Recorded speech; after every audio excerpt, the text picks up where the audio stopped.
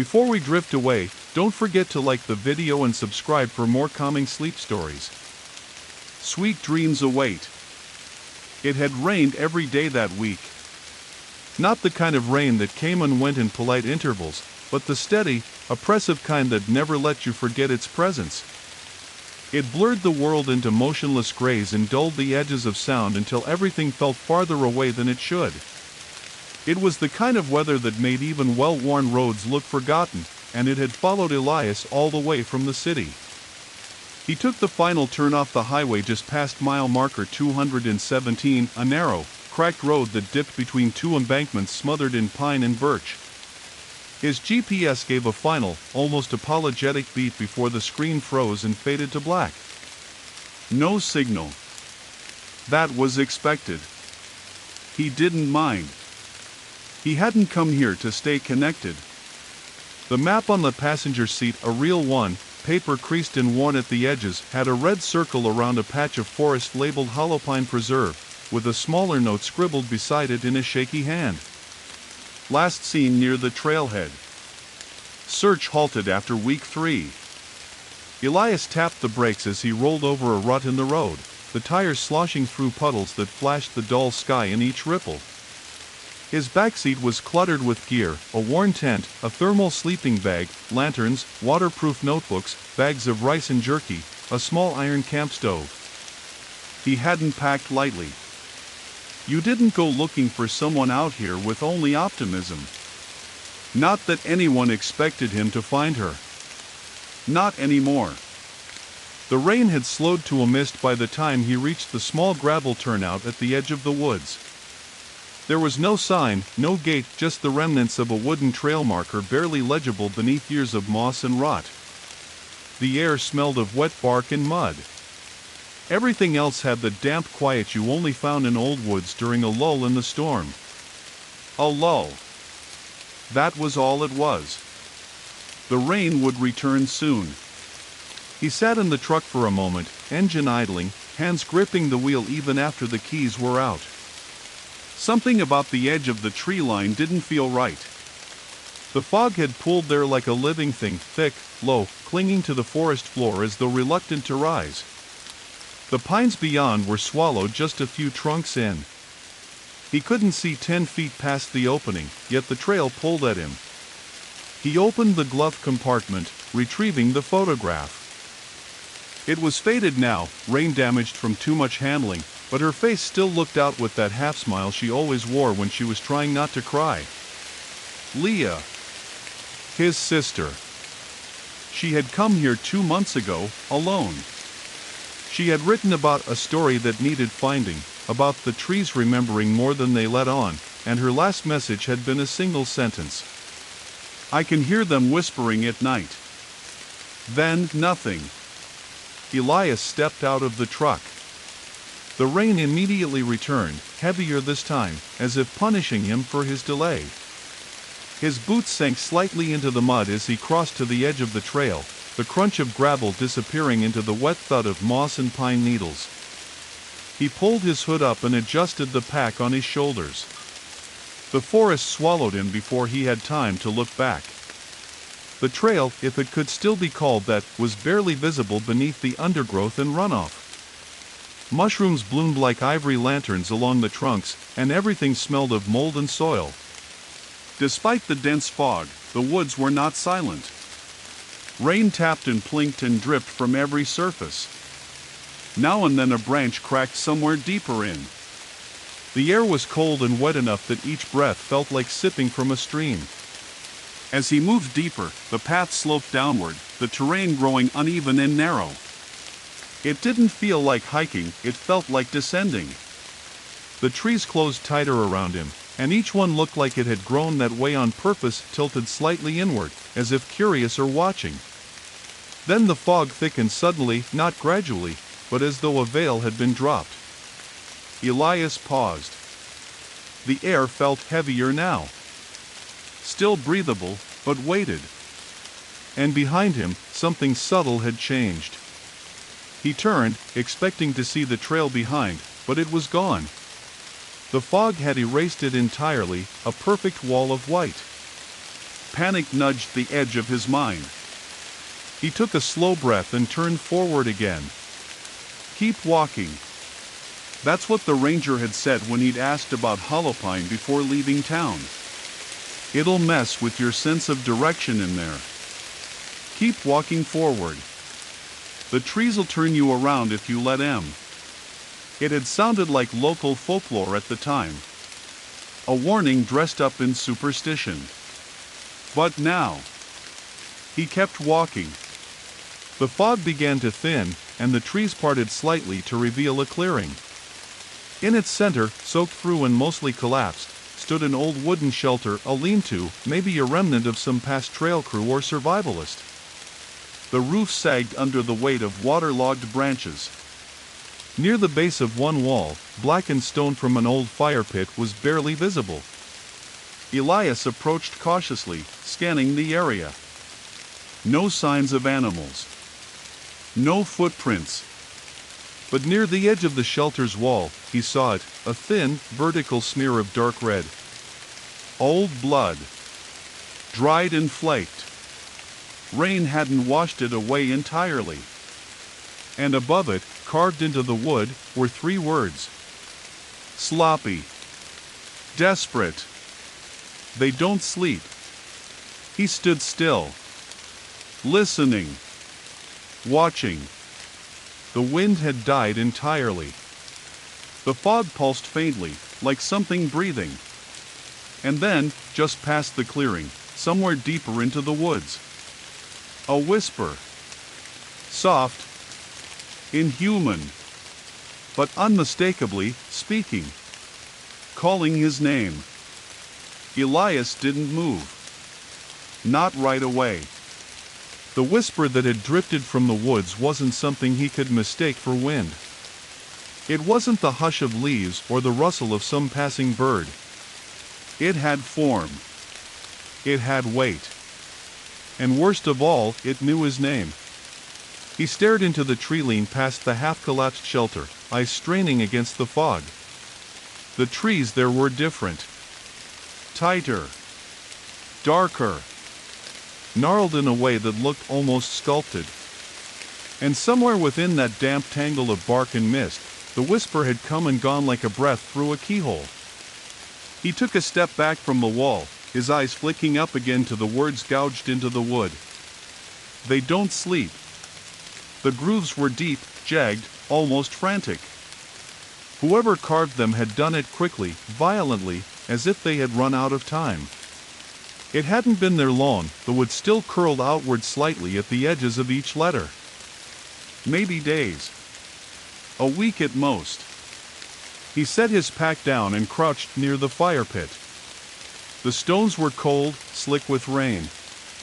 A few soggy fragments of wood lay within it, mostly rotted, but charred at the ends. Someone had made camp here not too long ago. But there were no wrappers, no gear, no sign of someone passing through in any normal way. Just the dried blood. Just the message.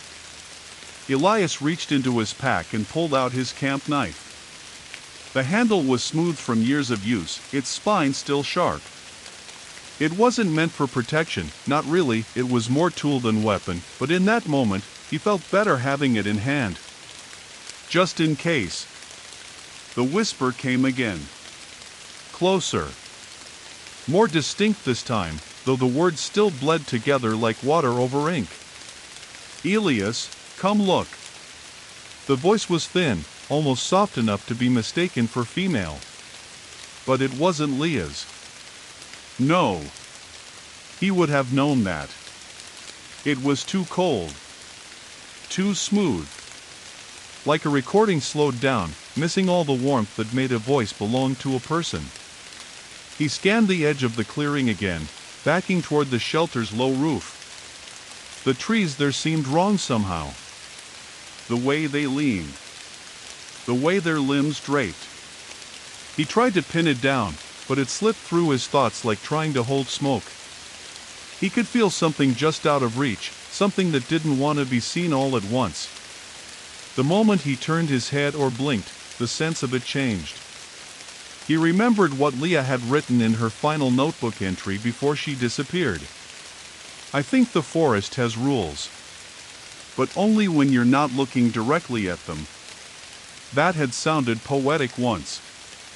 Now it felt like a warning. The rain started again, soft at first, then steady. The shelter did little to block it. Fat droplets slid from the leaves above, pattering against his jacket and pooling at the fire pit. He moved beneath the leaning wall, pulling out a tarp from his bag and draping it above the most intact section of roof.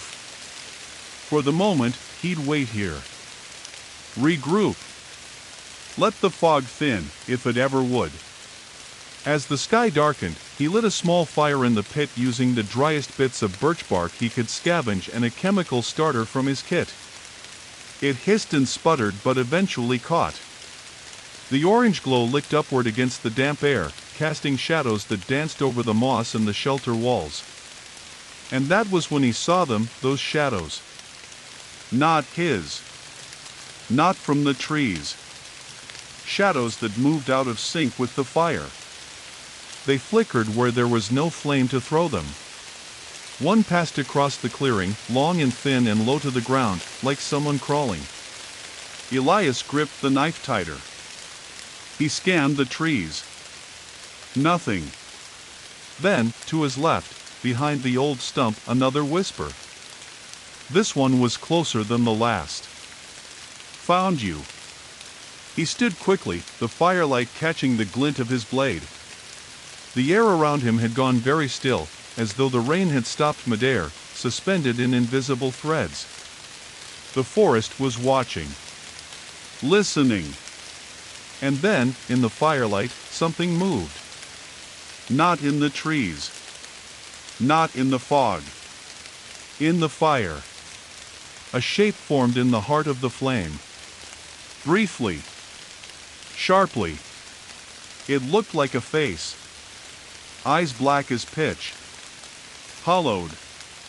No nose. No mouth. Just the outline. Just the stare. And in that instant, Elias felt something impossibly cold bloom in his chest, a pressure, like fingers closing slowly around his lungs. He blinked. The fire was normal again. But the fear didn't leave. He backed away from the pit and sat with his back against the shelter's wall. He wouldn't sleep. Not tonight.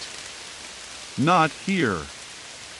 Far in the distance, from somewhere deep within the trees, came the unmistakable sound of something heavy moving through water.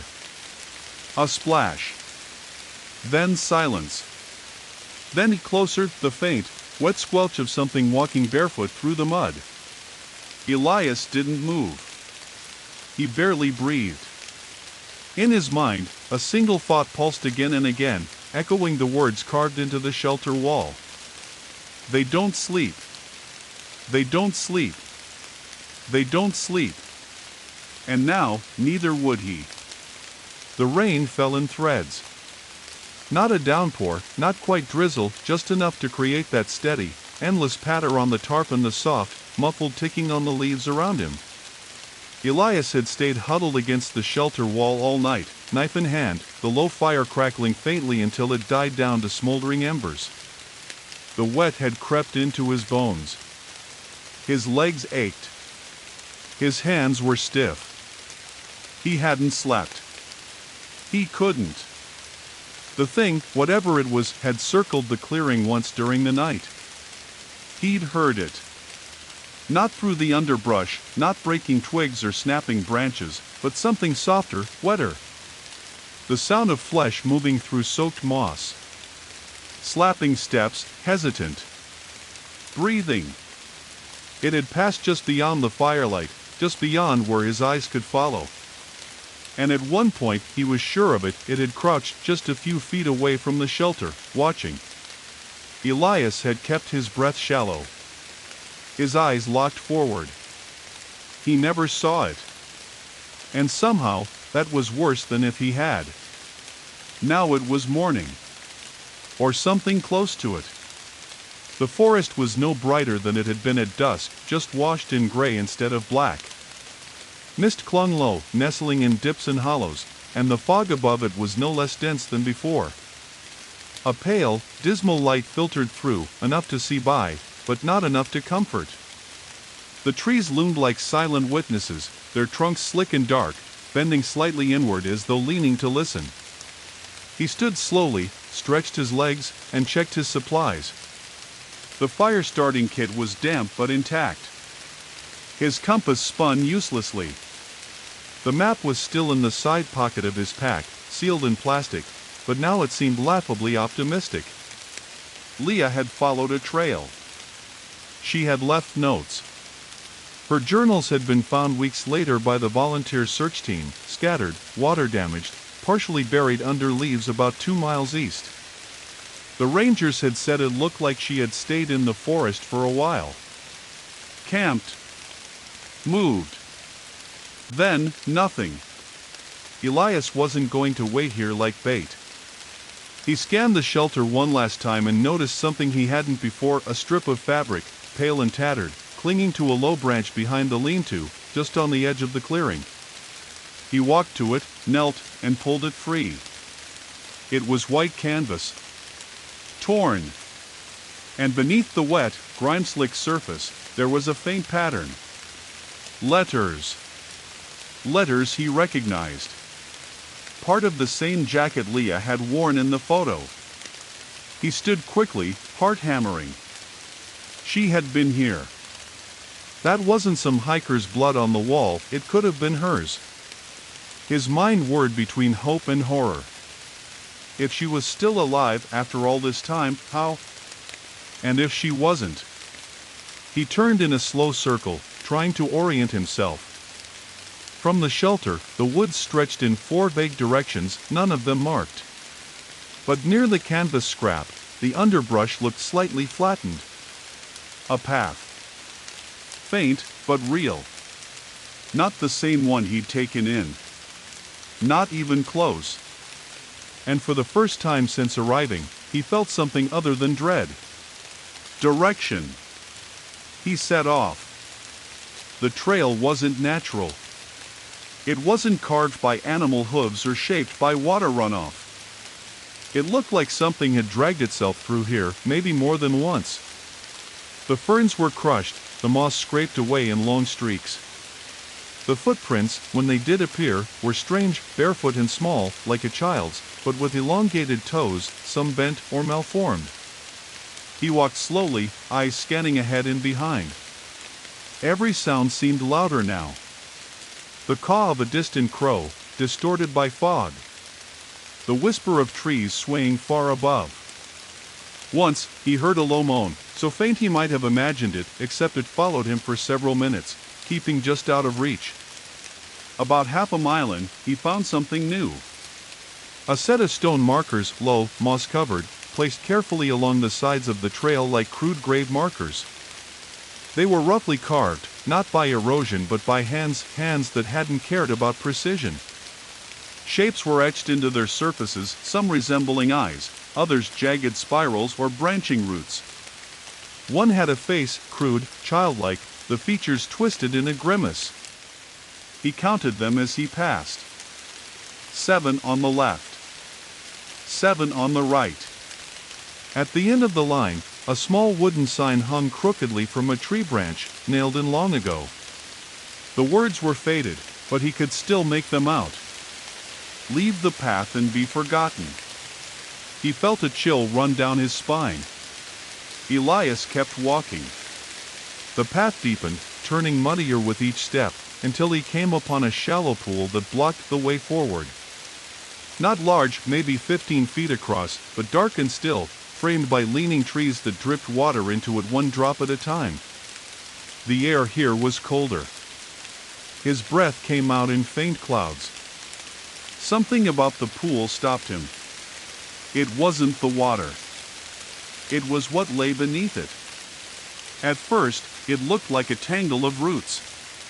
But as he stepped closer, he saw that they were braided. Fabric intertwined with strands of hair. Half submerged in the shallows was a bundle, something shaped like a body, wrapped tightly in cloth and moss, bound in vines. And beside it, sticking up at an angle from the mud, was another scrap of Leah's jacket. He crouched, heart pounding, and reached toward it. Then, movement. From beneath the water, something shifted. Not the bundle. Something else. Something watching him through the water. A face. Pale. Thin. Lips curled into a grotesque smile, eyes open far too wide, the irises glassy and black like polished stones. It hovered inches below the surface, as if lying still in wait. He stumbled back, nearly falling into the pool. And in the moment his hand touched the wet moss behind him, the face vanished. Not swam away. Vanished. No ripple. No splash. No bubbles. Just gone. The forest around him exhaled all at once, leaves rustling, branches creaking, distant thunder rolling overhead. He stood, eyes still locked on the surface. He didn't know what that thing had been. But it had been smiling. The wind returned. It filtered through the trees like breath through cracked lips, cold and sour, twisting the mist into shapes that didn't hold. Elias stood frozen at the edge of the pool, the last place he'd seen the face beneath the water. His boots were caked with moss and mud. The scrap of his sister's jacket still clung to the vine-wrapped bundle beside the pool, swaying gently with the breeze like a flag of surrender. He couldn't bring himself to pull it free. Not yet. The stillness after the thing vanished was more frightening than its presence. The water hadn't moved. No ripple, no current, not even a trailing bubble to suggest it had been real. It might have been a hallucination, an illusion, his mind, finally bending under exhaustion and fear. But something in his gut knew better. There had been intent behind that stare. He needed to keep moving. The trail picked up just beyond the pool, climbing into denser forest. He crossed by stepping over half-submerged stones, his eyes never leaving the water. The further side was colder, darker. The fog hung lower here, brushing his knees like smoke. The path narrowed between two slabs of stone, vertical, leaning toward one another at odd angles. They formed a sort of natural archway, though the rock wasn't native to this part of the forest. Smooth and dark, almost black, as if shaped by hands or worn by centuries of something other than wind. A thin rust-colored smear stained the base of the left slab. He paused before passing through, the hairs on his arms rising. Beyond the stones, the trees changed. No longer pine, nor birch. These were thick, unfamiliar trunks, their bark split in seeping dark resin, like blood from an old wound. Their limbs twisted upward, not like branches but like fingers curled into the sky. Moss grew thick and strange here, more red than green, veining over roots and rocks in patterns that resembled spider webs or maps. And beneath it all, something new.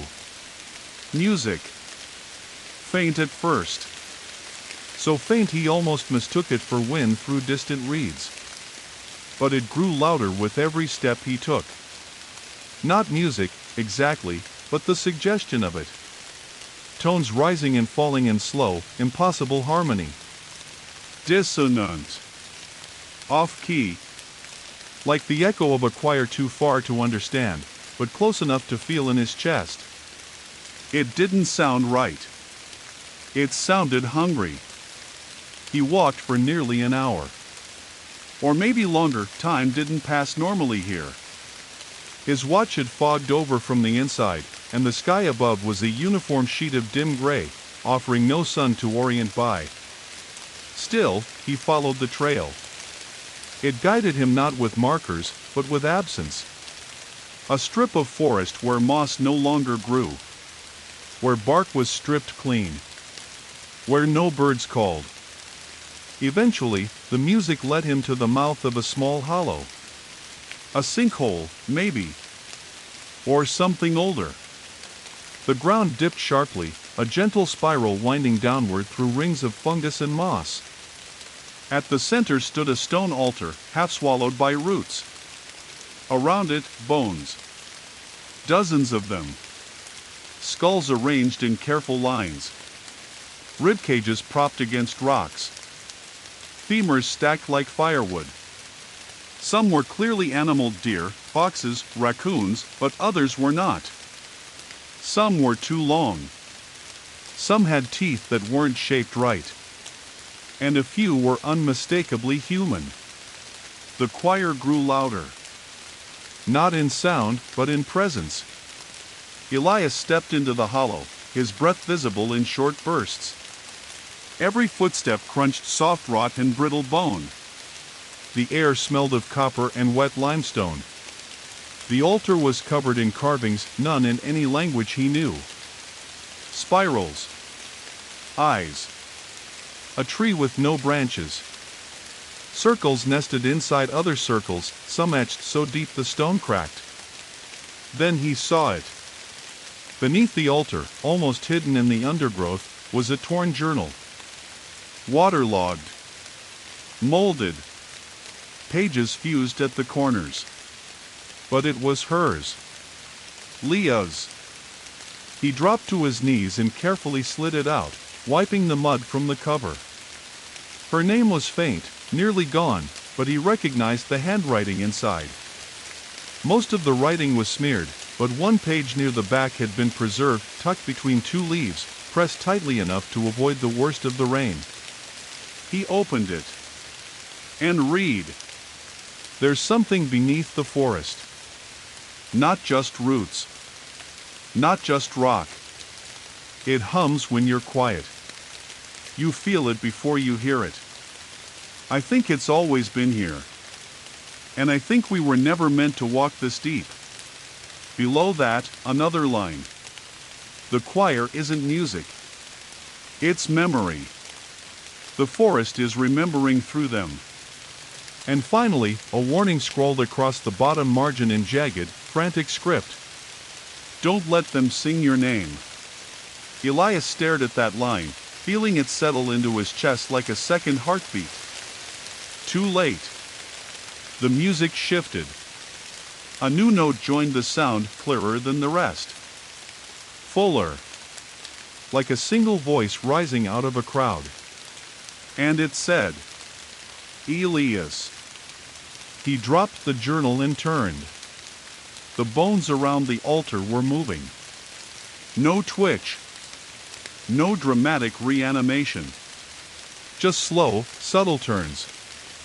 Skulls rotating in unison. Empty sockets tracking him. A jaw shifting open on its own. Ribs collapsing inward like lungs drawing breath. The air itself seemed to press down on him. He backed away, one step, two, his foot crunching on something soft. He looked down. A hand. Half buried in the moss. Fingers pale and bloated. Still wearing the silver ring Leah had worn since she was 16. His stomach turned.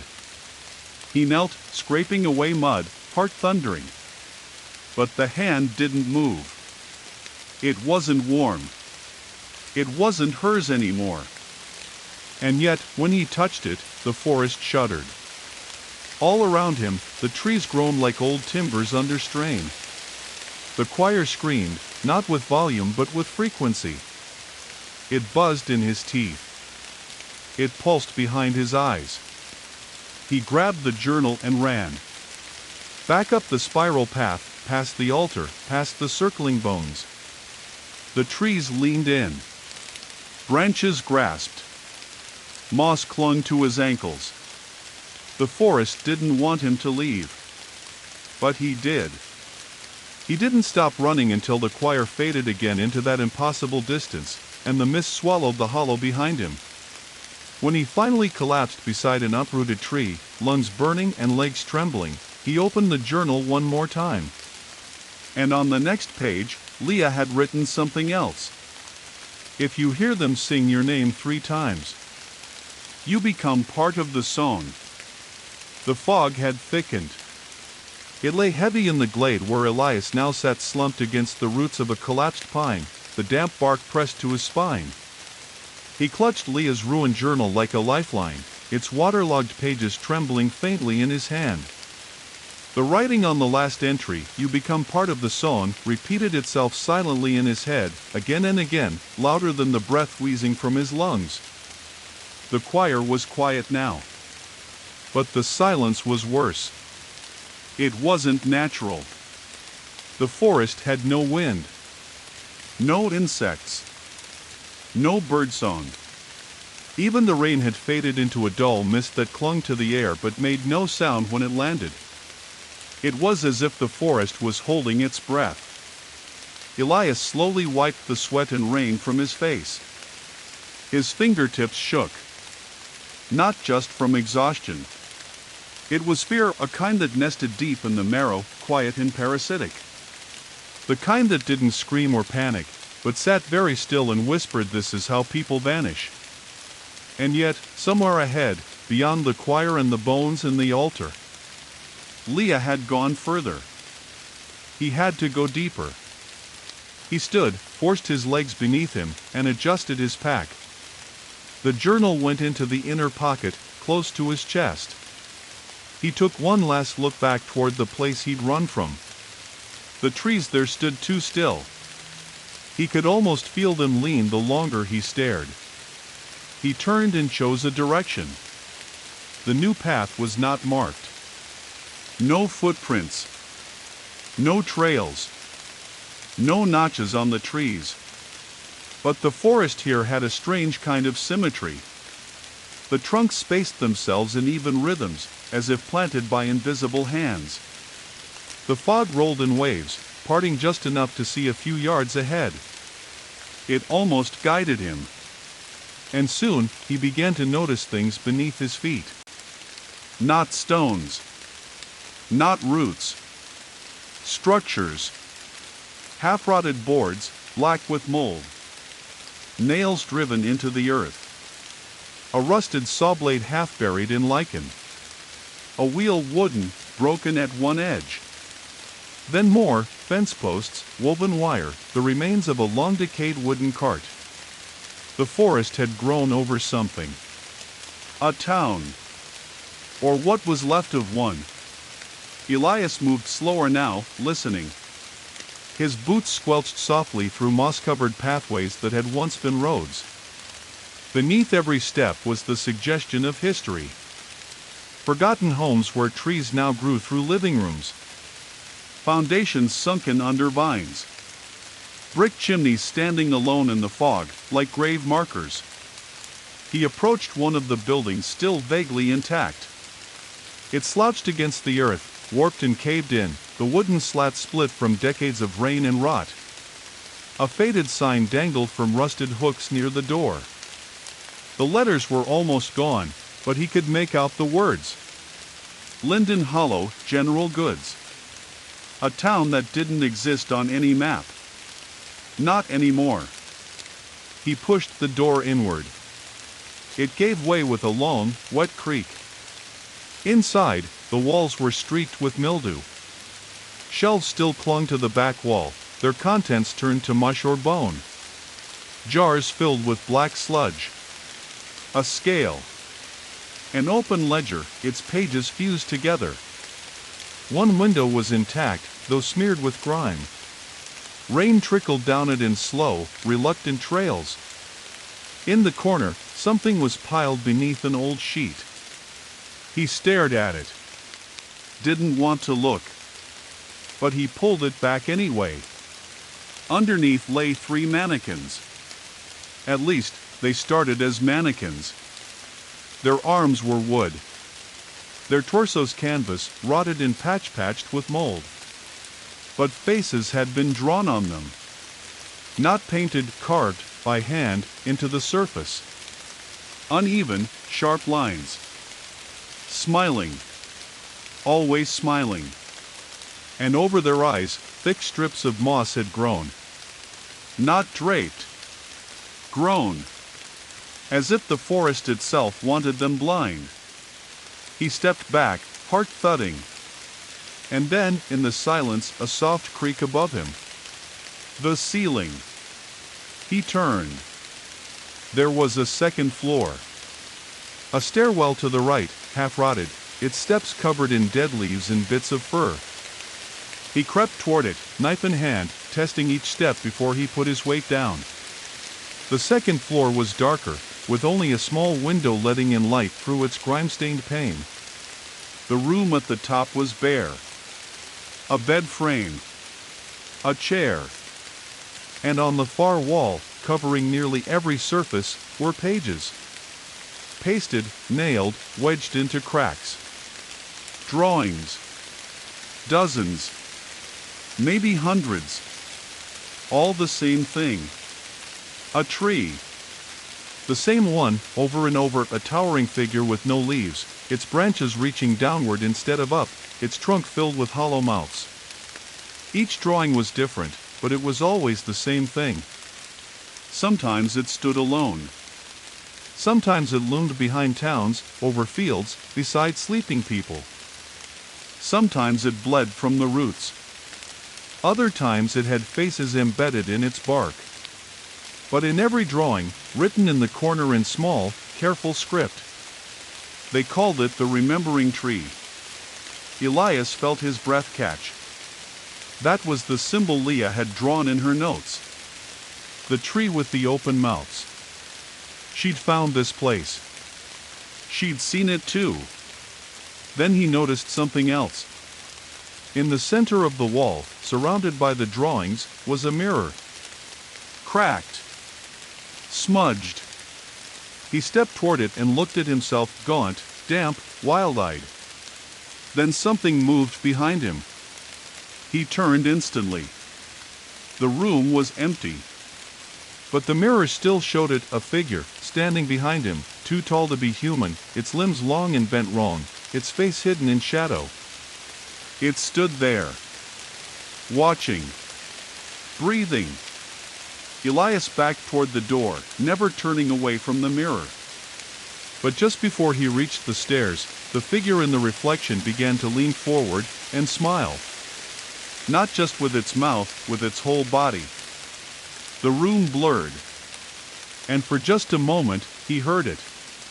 A single note, low and discordant, brushing against the edge of his name. L. He ran. Down the stairs. Through the store. Past the mannequins with moss-covered eyes. Back into the mist-swallowed remains of Linden Hollow. The fog was thicker now. The buildings, there were more of them. Too many. Some hadn't been there when he entered. He sprinted past a church that hadn't existed moments ago. Past a bell tower, its bell cracked clean down the middle. And as he ran, the fog began to pulse. Not like weather. Like breath. It followed him. Laughed. Whispered. The forest remembered. And it was telling the others. Elias didn't stop running until his lungs felt like glass.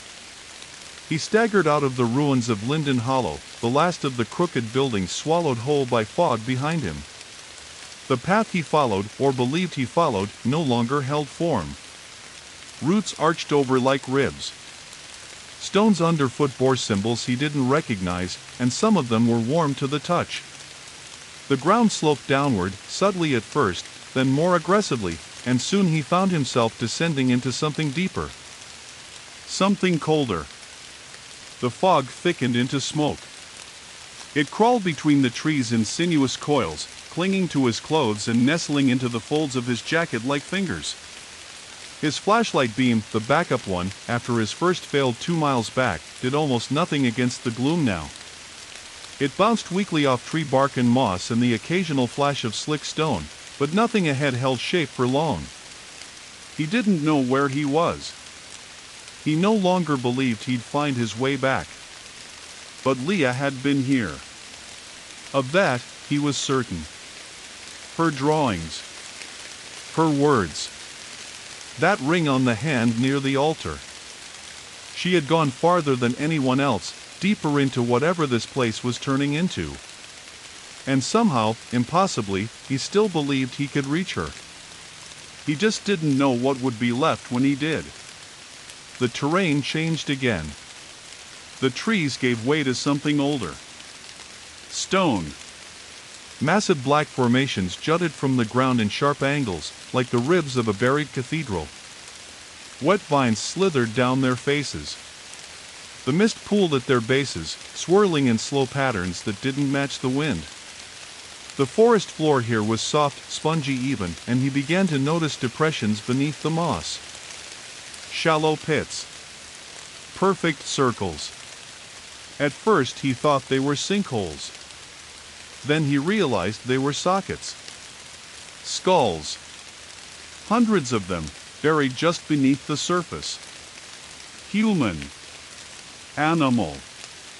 Some, neither. Their mouths were open, half-rotted or turned to stone, but all of them stared upward, as if waiting for something to descend. The ground was made of death. Elias stepped carefully, his stomach turning. The music had changed too. It had returned, but fainter now, less a song, more a chant. Slow. Rhythmic. Like breathing, but deeper. It vibrated in the stones, in his teeth. He could feel it behind his eyes. L. Once more. The second time. One more, and the forest would own him. He pushed forward. A ravine opened before him. Steep, narrow, but shallow enough to descend. The edges were lined with those same jagged stones, some of them carved with strange grooves that seemed to shift when he wasn't looking directly at them. The air here stank of rot and rusted iron. At the bottom lay a stream. Barely a stream, more like a slow, viscous trickle of dark water crawling between the rocks. It bubbled now and then, as if something were exhaling just beneath the surface. Elias crouched beside it, unsure why, and dipped 2 fingers into the water. It wasn't cold. It was warm. Almost body temperature. Too thick. Too still. He yanked his hand back and wiped it on his jeans, the wetness reluctant to leave his skin. Across the stream stood a shape. He froze. At first he thought it was a tree. Tall. Thin. With limbs that bent wrong and trailed upward into empty sky. But then it moved. It didn't walk. It unfolded. Shoulders peeling back. Arms widening like wings. Its face was not a face. It was a mass of teeth. Not just in a mouth, but where the eyes should be. Where the ears were. Where the cheeks pulsed and shimmered. A dozen mouths filled with tiny, needle-like teeth, all silently chattering. It stood on 2 legs that bent forward, toes sinking into the moss. Elias didn't breathe. The thing tilted its head. And smiled. But not with lips. With bone. Dozens of jaws parted slightly, in perfect sync, revealing layers of grinning death. It didn't step toward him. It opened its arms. And that was somehow worse. He didn't run. Not at first. Instead, he backed away slowly, stumbling once, slipping in the mud of the ravine, catching himself on a root. The thing didn't move. Just watched. Jaws clicking in slow, silent rhythm. Behind it, the fog darkened. Thickened. Twisting into shapes he didn't dare identify. The forest was waiting. It knew his name. Elias turned and fled. Up the ravine wall, grabbing roots, slipping and clawing his way to the top. His fingers bled. Mud caked his jacket. His breath came in ragged gasps. But he climbed. When he reached the top, the trees greeted him again. Different ones this time. Thin and white. Paper trees. They stood perfectly straight, their bark pale and almost translucent, like stretched skin. The leaves were wide, waxy, and still. No wind passed through them. The forest here was mute. And written on every tree, dozens, maybe hundreds, were names. Handwritten. Scratched. Burned into the bark with sharp things. Most were faded, but some were fresh. Some bled. He walked between them, reading as he went. Amira Fallon. Caleb Varn. Halloween Girl, no name. Jonas Elias. Leah Harrow.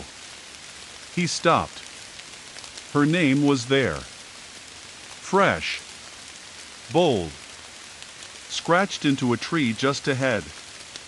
He stepped toward it. And then saw it beneath her name in a childlike scrawl. She joined the roots. The tree trembled. And then split open. Not like a door, not like bark, but like a wound. Slowly. Wetly. Fibers peeling back, sap oozing like blood. And within, there were stairs. Spiraling downward. Carved from root and stone. Each step pulsing faintly with that same slow rhythm of breath he'd felt in the stream. Each wall lined with more names. Some upside down. Some backward. Some written in languages he didn't know. He should have turned back. But he stepped inside. The tree sealed behind him. Total darkness swallowed him whole. But he could still feel the stairs beneath his feet. Still hear the sound of the forest, remembering. And somewhere deep below, from beneath the roots of the world, the third voice began to rise. A whisper, beautiful and terrible.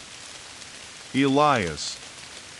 Darkness folded around Elias like cloth, thick, suffocating, total. The world within the hollow tree was more silence than space. The bark had sealed behind him without a sound, leaving no hint of the forest outside. He could no longer hear the wind. No fog moved in these walls. No sound of animals. Not even the gentle dripping of rain. Here, sound was devoured. He stood still at the threshold, afraid to breathe too loudly. The spiral staircase before him descended into shadow, the steps carved not with tools, but shaped by time, twisted roots and stone compressed into worn, uneven treads. Faint glimmers of phosphorescent lichen clung to the bark like freckles, casting a sickly green-blue light just enough to mark the descent. Each step pulsed with that rhythm again, the forest's breath. Down. Down. And deeper still. Elias began his descent. He couldn't tell how long he walked. Time was broken here, stretched and crumpled like wet paper. His only measurement came from the growing unease that bloomed in his chest. The deeper he went, the more the roots began to change. At first, they merely lined the walls. Then, they became part of them, pressed into the structure, groaning with slow shifts as if alive. He passed knots shaped like eyes, some of them open, some of them shut. Some blinked when he passed. Then came the mouths. Not symbolic ones, actual mouths. Split into the bark. Full-lipped, some rotted. Some stitched shut with strands of human hair. Others still moved. Whispering. Mumbling. Sucking at the air like infants. He didn't listen too closely. He couldn't. He remembered Leah's note. Don't let them sing your name. Even a whisper could count. Even a sound half heard. So he kept walking, faster now, one hand brushing the wall for balance, the other on the hilt of his knife. His boots squelched over patches of soft decay where roots bled a clear fluid that stank of ammonia and rust. Eventually, the tunnel widened. The staircase leveled off into a broad chamber, circular, the walls slick with moisture. The ceiling above was lost in black. In the center of the room, a great pit. It resembled a well, ringed in stone, choked with tendrils that drooped down into the abyss like ropes. The roots were thick, glistening, and moved slightly as if breathing. Around the pit's rim were 7 figures, unmoving, kneeling in a perfect circle, heads bowed toward the opening. At first Elias thought they were statues. But their flesh was real. Human. Or once human. Each was covered in bark and moss, their skin cracked, their clothes tattered, remnants of past decades, campers, hunters, maybe even townsfolk from whatever Linden Hollow had been. Their hands were fused with the stone of the well, fingers embedded like tree roots into concrete. Some had moss where their mouths should be. Others wore expressions frozen in worship or horror. One had been a child. He stepped closer. The air was heavy here, moist, rich with the scent of rot and something deeper. Something metallic. Not blood. Memory. Like the smell of old coins soaked in rainwater. As he leaned forward, a whisper rose from the pit. Different this time. Not his name. But Leah's. Clear as breath on blast. Leo-Ea. Elias's knees buckled slightly. His hand gripped the edge of the well. That voice, it was hers. Or so perfectly copied that it fooled every part of him. But it was more than just sound. It was feeling. The sense of her voice. The particular way she always drew out the last vowel in his name. It was impossible to fake, wasn't it? He leaned closer. The roots shifted. Slowly. Gently. They curled upward. And from within the darkness below the pit, something began to rise. A shape. At first, it was just shadow. Then, a suggestion of limbs. Long, thin, ridged like insect exoskeleton. The figure climbed slowly, hand over hand, pulling itself up through the slick tangle of roots. Its body was neither solid nor fluid, always shifting slightly, like smoke with weight. When it reached the rim, it did not emerge. It stayed beneath, just its head rising into view. It had Leah's face. But wrong. The features were there, cheeks, eyes, lips, but there was no life in them. The eyes were glossy, unmoving. The skin was stretched, tight, like wet parchment. The mouth opened. And sang. Just a single note. But it was his name. The third time. Elias. And suddenly, the room changed. Every kneeling figure twitched. Their heads jerked. Some cracked backward with a horrible crunch. One reached upward with fused fingers, screaming a name that came out as a wet hiss. The bark that covered their bodies peeled away in strips. From beneath it, more mouths. More eyes. The chamber shook. Not with motion, but with memory. Visions crashed against Elias like waves. Leah running through a corridor of trees, breathless, bleeding. A group of children in 1920s clothing, standing around a fire, their eyes sewn shut.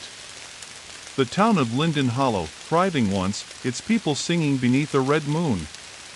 A tree with no leaves, growing from a pile of bones, its branches dipped in fire.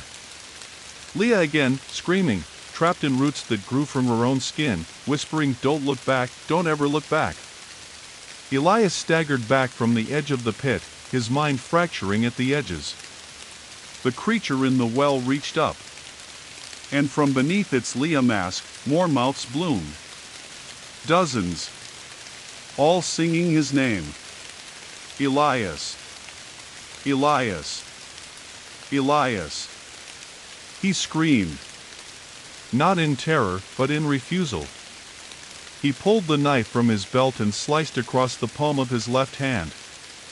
The pain grounded him, sharpened his vision. Blood dripped onto the stone. The singing stopped. The mouths closed. The air stilled.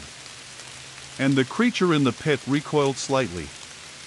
Elias stared down at it, trembling, bleeding, panting. "I'm not yours," he whispered. "I came here for her." The roots shifted. The mouths whispered again, softer this time. "Then follow her trail." But not all of her came back. With that, the creature sank back into the pit, vanishing into the depths. The kneeling figures went still once more. Silence returned. Elias wrapped his hand in a strip of shirt and stood. Weak. Numb. But alive. A new tunnel opened across the chamber, the stone split by roots that receded slightly at his approach. They'd heard him. They'd let him through. And deep inside that passage, in a pocket of dry stone, lay another page from Leah's journal. He picked it up. On it, in hurried handwriting, "I've seen myself die 7 times. But only 3 of them were real. The rest were rehearsals. One of me is still walking deeper. If you find her, don't trust her eyes." The tunnel beyond the pit had no floor, only root. Tangled and sinewy, the roots pulsed under Elias's boots with a damp, sick rhythm, almost like a heartbeat. The walls glistened. Not with water. With something more viscous, sticky, the color of overripe leaves. Every few feet, the roots opened in knots like knuckles, with tiny slits weeping sap that smelled like bruised fruit and meat left too long in the sun. The page from Leah's journal burned in his pocket. "If you find her, don't trust her eyes." He pressed onward, into the dark. The forest was still watching. He felt it behind him, beside him, inside him, never fully touching, but close enough to taste his breath. No footsteps followed him. But that didn't make him alone. He passed through a narrow passage where the roots converged overhead into an arch, their tips joined in a grip that looked eerily like clasped hands. Beneath it, on either side of the tunnel, were remnants of clothing nailed into the wood. Ripped flannel, tattered rain jackets, crumbling nylon backpacks. Camp gear, some of it modern, some decades old. He recognized a brand logo that hadn't existed in 20 years. Someone had made it this far. Many, maybe. But none had come back. One item stopped him, a jacket. Pale blue, torn along the back, the hem still stitched with a tiny iron-on patch, a cartoon moth. He knew it well. He'd helped Leah sew it on the day she left. He ran his fingers over it. The fabric was stiff with dried sap. Or blood. She had come this way. Still alive, perhaps. Or something wearing her shape. The tunnel widened abruptly into a vast underground glade. Roots hung like curtains from the ceiling, swaying slightly in the draft that seemed to breathe from deeper below. The floor was uneven, coated in thick moss and scattered stones carved into spirals. The air was humid and warm. In the center of the glade stood a tree. Unlike the others, this one still had bark, not bark shaped by time, but by hands. Its surface was scored with faces. Dozens, maybe hundreds. Mouths open, eyes blind, all frozen in mid-scream. Some were old, flaking. Others fresh and wet. The remembering tree. He knew it without needing to read a name. It wasn't tall, but it was wide. Its roots stretched out like veins across the chamber floor. The closer he got, the more wrong it felt. The moss whispered. The roots throbbed. The faces began to move, not visibly, not dramatically, but from one glance to the next, their expression shifted. The pain in them was too human to be imagined. And then, from behind the tree, came the sound of weeping. Not a ghostly wail, not an echo, but soft, stifled sobbing. Elias froze. The voice was familiar. It said his name. Not in the singing voice. Not like the creature in the pit. But the way she used to say it. Broken. Elias? He circled slowly. And saw her. Kneeling by the roots, clutching her side, her dark hair matted to her face. Mud on her jacket. That same moth patch sewn above her hip. Blood on her sleeve. She looked exactly like Leah. Every detail. She looked up. Her eyes met his. And for a moment, just a moment, he let himself believe it was really her. She stood slowly, wincing. Jesus, Elias, how did you find me? I thought I was going to die down here. He didn't move. His sister, if it was her, stepped forward, one hand outstretched. He didn't take it. Her smile faltered. What's wrong? It's me. It's really me. He whispered, what did you write in your second notebook? She blinked.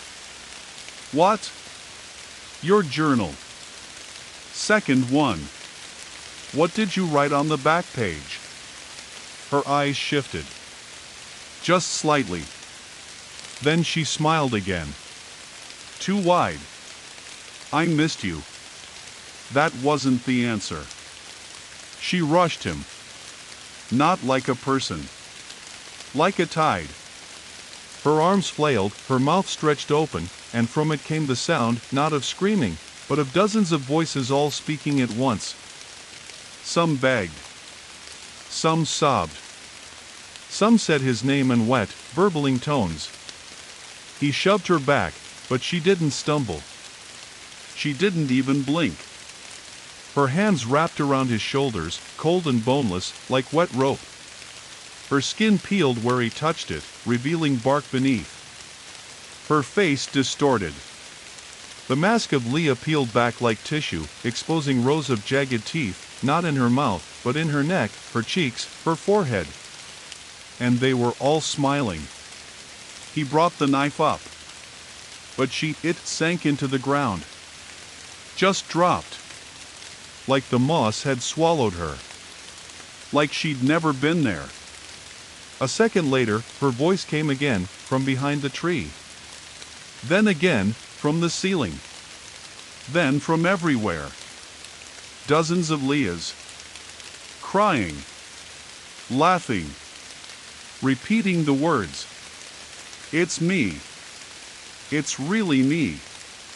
You found me. Don't leave me here again. Elias clutched the knife and backed toward the center of the glade.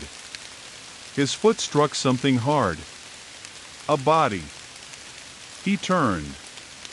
There she was again. Leah. But this time, not standing. Lying still. Her face was real. Her clothes were torn, her skin cracked and bruised, her fingers curled in a fist over her chest. And her eyes, half open, not glassy, but dull, held no movement. And beneath her head was a page. He reached out, hands shaking, and slid it free. It was her handwriting. They made another me. She remembers everything I do. But she likes the forest more. If you're reading this, she'll already know you're here.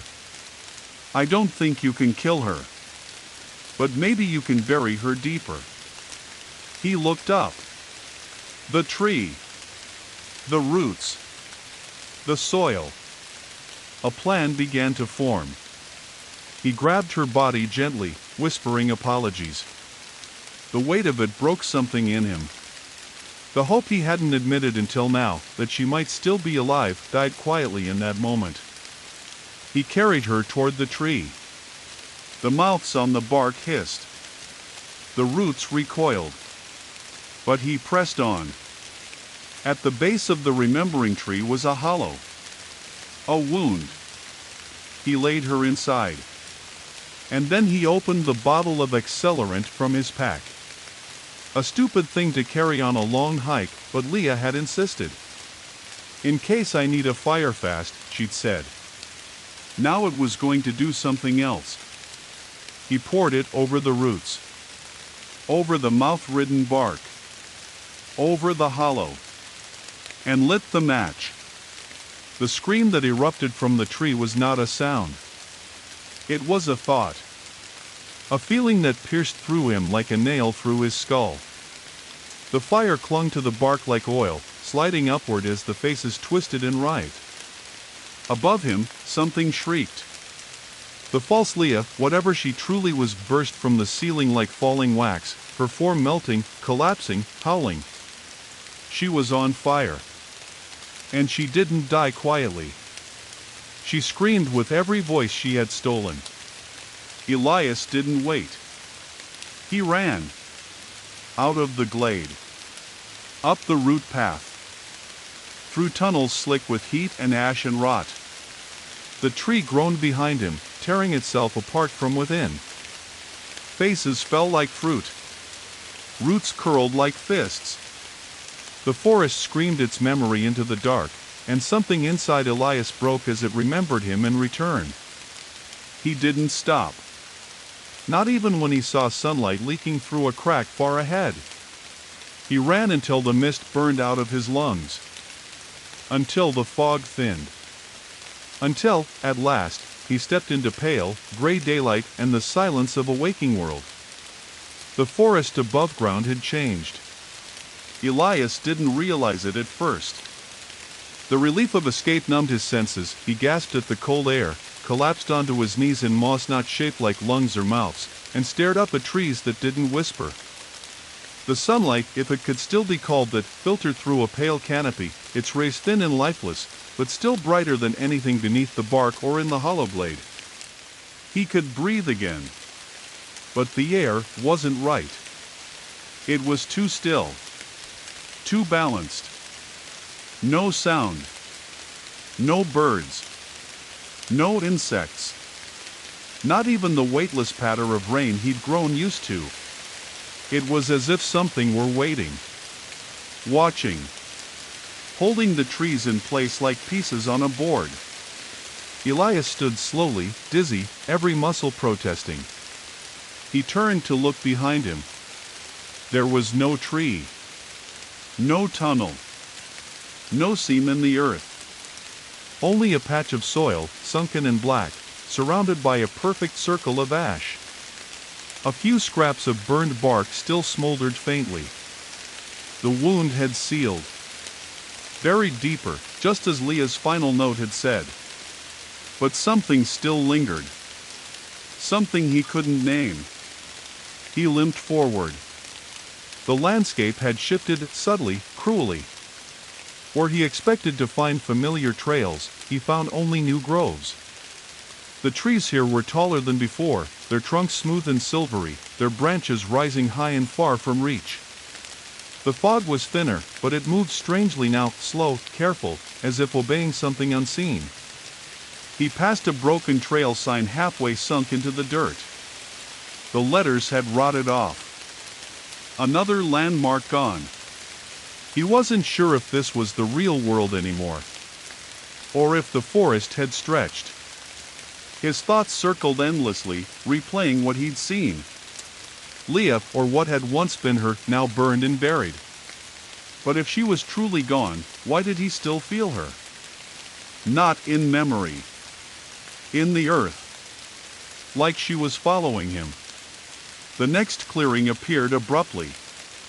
Not a meadow, but a circular void in the forest. The trees bent outward here, forming a kind of arena. The floor was hard-packed dirt, marked with spirals, no moss, no grass. And in the center was a single object. A wooden chair. Old. Ornate. Wrong. Elias approached it slowly. The wood was carved in swirling patterns that hurt to look at, lines that doubled back, shifted when he blinked. The legs weren't symmetrical. The backrest curled slightly inward, like a spine. Someone had left something on the seat. A mirror. Handheld, oval, framed in tarnished silver. The glass was perfect. Untouched. Elias picked it up carefully and stared. It reflected the clearing, trees behind him, the ash around his boots, the strange circle of warped forest, but it did not reflect him. He wasn't there. No face. No body. Just the place. He tilted it. Nothing changed. Then something did. The trees in the reflection moved. Not in the world behind him, only in the glass. Their limbs twisted. Their bark split with wet sighs. Faces formed in the trunks. A figure appeared in the center of the clearing. A woman. She looked like Leah. Again. But older. Thinner. Hunched forward like her spine had forgotten how to rise. Her mouth moved in the mirror, but made no sound. Then, behind her, the forest in the mirror turned black. The wind picked up. Elias dropped the mirror. It landed silently in the dirt. The clearing darkened. Above him, the clouds folded inward like bruised petals. The fog thickened along the edges of the trees, crawling inward, curling like fingers ready to grip. The silence deepened into pressure. Then came the sound. Not music. Not the choir. Wind. Real wind. But not made by air. It howled between the trees like it had been locked away and finally released, high, dry, dragging with it the stink of smoke and mold and damp stone. It didn't come from one direction. It came from all around.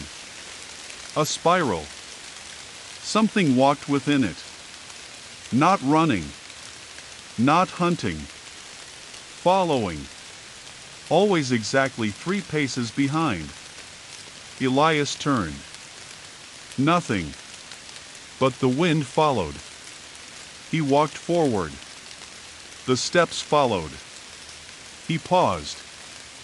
They paused. Whatever was walking with him was patient. Not ready to be seen. Or perhaps unable.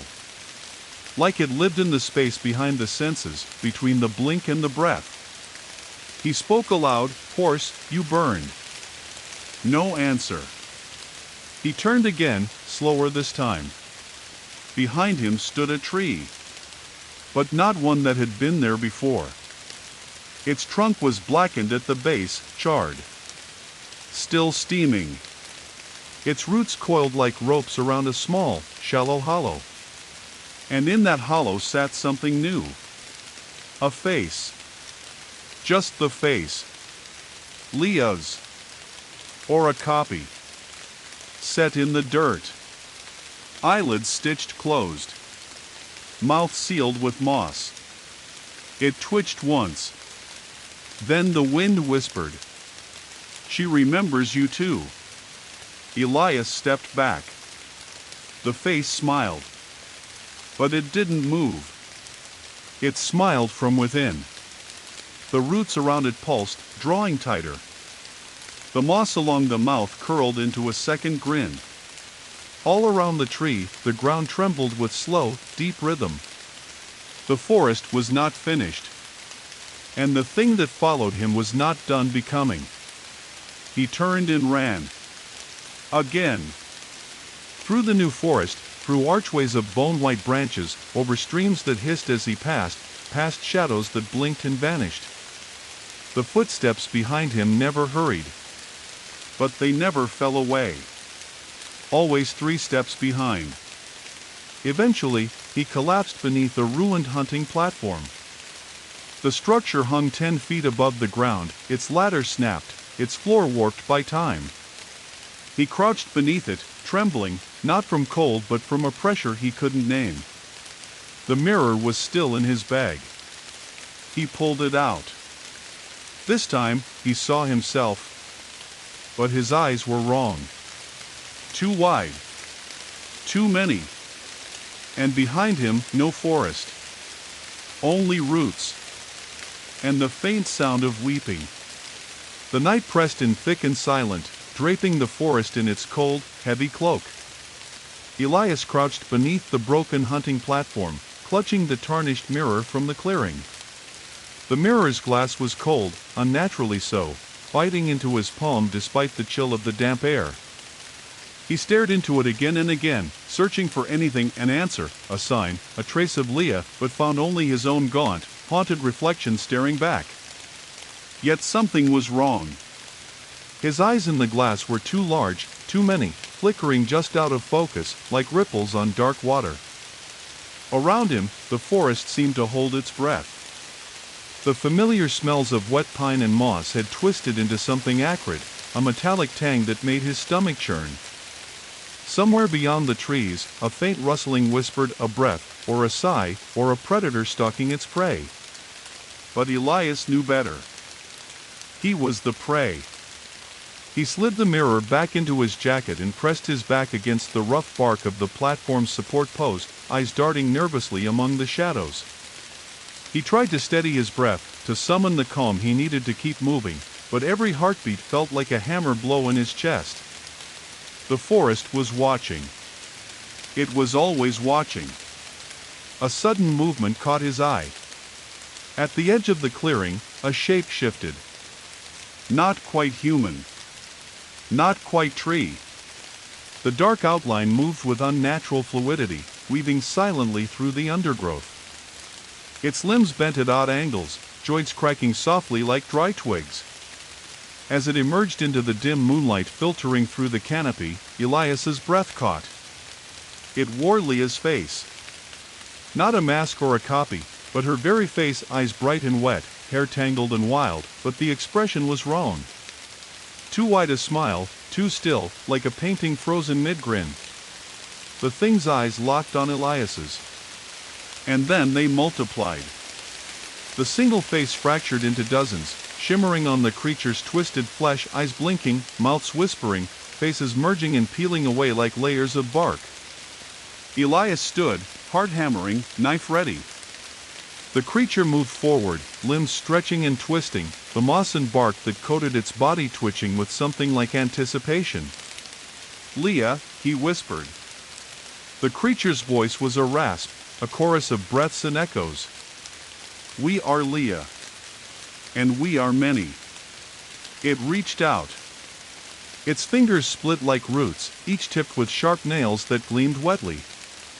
Elias ducked and slashed, cutting through the thick bark like skin, but the creature barely flinched. It recoiled briefly, then advanced again. Behind Elias, the forest seemed to pulse. The trees bent closer, their branches intertwining, leaves whispering secrets he couldn't understand. Shadows stretched long and black, creeping toward him like living ink. He sprinted, knife flashing, dodging grasping limbs and snapping twigs. The creature's voices rose in a terrible harmony, singing a song of roots and memories, of names lost and found, of the forest reclaiming what was taken. "Leah! Leah," they chanted. Elias skidded to a stop near a moss-covered stone, an altar of sorts, carved with symbols he didn't recognize but felt deep in his bones. He turned, breathing hard. The creature halted at the edge of the clearing, its many faces watching, waiting. Suddenly, a sharp crack split the air. The creature shrieked, retreating into the shadows as a beam of pure white light pierced the darkness. A figure stepped into the clearing. Tall. Silent. Clad in worn leather and heavy boots. In one hand, a lantern burned with a steady flame. In the other, a blade etched with glowing runes. The figure's face was hidden beneath a hood. But Elias knew he had seen this presence before. Not here, but in the margins of Leah's writings. A watcher. A guide. A guardian of the lost. "Elias," the figure said, voice low and steady. "You cannot fight the forest alone." The creature hissed from the shadows. "She belongs to us." The figure lifted the lantern higher. "Not yet." Elias took a shaky step forward. Who are you?" The figure lowered the hood, revealing eyes sharp and pale, like shards of ice. A keeper of balance. One who remembers the old ways. The forest seemed to lean in, listening. Leah is trapped, the keeper said. Split between what she was and what the forest made her. The remembering tree has rooted her soul to this place. To free her, you must journey beyond the veil. But beware, the forest's memory is a prison, and its teeth are endless. Elias swallowed. Where do I start? The keeper gestured to the dark tunnel behind the altar. Down. Deeper than you've gone. To the heart where the roots bleed. Will you come with me? The keepers shook their head. Your path is yours alone. But I will light the way. A warm glow spread from the lantern, pushing back shadows, revealing stairs carved into stone, spiraling down beyond the altar. Elias steeled himself. Then I'll follow. The descent was colder. The air grew thick with moisture and the scent of earth and decay. The steps were slick with moss and something else, something organic, pulsing faintly underfoot. The chanting rose again, faint and distant, like a breath on the wind.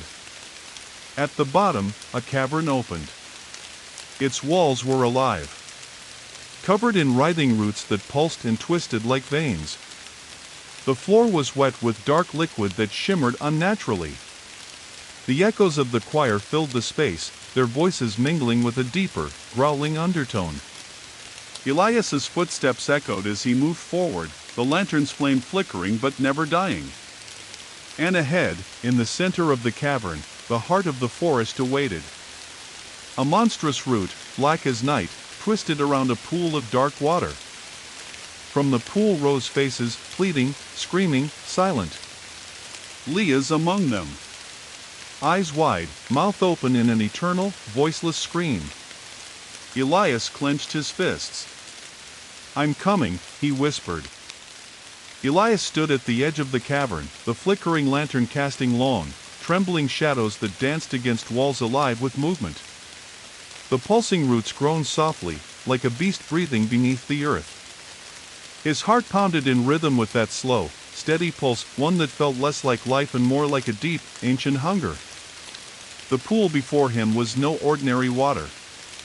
It was thick and black as ink, glossy like polished glass, but unnervingly alive.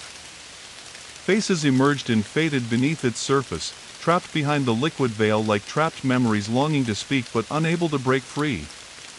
He saw Leah's face among them, her eyes wide, her mouth frozen mid-scream. But this time, her gaze seemed to lock on him directly, filled with desperate pleading. Elias, she mouthed silently. A low growl rumbled from the shadows behind the pool. Elias turned sharply. From the darkness, a form emerged. It was colossal, an ancient root beast, its body made of twisted bark and gnarled wood, branches sprawling like broken limbs. Eyes like glowing coals burned deep within its face, and from its maw spilled dozens of writhing tendrils, each tipped with sharp, thorn-like teeth. The creature exhaled a gust of cold air that smelled of decay and death. The keeper's voice echoed faintly in his memory. The forest's memory is a prison, and its teeth are endless. Elias raised his knife, feeling suddenly small, but determined. The root beast advanced slowly, each step sending tremors through the cavern floor. Elias edged closer to the pool. His fingers trembled as he reached out, dipping the blade into the black water. The surface rippled, and a shockwave of cold rushed through him, filling his mind with flashes, fragments of Leah's last moments, the forest's hunger, and something darker yet. A voice whispered from the depths of the pool, ancient and terrible. To free her, you must become the root. To sever the forest's grasp, you must drown in its memory. Elias pulled back, the water dripping from the blade like liquid night. The root beast lunged, tendrils snapping toward him. He dodged, slashing wildly, cutting into the creature's bark, drawing a spray of sap that smelled like iron. The cavern shook. Roots writhed, trying to ensnare him. He stabbed at the faces in the pool, at Leah, wishing his blade could cut through the curse itself. But the roots held fast. He felt the pull, like invisible hands dragging him toward the black water. With a roar, he fought back, driving his knife deep into the beast's side. The creature shrieked, a sound like splintering wood and cracking stone. The pool rippled violently. Suddenly, the water surged upward, engulfing Elias in cold darkness. He sank beneath the surface. Time fractured. He floated in a void of black water and whispered memories. Visions flashed around him. Leah, running through the forest, bloodied and desperate. The remembering tree, twisted and screaming. Faces of those the forest had claimed, mouths open in silent screams. And a final, terrible truth. That the forest was not a place. It was a being. A living memory, feeding on souls to survive. Elias reached out with his mind, searching for Leah. Her face appeared, closer now. She reached toward him, but her fingers slipped through his grasp like smoke. "Don't give in," she whispered. "Fight the roots." Elias summoned every ounce of will. He kicked upward. He broke through the surface. Gasping, coughing, the cavern air heavy and stale. The root beast reeled back, wounded and howling. Elias scrambled to his feet, dragging himself from the pool. The keeper stepped forward from the shadows, raising the lantern high. The light flared, burning away the shadows and slowing the forest's pulse. "Your courage has broken the first bond," the keeper said. "But the forest's memory runs deeper still." Elias looked toward the twisting roots, their slow pulse weakening but unbroken. He knew the journey was far from over. But he had hope. And with it, the strength to keep walking into the black heart of the forest. The air in the cavern grew heavier, thick with the scent of damp earth and decay as the root beast retreated into shadow. Elias stood panting beside the obsidian pool, the lantern's flame flickering weakly, threatening to gutter out against the oppressive darkness. The keeper's steady presence beside him was a silent comfort, though the tension in the air was suffocating. Elias's eyes were drawn once again to the faces trapped beneath the pool's surface. Some were desperate, others resigned, many were twisted in silent screams. Leah's gaze was fixed on him, unwavering, yet imploring. "Will I find her?" Elias whispered, voice hoarse. The keeper's gaze was steady. "You already have. But the forest does not release what it claims easily. Every step forward will force you deeper into its memory, and into its mind." A cold shiver ran down Elias's spine. He swallowed hard. "How deep?" The keeper glanced toward a narrow passageway branching off from the cavern's far end. It was narrower, winding downward, the walls dripping with a viscous black fluid that seemed to pulse with an unnatural life of its own. "Deeper than you want to go." The roots twist and turn beneath the forest floor, a labyrinth of ancient memory and living soil. It's the place where the forest breathes and remembers. There, you will face the whispers beneath the soil. Elias's heart pounded. The thought of diving deeper into the unknown was terrifying, yet the ache in his chest to find Leah outweighed fear. He nodded. Together, they stepped toward the winding passage. The tunnel was suffocatingly tight, forcing Elias to brush his hands along the slick walls as he moved forward. The thick black sap seeped from cracks in the roots that formed the walls, occasionally dripping onto the soft earth beneath his boots. With every step, the soft squelch of mud mixed with the faintest murmurs, barely audible, like voices from beneath the earth. Elias stopped, pressing his ear against the cold wall. The whispers grew clearer. At first, they were indecipherable murmurs, sighs, faint echoes of language long forgotten. But then words emerged, fractured and urgent. "Remember. Help me. Lost, forgotten." His breath caught. The voices weren't just whispers. They were memories. Lost souls entwined in the roots, desperate to be heard. The forest was alive with grief. Suddenly, the ground beneath him shifted. A low rumble echoed through the tunnel. Elias stumbled but caught himself on the wall. The black sap pulsed rapidly, thickening and bubbling like blood flowing through veins. A faint glow appeared ahead, a soft, eerie green radiance that illuminated the tunnel in sickly light. They entered a vast subterranean chamber. Its ceiling arched high above, dripping with roots that hung like stalactites. The floor was a tangled web of roots, some thick as tree trunks, some thin as fingers, all pulsating with the same slow heartbeat Elias had felt since entering the forest steps. In the center of the chamber lay a giant root, gnarled and twisted, wound around a large stone altar covered in runes. The altar seemed to throb with life. And on it was a single object. A small wooden box, intricately carved with spiraling patterns that shifted when viewed from different angles. The whispers converged here, swelling into a chorus that filled the chamber. Elias stepped forward cautiously. The keeper spoke softly, voice steady amidst the growing cacophony. "This is the root's heart, the memory of the forest made manifest. Inside that box lies the secret to freeing Leah and the others.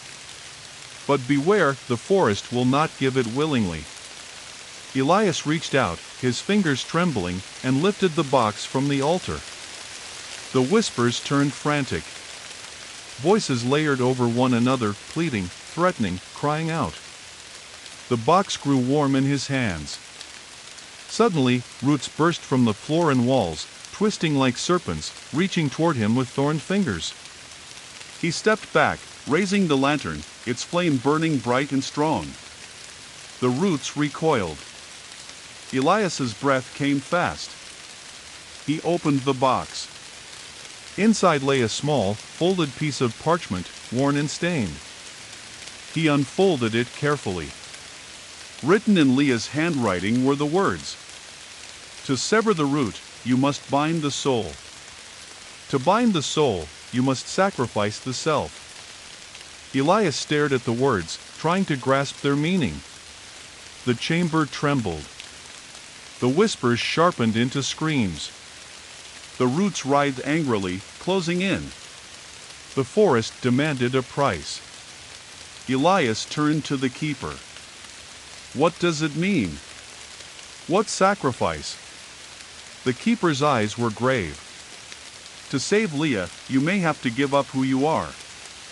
The forest does not take lightly its prisoners." Elias's gaze fell back to the box. The decision pressed on him like a weight. But his resolve hardened. He would pay the price. For her.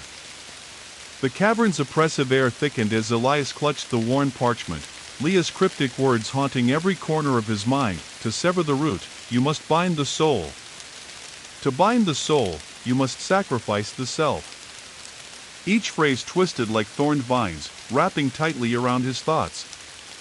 What did it truly mean to sacrifice himself? What price would he pay, and would it even save Leah, or merely condemn them both? The keeper stepped forward, their pale eyes reflecting the lantern's flickering flame.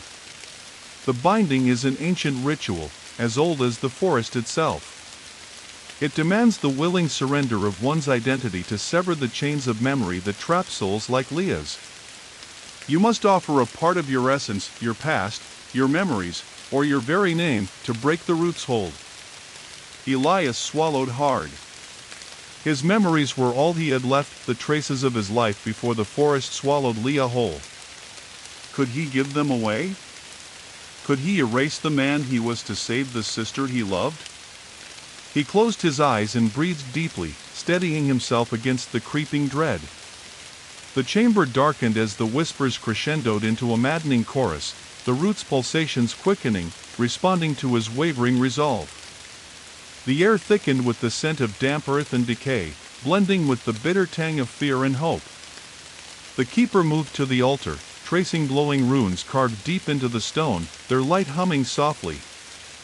Place the parchment here, and call to the forest with all your will. It will test you." Elias obeyed, stepping forward and laying the parchment atop the altar. The roots writhed beneath his feet, sending shivers up his spine. He closed his eyes and whispered Leah's name, letting it roll off his tongue, sending it into the darkness like a beacon. The forest answered. Suddenly, the cavern shook violently. The roots surged upward, encircling Elias like living chains, thick and cold. They wound around his arms and legs, tightening gently but unyieldingly, anchoring him in place. The lantern's flame flickered wildly, casting frantic shadows. Voices erupted, a swirling maelstrom of memories and faces, voices of the lost souls entwined in the forest's memory. They spoke in unison, chanting ancient words Elias didn't understand, yet felt deep within his bones. The binding had begun. Elias felt a tug deep inside, something clawing at the edges of his mind. His memories shimmered, fragile as glass, flickering like fading stars. Faces from his past floated in and out, childhood laughter with Leah, his mother's warm smile, his father's stern gaze, all slowly dimming, retreating into shadow. He gritted his teeth, struggling to hold on. But the roots demanded sacrifice. To break the roots' grasp on Leah, Elias had to give up pieces of himself. First came his name. He whispered it aloud, and the sound dissolved into the cavern's echo, swallowed by the roots. His identity began to blur. His sense of self waned, as if he were becoming part of the forest's breath. Memories followed. He tried to cling to the image of Leah, to the promise of finding her, but the edges frayed. His childhood faded like morning mist. His fears and joys blurred into the darkness. Yet beneath it all, a spark remained, his love for Leah, fierce and unyielding. The forest tested him. It reached into his mind, probing, searching for weaknesses. But Elias held firm. Hours, or was it days, passed in that suffocating embrace. The chanting slowed, the roots loosening their grip. The lantern's flame steadied, casting a warm glow that pushed back the darkness. The keeper stepped forward, nodding solemnly. "The binding is complete," they said. "You have given much, but the root's hold has weakened. Leah's soul is no longer tethered." Elias collapsed, gasping for breath. His memories were scattered, but a part of him still remained. Hope blossomed like a fragile flower. Suddenly, the black pool before the altar rippled violently. Leah's face emerged once more, clearer and more vivid than before. Her eyes locked with his, filled with gratitude and pain. "Elias," she whispered. He reached out, tears streaming down his face. "I'm here," he promised. The pool shimmered, and slowly, the faces of the lost began to fade, their voices growing faint until only silence remained. The forest seemed to exhale. The roots ceased their pulsing. Elias knew the journey was far from over. But for the first time, the forest felt less like a prison. More like a place where memories could be freed. And where love might just conquer the darkness. The cavern seemed to breathe a heavy sigh, as if releasing centuries of anguish all at once. The pulsing of the roots slowed, then ceased entirely, leaving an eerie stillness hanging in the air like a fragile glass poised to shatter. Elias lay sprawled on the cold stone floor, his body trembling, not from cold, but from exhaustion that seeped into his bones like ice. The parchment lay at the altar's edge, its edges curling slightly as if alive, whispering secrets in a language he barely comprehended. His memories, those precious fragments of the life he'd clung to, were fractured and hazy, drifting like broken shards scattered across a dark sea. Yet, amid the fog of forgetfulness, Leah's face remained a constant beacon, her eyes burning bright in the darkness of his mind. Beside him, the keeper knelt silently, their icy gaze scanning the cavern's walls, as though searching for something unseen. "Is it over?" Elias rasped, voice cracked and raw. The keepers shook their heads slowly. No. The binding has weakened the root's grasp on Leah's soul, but it has also torn the veil between this world and the forest's deeper darkness. The barriers that hold back what lies beneath are fragile now, shattered, even. Elias forced himself upright, muscles aching. What lies beneath? A shadow shifted behind the altar, something darker than the cavern's shadows, a presence cold and vast. The keeper's voice dropped to a whisper. The hollow root. The heart of the forest's corruption. It waits patiently beneath the veil, hungry and ancient. The sacrifice you made has awakened it.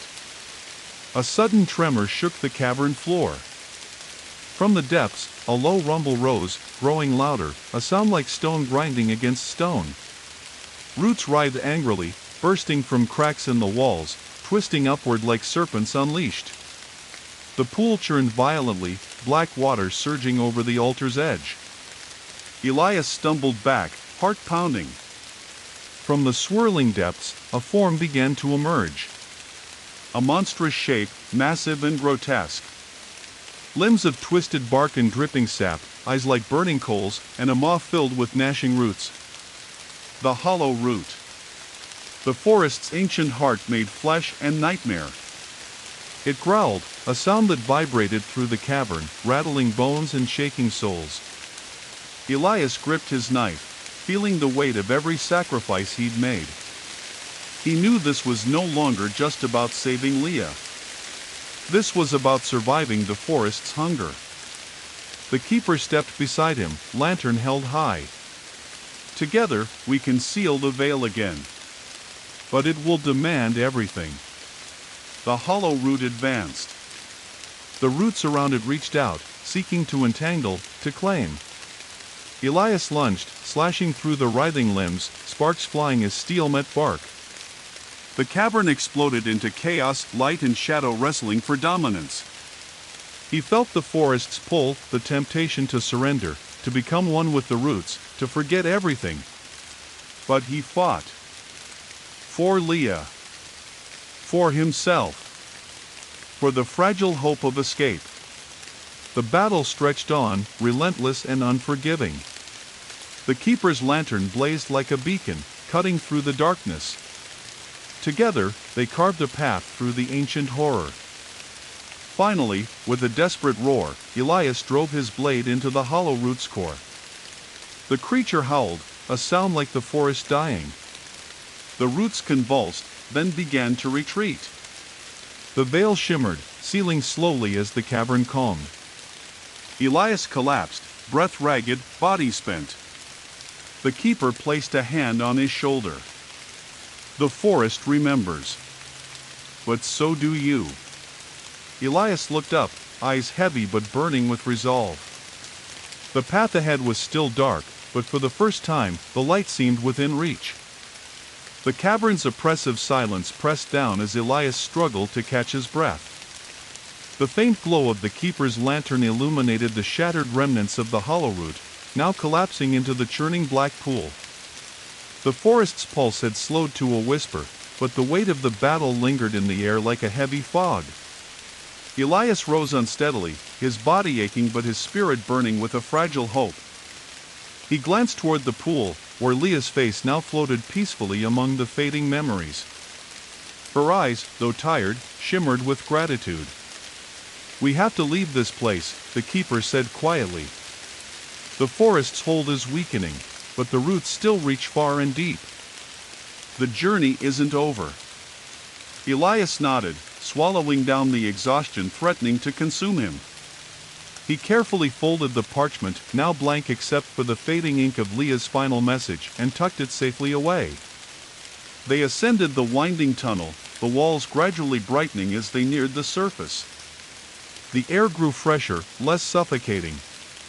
Yet, the forest above awaited them, still twisted, still hungry, and still watching.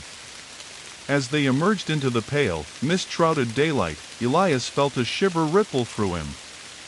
The trees here were scarred and silent.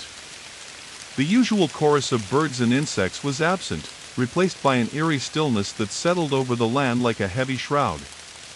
Ahead, the path split, one trail led deeper into the forest's heart, the other toward a distant ridge where faint smoke curled into the sky. "We should follow the smoke," Elias said, voice hoarse but resolute. "Maybe it's a sign of life. Or help." The keeper nodded. "Perhaps. But be wary. The forest can turn even a beacon of hope into a trap." They moved cautiously, stepping over twisted roots and fallen branches. The mist thickened, wrapping around them like cold fingers. Every step felt heavy, as if the forest itself sought to slow their progress. Suddenly, a rustle came from the underbrush. Elias froze, knife drawn. From the shadows emerged a figure, a woman, ragged and pale, her eyes wide with fear and relief. "Leah?" Elias whispered. She nodded weakly, stepping forward. "I was trapped," she said, voice trembling. "But you freed me." Elias embraced her, the weight of their ordeal momentarily lifting. But the forest was not done with them. From the trees came a chorus of whispers, growing louder, more insistent. Voices of the lost, voices of the rooted. And among them, a chilling promise. The forest remembers. The forest seemed to pulse around them, an ancient heartbeat felt beneath the soles of their feet, subtle yet omnipresent. Elias held Leah's hand tightly, feeling the tremors that ran through her fingers, her body still fragile from captivity but alive, breathing the air of a world just barely restored. Yet the forest's silence weighed heavy, as if the trees themselves were holding their breath, watching, waiting. Leah's eyes flickered with uncertainty as she glanced at the mist-shrouded path ahead. "It's not over, is it?" she whispered. "No," Elias answered grimly. "The forest may have released you, but it's far from done with us. We need to find a way out, or at least find the others who might still be trapped." The keeper, silent until now, nodded solemnly. "The path ahead leads through the Whispering Grove, an ancient place where the forest's voice is loudest. It is said to reveal truths, but also to twist them." The three moved cautiously toward the grove, the trees growing taller and closer together, their branches woven like a living tapestry that filtered the pale light into shifting patterns on the forest floor. Here, the mist thickened, curling like smoke, and the air was heavy with voices, soft, layered whispers that seemed to come from the trees themselves. As they entered, the whispers swelled, indistinct at first but gradually forming words, phrases, half-memories that clawed at the edges of their minds. "Remember the sacrifice. Who walks with the roots? Find the lost, find the broken." Elias shivered. The grove was alive with the echoes of those who had passed, their stories tangled in the bark and leaves. Suddenly, the whispers coalesced into a singular, chilling voice, soft yet insistent. "Turn back, or join us, forever." Leah gasped, clutching Elias's arm. "We can't stop now," he said firmly, though his own heart thudded with fear. "We have to push through." The keeper raised the lantern higher, its warm light piercing the murky veil. Shadows flickered at the edges of their vision, figures glimpsed in the corner of the eye, shapes that vanished when looked at directly. The path twisted unnaturally, as if the grove itself sought to confuse and trap them. Roots snaked along the ground, rising up in ghostly shapes, hands, faces, reaching for them. Elias tightened his grip on his knife, muscles coiled for fight or flight. Deeper into the grove, the whispers grew louder, more urgent. Elias's thoughts were invaded by fragments of memories, not his own, but others' visions of people lost in the forest, trapped in endless cycles of hope and despair. He saw flashes of the keeper's past, lonely nights spent guarding the borders between worlds, endless battles against the forest's hunger. Leah's memories surfaced too, moments of joy and terror, laughter and tears, all intertwined with the forest's cruel grasp. The grove pressed in, voices weaving a tapestry of pain and longing. At the heart of the Whispering Grove, they found a massive tree, its trunk twisted and gnarled, roots sprawling like veins across the earth. Embedded in its bark was a hollow, glowing faintly with a pulsing blue light. "This is the Soul Hollow," the keeper explained. "The source of the forest's voice. It holds the memories and souls bound to this place. If we can release it, the forest's grip may finally break." Elias stepped forward, the lantern's glow reflecting in the hollow's shimmering light. Leah reached out, placing her hand gently against the bark. The whispers ceased. A profound silence settled. Then, a single, clear voice spoke from the hollow, not spoken, but felt. "Will you free us, or bind us forever?" Elias and Leah exchanged a glance. The choice lay before them. To release the forest's memory and risk its wrath, or to bind it once more and live with its shadows. The weight of sacrifice hung heavily. The forest waited. And the story was far from over. The silence around the Soul Hollow was absolute, a void so profound it seemed to swallow every breath and heartbeat. Elias's fingers trembled as he hovered over the glowing hollow embedded deep in the ancient tree's bark. The pulsing blue light was hypnotic, a living thing breathing beneath his touch. Leah stood beside him, her gaze fixed and steady, yet shadowed with fear and uncertainty. The keeper's voice cut softly through the stillness. "The forest offers you two paths. To free the souls trapped here means unraveling the ancient binding, breaking the cycle of suffering, but it may unleash a storm upon the land and uprooting that could consume everything. To bind the souls again will hold the forest in balance, but at a great cost. The souls remain trapped, and the curse persists, though contained." Elias swallowed, heart heavy. The weight of choice crushed him. To save Leah and the others meant risking the destruction of the forest and all who dwelled within it. To preserve the forest meant sacrificing freedom for countless souls, including his sisters. He glanced at Leah, searching her eyes for guidance. "What do you want?" he asked, voice thick with emotion. Leah's lips trembled. "I want to be free, but I don't want more suffering. This place is a prison, but it's also home. I'm torn." Elias nodded. "We have to be careful. There's no going back once we decide." The keeper extended a slender hand toward the hollow. "Place your hands together on the tree and speak your choice aloud. The forest will respond." Elias and Leah placed their palms against the cool bark, the blue light intensifying beneath their touch. A warmth spread through their hands, up their arms, settling deep within their chests. Together, they spoke. "We choose." The hollow shuddered, the blue light flaring like a star about to burst. The forest held its breath. Then, a flood of memories surged through Elias's mind, faces of those long lost, whispers of love and regret, laughter and sorrow intertwined like roots beneath the soil. He saw the birth of the forest, ancient and untamed, shaped by the spirits of the forgotten. He saw Leah, caught in its grasp, fighting to hold on. The choice was no longer just theirs. The forest itself was alive, watching, judging. Suddenly, the ground trembled violently. Roots exploded from the earth, twisting and thrashing, their writhing forms blocking the path out. The forest roared its ancient wrath, leaves shaking with fury. But amid the chaos, the blue light spread outward, washing over the roots, calming their furious dance. The forest's anger softened, becoming a low, mournful sigh. The voices in the wind shifted, no longer screams, but soft, hopeful murmurs. Leah squeezed Elias's hand. "We did it," she whispered. Elias nodded, tears streaming down his face. "Maybe, this time, it's over." The path through the whispering grove opened, light filtering through the branches like a promise. The forest seemed to breathe with new life, no longer a prison, but a place of memory and peace.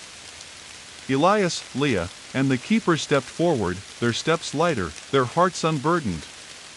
Yet, deep beneath the soil, the roots still whispered reminders that some stories never truly end.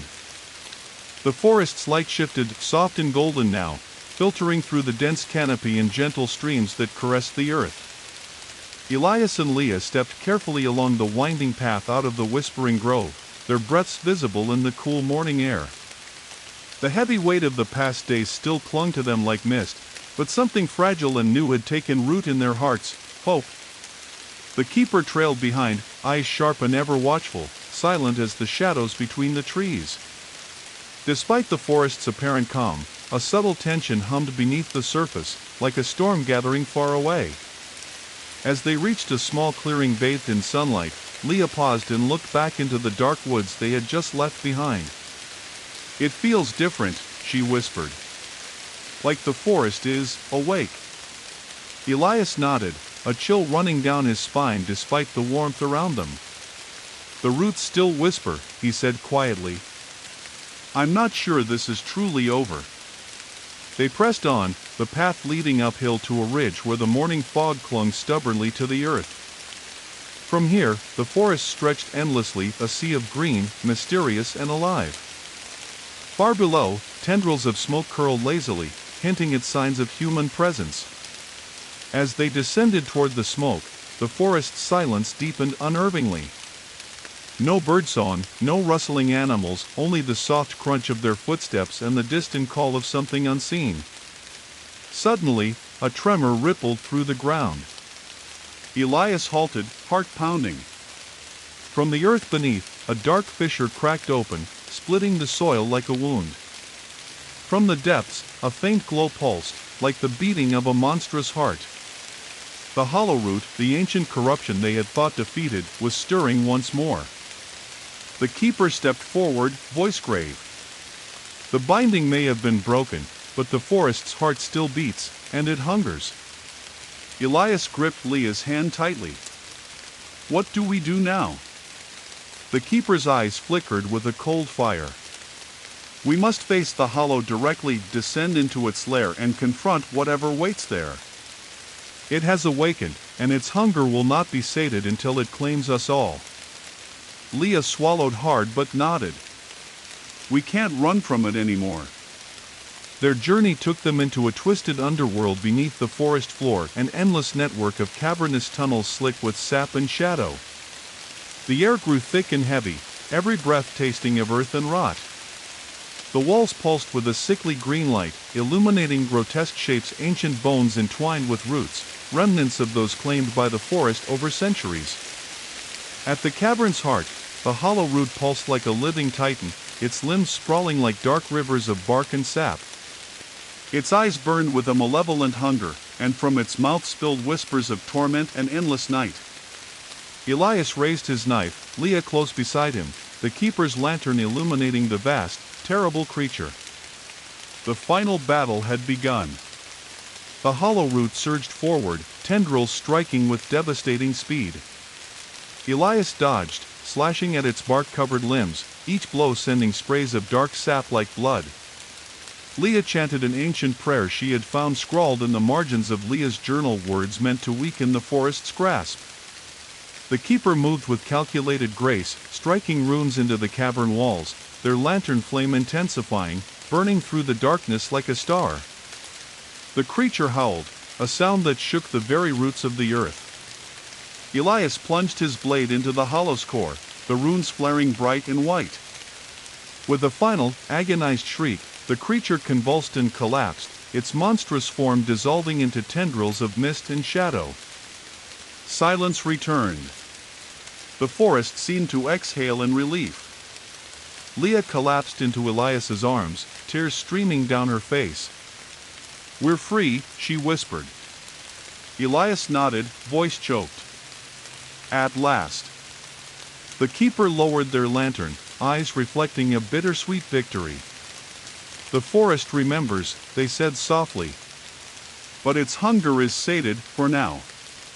Above, the sun broke through the canopy, casting warm light on the forest floor. A new dawn. A fragile peace. And the promise of a story yet to be told. The dawn crept slowly through the dense canopy, casting dappled golden light on the scarred forest floor. The once oppressive shadows now felt softened, the heavy breath of the forest less suffocating. Yet the air was thick with an uneasy calm, as if the forest held its breath, waiting. Elias, Leah, and the keeper stood at the edge of the clearing where the hollow root had last writhed before fading into nothingness. The earth beneath their feet was cracked and raw, scars from the battle that had just transpired. For a moment, the forest was silent, save for the distant rustle of leaves in the breeze. But silence, Elias knew, was never truly peace in this place. As they began to move forward, the ground beneath them shifted slightly, an almost imperceptible tremor that sent a ripple through the soil. Elias stopped, kneeling to place his hand on the earth, feeling the faint pulse beneath his palm. The hollow's heart may be broken, the keeper murmured, but its echo lingers. It has imprinted itself on this land. The forest remembers everything, the pain, the fear, the sacrifice. And it will test us again. Leah's face was pale, her eyes scanning the shadows between the trees. How long until it tries again? The keeper shrugged, eyes narrowed. Could be days, months, or years. But the forest's hunger never truly sleeps. It waits for those who forget, for those who wander too far, for the careless. They pressed onward, the path winding through the still twisting trees, their branches creaking softly as if whispering warnings. The forest seemed to watch every leaf and twig alive with unseen eyes. Elias felt a cold prickle at the back of his neck, as if 1,000 gazes bore into him. Suddenly, a faint sound reached their ears, a distant echo, barely more than a breath. Elias froze. Leah and the keeper did the same. From the shadows emerged a figure, a young woman, disheveled and pale, her eyes wide with a haunted light. She staggered forward, clutching a small carved amulet. "I heard the voices," she whispered. "The forest, it's calling." Elias exchanged a wary glance with the keeper. "You're not the first to hear it," the keeper said quietly. "The forest's echo reaches far and wide. Those who listen are drawn in, unable to resist." The woman's gaze locked on Elias. "I was lost, trapped. But I escaped. Barely." Leah stepped forward. "We've been through it too. You're safe now." The woman shook her head, eyes darting nervously. "Safe? No." The hollow's echo follows. "It's not done with us. It's hungry for more." Elias tightened his grip on his knife, the weight of their ordeal settling anew. "We need to warn the others," the keeper said grimly. "The forest's story isn't finished. And neither are we." As they made their way toward the distant smoke, toward potential refuge or ruin, the forest's whispers grew louder, a low murmur riding on the wind. Elias glanced back one last time. The trees seemed to ripple, shadows stretching like claws. The hollow's echo was alive. And it was waiting. The path ahead wound through a forest that felt both familiar and strangely alien.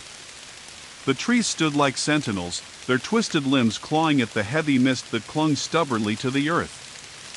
Elias, Leah, the keeper, and the newly found woman moved cautiously, their senses sharpened by every shadow and whisper that seemed to flicker at the edge of sight. The woman, who introduced herself as Mara, carried the small carved amulet close to her chest. "It's an old charm," she explained in a hushed voice, "passed down by those who once tried to keep the forest's hunger at bay. It helps, but only for a while." Leah peered at the amulet, a ring of intertwined roots carved from bone, faintly glowing with an eerie green light. "What happened to you?" she asked gently. Mara's eyes darkened, haunted. "I was part of a group that tried to escape the forest long ago. We thought the binding ritual would free us all. But some of us were lost, taken by the roots, consumed by the memories. The forest didn't want to let us go." Their footsteps were muffled by the thick carpet of fallen leaves and moss. The silence between them was heavy, punctuated only by the distant calls of unseen creatures and the occasional crack of a brittle twig. The forest seemed to shift subtly around them, paths bending, trees seeming to close ranks as though trying to steer them away from something deeper. Suddenly, the air grew cold, unnaturally so, and a faint, mournful wail echoed through the trees. Elias gripped his knife tighter. "What was that?" Leah whispered. "The cries of the forgotten," the keeper replied. "Souls trapped in the forest's memory, yearning for release. The hollow's echo calls to them, pulling them deeper into its grasp." A low rustling stirred the shadows. Figures began to emerge, ghostly forms, translucent and shimmering like morning mist. Faces twisted in pain, eyes wide with fear and regret.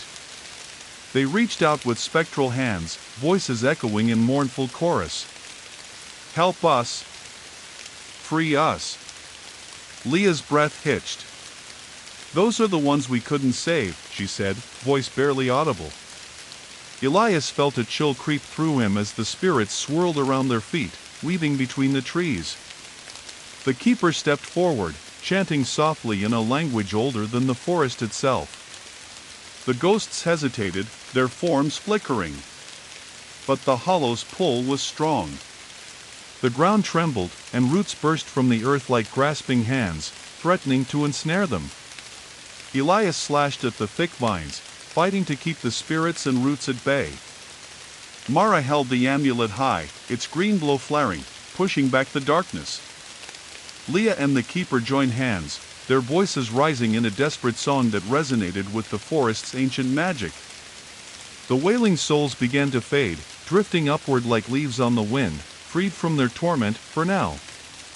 Breathing heavily, the group gathered themselves. "This forest is a web of pain and memory," the keeper said, voice grave. "Every soul caught here adds to its strength. We must tread carefully lest we become part of the forest's story." Leah looked at Elias, determination burning in her eyes. "We can't turn back. Not now."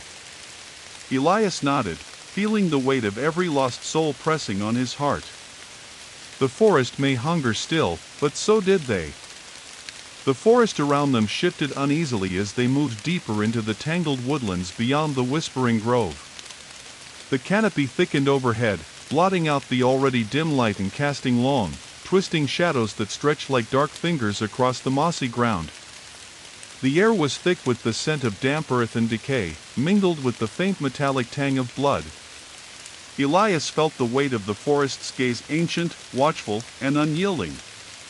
Every step forward felt like trespassing on sacred ground, as if the trees themselves whispered warnings in a language just beyond comprehension. The roots beneath their feet pulsed faintly, a rhythmic heartbeat that seemed to echo the lingering memories of those who had been claimed by the forest's hunger. Leah walked close beside Elias, her hand trembling in his.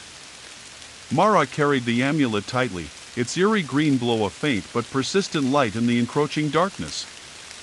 The keeper moved silently, a shadow among shadows, their lantern casting a narrow cone of light ahead. As they rounded a bend, the forest opened into a wide clearing bathed in an unnatural twilight. The ground was littered with remnants of what looked like old campsites, ashes long cold, broken tools, and tattered scraps of clothing half buried in the moss. It was a graveyard of the lost, a testament to those who had tried and failed to escape the forest's grasp.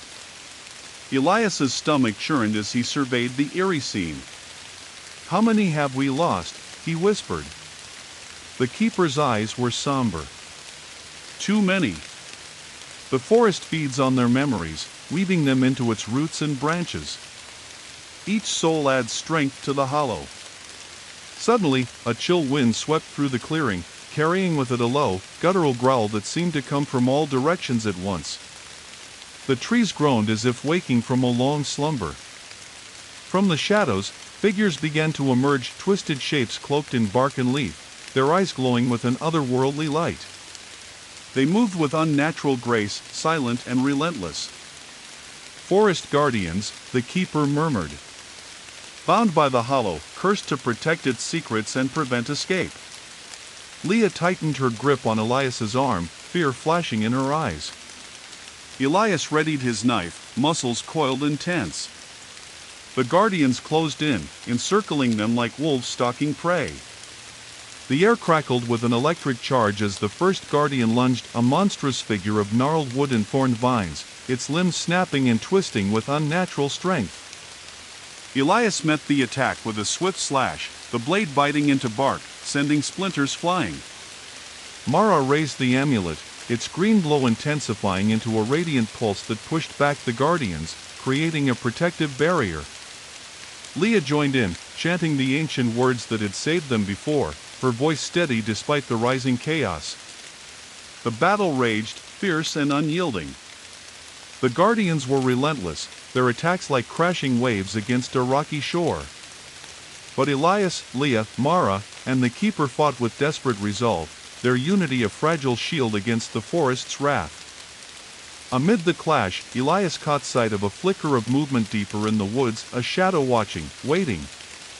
His heart clenched. The forest's hunger was far from satisfied. As the last guardian fell, dissolving into a swirl of leaves and mist, the clearing fell silent once more. Breathing heavily, the group gathered themselves, wounds stinging but spirits unbroken. "We are close," the keeper said quietly. "The source of the hollow's power lies ahead. We must be ready." Elias nodded, eyes scanning the darkened woods. The path ahead was uncertain, but their resolve was clear. They would face the forest's heart, or be consumed by it. The forest seemed to close in tighter around them as they pressed forward, the heavy canopy blotting out much of the sky and turning day into a dim twilight. The scent of decay grew stronger, thick and cloying, invading their senses and turning their stomachs. Every step felt like sinking deeper into a living grave, the ground soft and damp beneath their feet.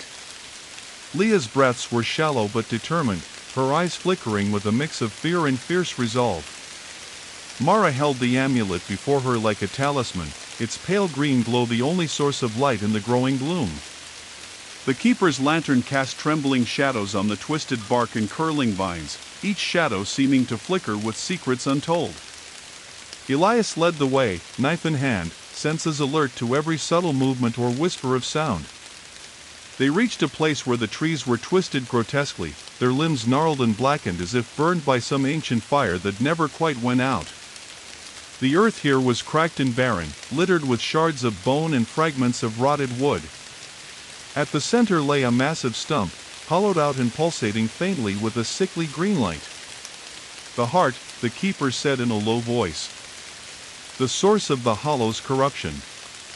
It feeds on the lost souls and memories, twisting the forest into this nightmare." Elias stepped forward cautiously, the air thick with malevolent energy that seemed to reach into his mind, stirring dark memories and fears. The stump's hollow pulsed like a wound that refused to heal, a slow, terrible heartbeat that echoed through the forest. Suddenly, a voice, barely a whisper, seeped into their minds. "Join us, surrender your pain, become one with the root." Leah shuddered, pulling her cloak tighter around her. "We won't," Elias said firmly. "Not now. Not ever."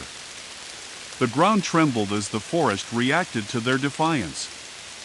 From the stump, thick tendrils of blackened root shot out like serpents, writhing and twisting toward them with lethal intent. Elias slashed through the nearest tendril, sap spraying like blood. Mara raised the amulet, its green light flaring fiercely, pushing back the advancing roots. The keeper began to chant, their voice weaving ancient words that filled the clearing with a protective aura. The tendrils recoiled, but the heart pulsed stronger, its malevolent presence growing. Suddenly, the earth beneath them split open, revealing a deep, dark chasm that seemed to breathe with the forest's hunger. From its depths, shadows swirled, faces distorted in silent screams, hands reaching upward as if begging for release. Elias looked at Leah, eyes fierce. "We end this now." Together, they stepped to the edge of the chasm, the amulet's light and the keeper's chant intertwining, weaving a fragile seal against the encroaching darkness. The forest screamed around them, a cacophony of rage and sorrow. Elias plunged his knife into the stump's hollow core, the blade sinking into the pulsing heart of rot, A shockwave of energy burst forth, shaking the earth and uprooting trees. The chasm roared shut, swallowing the twisted roots and shadows. Silence fell, a deep, final silence. Breathing heavily, Elias pulled his knife free. The corruption was sealed. Leah collapsed into his arms, tears flowing freely. The keeper lowered the lantern, their face serene but marked by exhaustion. The forest breathes once more, they said. Freed from its deepest wound. Elias looked up, the first rays of dawn piercing through the canopy. Hope glimmered, fragile but unbroken. The first golden rays of dawn broke through the dense canopy, casting fractured patterns of light across the forest floor. The oppressive weight that had hung over the woods for so long had lifted slightly, replaced by an eerie stillness that seemed to hold its breath, as if the forest itself was cautious, uncertain of its newfound peace. Elias sat on a fallen log, his muscles trembling with exhaustion and adrenaline. Leah rested against him, eyes closed, still pale but breathing steadily. Mara stood nearby, fingers absent-mindedly tracing the carved amulet's edges, her face etched with a mixture of relief and sorrow. The keeper, ever vigilant, paced slowly, lantern casting flickering shadows that danced among the roots. The sealing of the hollow's heart had come at a great cost. Though the malevolent pulse had ceased, the forest remained scarred, its wounds visible in the twisted limbs and blackened earth that surrounded them. The echoes of lost souls still lingered in the air, whispers and faint cries carried on the wind, reminders that the battle was not without its sacrifices. Leah's eyes fluttered open, meeting Elias's gaze with a flicker of determination. "What happens now?" she asked softly. Elias exhaled slowly, fingers tightening around hers.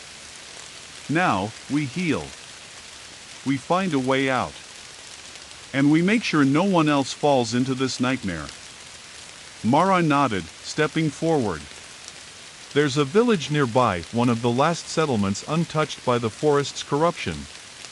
If we reach it, maybe they can help us, or at least give us shelter." The keeper frowned. "The forest's influence may still reach that far. We must be cautious." As they prepared to move, the forest shifted once more.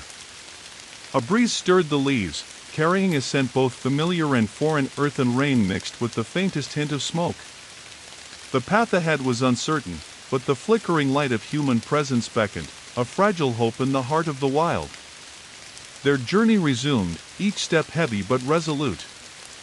The forest watched silently, its breath slow and measured. But deep beneath the soil, unseen roots twined and writhed, reminders that some darkness never truly dies, only waits. And in the distance, the faintest murmur of voices rose on the wind. A warning. A promise. A beginning.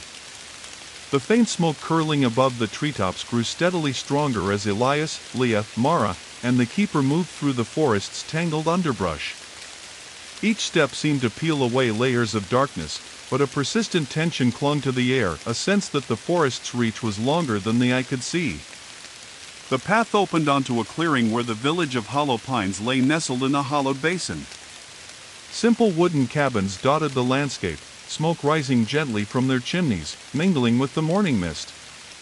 Despite its humble appearance, a palpable sense of unease hung over the settlement, as if the villagers carried the weight of unseen burdens. Leah's gaze lingered on the children playing near a cracked well, their laughter faint and hollow. Elias exchanged a wary glance with Mara. "We've found them," Mara said softly. "Survivors. But they're trapped, like us." The villagers greeted them with wary eyes and tight smiles. Whispers of the hollow and the forest's hunger passed through hushed conversations as the group was led to the village elder, a stooped man with a weathered face and sharp, knowing eyes. "The forest doesn't just consume flesh," the elder said, voice rough with age. "It devours memories, hope, the very souls of those who linger too long. We've lived in its shadow for generations, guarding what little light we have left." Elias explained their journey, the battle with the hollow root, and the tentative sealing of the forest's heart. The elder nodded solemnly. You may have quelled the storm, but the forest's curse is deep-rooted. Its hunger will return, as it always does. That night, the village gathered around a large bonfire, its flames licking at the darkened sky. Stories of loss, survival, and hope were shared in low tones. The fire's warmth contrasted sharply with the cold weight pressing on their souls. Leah sat beside Elias, fingers entwined, their shared silence speaking volumes. Mara approached, holding the amulet close. "There's an old legend," she said quietly, "of a ritual to bind the forest's hunger forever. It requires sacrifice, willing hearts to tether the forest's darkness, to keep it from spreading." The keeper's eyes glinted in the firelight. "A final choice. To protect many by binding the few." Elias felt the heavy burden settle anew. The fight was far from over, and the price was yet unknown. Outside the village, the forest loomed, silent, watchful, and patient. Roots pulsed beneath the earth, veins of darkness threading through the soil. The hollow may have been wounded, but its echo remained.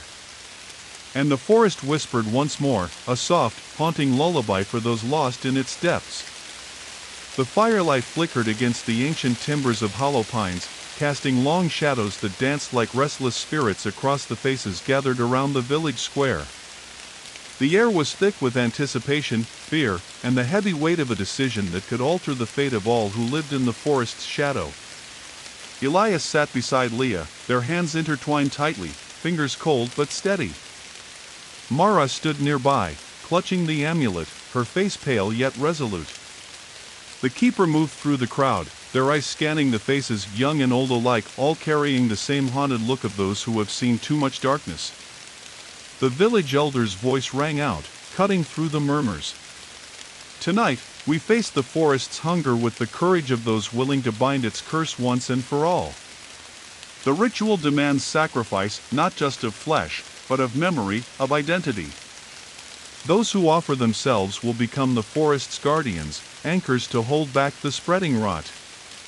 Elias's heart pounded. The choice was no longer his alone, it belonged to the village, to everyone who had suffered beneath the forest's grasp. Leah whispered, "We can't let more souls be lost." Mara nodded, stepping forward. "I'll do it. The amulet has bound me to this forest long enough. It's time to end this." The keeper's gaze met hers, a silent acknowledgement passing between them. One by one, villagers stepped forward, offering their hands, their memories, their will to the binding. The fire crackled higher, a living flame that seemed to reach toward the dark canopy overhead. The ritual began with ancient chants, voices rising in a haunting melody that intertwined with the forest's own whispered song. The earth trembled as roots emerged from the soil, weaving a circle of power around those who had volunteered.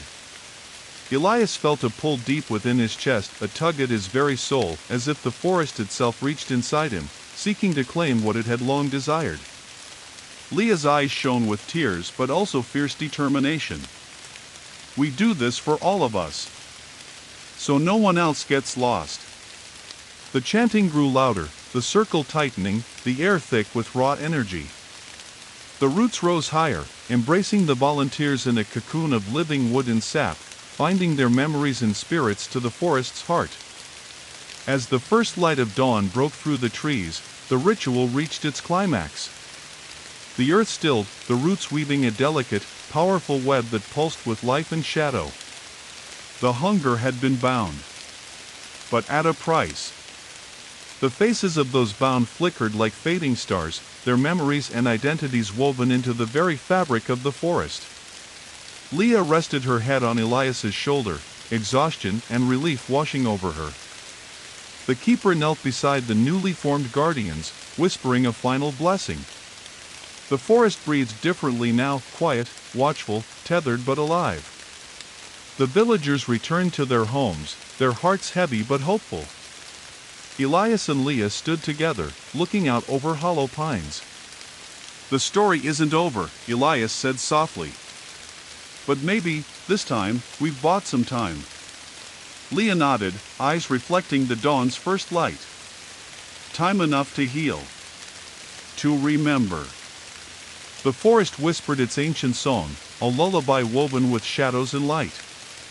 And somewhere deep within, the roots pulsed not with hunger, but with the fragile promise of peace. The village of Hollow Pines woke under a pale, fragile dawn, the sky washed in soft pastels that belied the heaviness lingering in the air. The binding ritual had left an imprint not just on the forest but on every soul who had witnessed it. The earth beneath their feet no longer thrummed with the restless pulse of the hollow root, but instead carried a quiet weight, a lingering echo of the sacrifices made. Elias stirred from restless sleep beneath the boughs of an old pine, the scent of damp wood and ash thick around him. Leah lay beside him, her face drawn but peaceful, as if finally unburdened. Mara sat near the fire, fingers tracing the amulet's carved patterns, her eyes distant yet resolute. The keeper moved through the village, their lantern dimmed now, face marked by an inscrutable calm. The morning brought with it a cautious stillness. The villagers gathered quietly in the square, their faces etched with weariness and fragile hope. The memories of those bound to the forest were like threads pulled taut beneath their skin, invisible but unmistakable. Some smiled softly at the sunrise, others bowed their heads, mourning the friends and kin woven into the very roots they lived among. Elias addressed the crowd, voice low but steady. "We have won a reprieve. The forest's hunger is bound, for now. But the price was heavy. Those who sacrificed themselves will live on in the forest's memory, guardians to protect us from the darkness that once consumed us all." Leah stepped forward, her gaze sweeping over the faces, eyes bright with determination. "We carry their stories. Their hope. It is up to us to honor their sacrifice by rebuilding, by remembering." Mara nodded in agreement. "The amulet has passed to me now. It is a burden, but also a beacon, a reminder that even in shadow, light can endure." As the day unfolded, the villagers began the slow, deliberate work of healing. They cleared paths twisted by creeping roots, repaired weathered cabins, and planted new seeds in the rich, forgiving soil. The forest, though still alive and watchful, seemed less hostile, as if it recognized the fragile peace woven through the binding. But beneath the surface, unseen threads hummed, a reminder that memory is a living thing, shifting and changing, sometimes breaking free. Elias found himself drawn to the edge of the forest, where the shadows met the light. There, a faint shimmer wavered like heat on the horizon, a pulse of something ancient and restless. He placed a hand on the rough bark of a towering tree, feeling the steady heartbeat beneath the surface. "The story continues," he murmured. That night, as the village slept beneath a sky full of distant stars, the forest whispered its lullaby, a song of roots and rain, loss and hope, darkness and light. And in the depths, the amulet glowed softly, threads of memory weaving an endless story beneath the ash and fog. The days following the binding ritual at Hollow Pines stretched uneasily, each moment weighted by a mixture of fragile hope and lingering dread.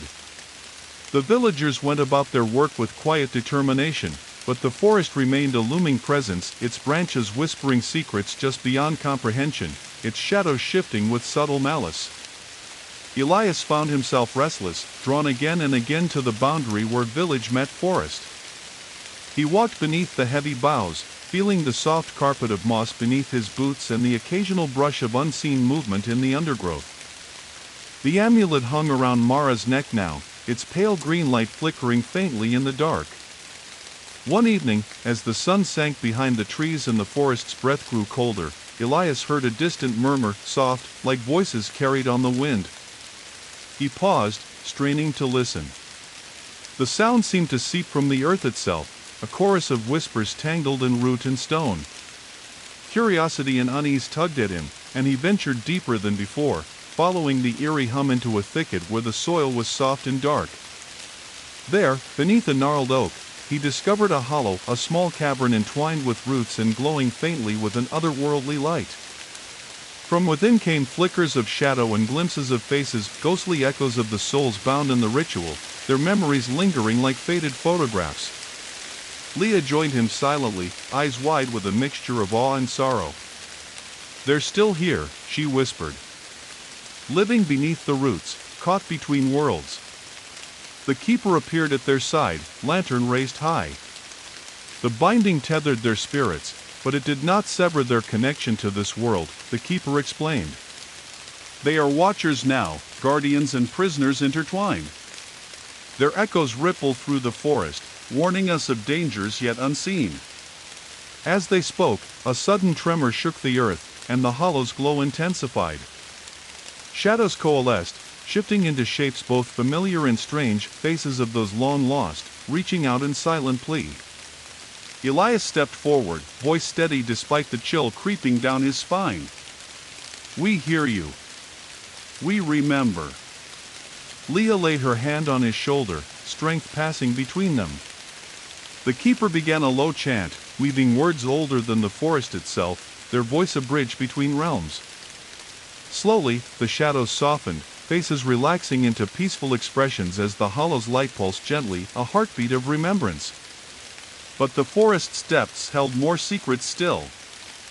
As they retreated from the hollow, Elias felt the faintest tug at his heart, a reminder that memory is never truly still, and the roots beneath hollow pines hid stories yet untold. The forest whispered around them, a living tapestry of shadows and light, loss and hope. And beneath the ashen fog, the echoes beneath the roots sang their endless song. The days grew shorter, and the mists thickened, curling like ghostly fingers around the edges of hollow pines. A chilling quiet had settled over the village, broken only by the occasional rustle of leaves or distant howl of creatures lurking beyond sight. The forest, once a distant threat, had become an omnipresent shadow hanging over every breath, every thought. Elias, Leah, Mara, and the keeper gathered near the edge of the village, eyes fixed on the dense line of trees that seemed to pulse with an otherworldly life. The amulet hung heavy around Mara's neck, its faint green glow a steady beacon in the gloom. "We have touched the forest's memory," the keeper said softly, voice barely above the whispering wind. "But there is a veil between our world and the next, thin and fragile. It grows thinner as the forest's hunger fades, but the boundary between life and death remains perilous." Leah shivered, pulling her cloak tighter. "What lies beyond that veil?" The keeper's gaze darkened. "Shadows. Lost souls seeking rest. And something else. Something ancient, older than the forest itself. It watches. It waits." Elias felt the weight of those words settle deep within him, a cold knot tightening his chest. The forest was alive with memories, yes, but also with secrets far darker than they had imagined. Suddenly, a figure emerged from the tree-line, tall and silent, cloaked in shifting shadows. The air grew thick with cold, and the world seemed to hold its breath. The stranger's eyes glowed faintly beneath the hood, reflecting the dying light. Without a word, they extended a hand, pale, almost translucent. Mara stepped forward cautiously, clutching the amulet. "Who are you?" The figure's voice was a sibilant whisper, like wind through dead leaves. "A guardian of the veil. I am here because the forest's binding is weakening. The boundary fades, and the shadows stir." Elias tightened his grip on Leah's hand. "What must we do?" The guardian's gaze swept over them, cold and piercing. "To mend the veil, you must journey beyond the forest's edge into the realm where echoes dwell. You will face memories made flesh and shadows born of fear. Only by confronting the past can the future be secured." Leah swallowed hard. "And if we fail?" The guardian's lips curled in a grim smile. "Then the forest will reclaim all. The living and the dead will be one. And the ash will never settle." As the figure vanished into the mist, the wind carried a low, mournful song, the forest's lament, woven from centuries of pain and loss. Elias looked at Leah, determination flaring in his eyes. "We have to go. We have to face whatever waits beyond." Mara nodded, the amulet's glow pulsing in time with her heartbeat. The keeper raised their lantern, ready to lead the way. Together, they stepped into the shadows beyond the veil, where memories and darkness entwined. The forest watched silently as they disappeared into the mist, the veil trembling like a fragile breath on the cusp of dawn. And beneath the ashen fog, the story deepened, an endless dance between light and shadow, life and death. The moment Elias, Leah, Mara, and the keeper stepped beyond the edge of hollow pines, the world shifted beneath their feet. The forest behind them faded into a shadowy blur, the familiar scent of pine and damp earth replaced by a cold, alien stillness. The air here was thick with something intangible, the weight of memories trapped between worlds, heavy and unyielding, pressing against their skin like a second, invisible layer. Before them stretched a landscape not quite real, a liminal place where time folded back on itself and echoes of the past flickered like dying embers. The ground beneath was a patchwork of cracked soil and tangled roots that glowed faintly, veins of green and black pulsing like a heartbeat, a living map of all the souls the forest had claimed and forgotten. Leah shivered, pulling her cloak tighter as a cold wind whispered voices she couldn't fully hear. "Where are we?" she asked, her voice trembling. The keeper, who walked with measured steps, responded without looking back. "This is the veil, the thin boundary between our world and the realm of echoes. Here, memories take shape and fears become flesh. Few living have ever walked its paths and returned unchanged." Mara tightened her grip on the amulet, its pale glow intensifying. "We have no choice. The forest's hunger was bound, but its roots still run deep. To truly heal, we must face what lies beyond." Elias nodded, swallowing the knot of dread tightening his throat. "Then we face it together." They moved forward cautiously, their footsteps silent against the soft, glowing earth. Around them, shapes flickered at the edge of vision, wisps of smoke, fragments of forgotten moments, and the shadowy outlines of long-gone souls. Some appeared as children laughing beneath sunlit trees, others as weeping figures trapped in endless twilight. The veil was a gallery of memories, both beautiful and terrible, bound together by threads of sorrow and longing. Suddenly, the ground beneath Leah trembled. From the earth, a figure rose, translucent and shimmering, yet horrifyingly real. It was a woman, her face contorted in anguish, eyes wide with terror. Her mouth opened in a silent scream, reaching out with hands that dissolved into mist. Leah staggered back, heart pounding. "What is that?" The keeper stepped forward, chanting softly. "A memory bound in pain, trapped between worlds. It seeks release but cannot find peace." Elias grasped Leah's arm, steadying her. "We have to help it move on." They began the ritual the keeper taught them, voices weaving ancient words that shimmered like threads of light, unraveling the sorrow binding the spirit. The anguished figure dissolved into a cascade of glowing motes that drifted upward and vanished. But the moment of relief was fleeting. From the shadows behind, another form emerged, a dark, twisted echo of a man, eyes hollow and filled with rage. His steps shattered the fragile light, and he lunged forward with unnatural speed. Elias met him head-on, blade flashing in the dim glow. The fight was brutal, a clash between living flesh and shadow made real. The echo struck with desperate fury, fueled by decades of torment and bitterness. Leah and Mara joined in, their chants and the amulet's glow weaving a protective shield, but the shadow pressed relentlessly, a manifestation of the forest's darkest fears. The battle dragged on, the veil itself seeming to ripple and warp with their struggle. Roots burst from the ground, twisting and writhing, threatening to ensnare them in coils of living wood. Elias slashed through the roots, sweat mingling with cold rain that began to fall, tiny droplets that glowed faintly as they touched the earth. Mara's amulet flared, casting a greenish light that pushed back the encroaching darkness. Leah's voice rose, steady and unwavering, weaving the ancient chant that held the shadows at bay. With a final, desperate strike, Elias plunged his blade into the echo's heart, a hollow void of swirling shadows. The figure dissolved in a cloud of black mist, sucked back into the veil's depths. Exhausted and trembling, the group collapsed near the edge of a shimmering pool, its surface smooth as glass, reflecting not their faces, but fractured scenes of the forest's past, fires that consumed entire groves, families torn apart by fear, moments of joy now lost beneath layers of ash. The keeper knelt beside the pool, voice soft. This is the heart of the vale, a mirror of what was and what could be. To mend the forest, you must confront what you see here. Elias stared into the water, the surface rippling to reveal a vision, himself, younger, standing alone at the edge of a burning campsite, flames licking at the sky as distant screams echoed. A surge of pain and guilt flooded him, memories he had tried to bury. Leah placed a hand on his shoulder. You're not alone anymore.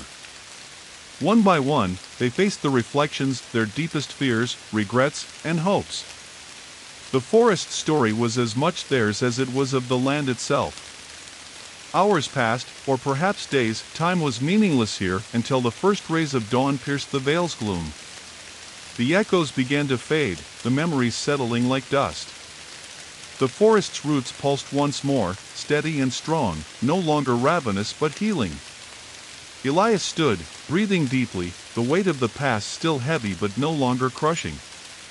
They had crossed beyond the veil, confronted the shadows, and returned changed but unbroken. As they stepped back toward Hollow Pines, the forest greeted them with a soft rustling, a gentle whisper of gratitude woven through the leaves. The amulet's glow dimmed, a sign that the binding was holding.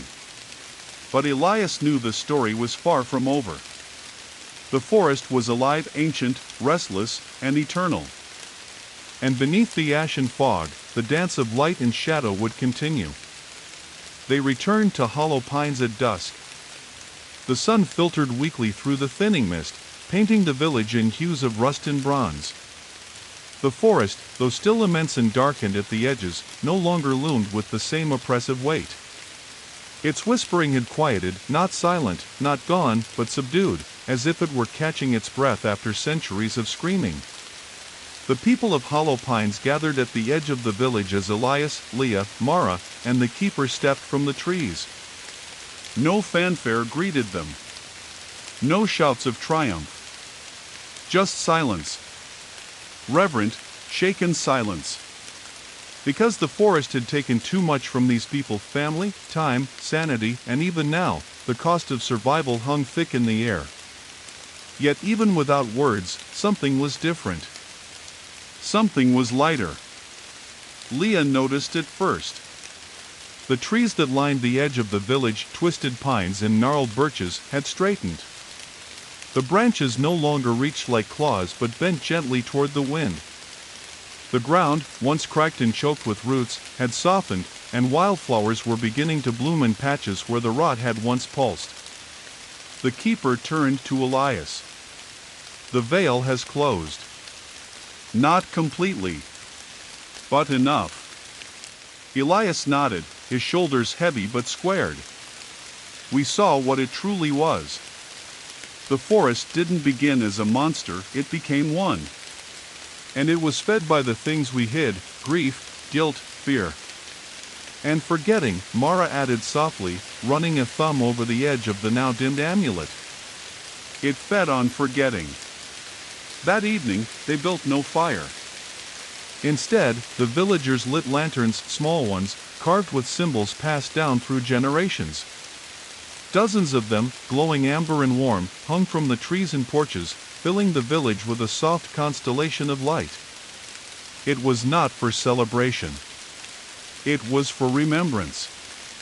Elias sat in the square beside Leah. Across from them, Mara and the keeper knelt beside a ring of stones, an old hearth long unused.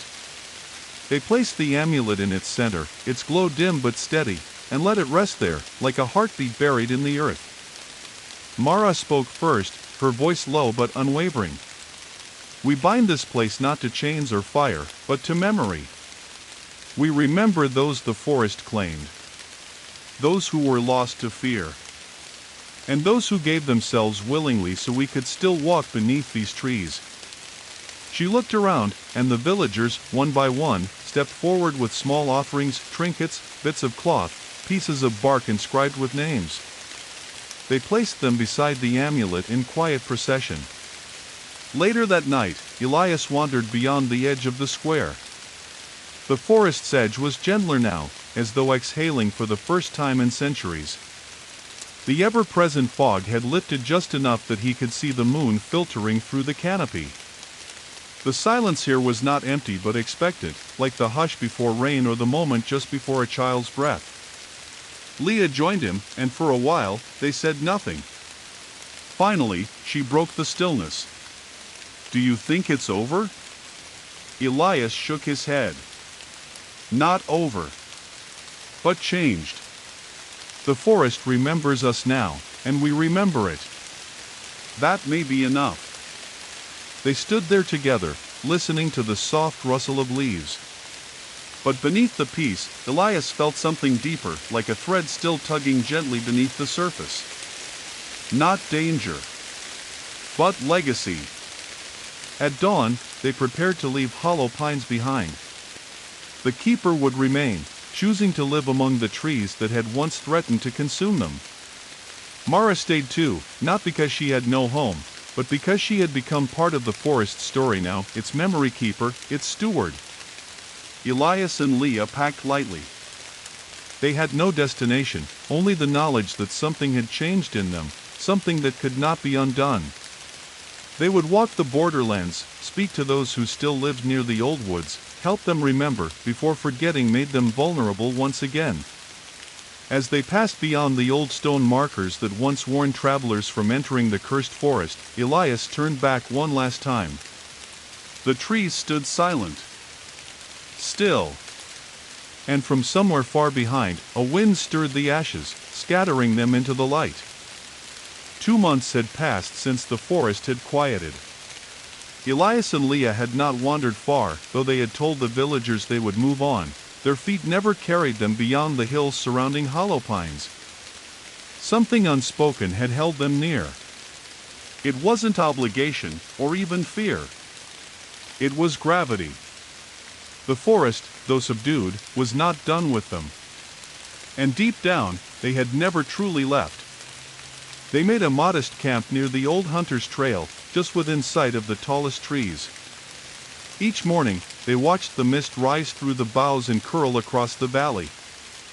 The scent of damp leaves, moss, and old ash still lingered in the air. Each night, they lit a small fire, not out of need, but out of habit.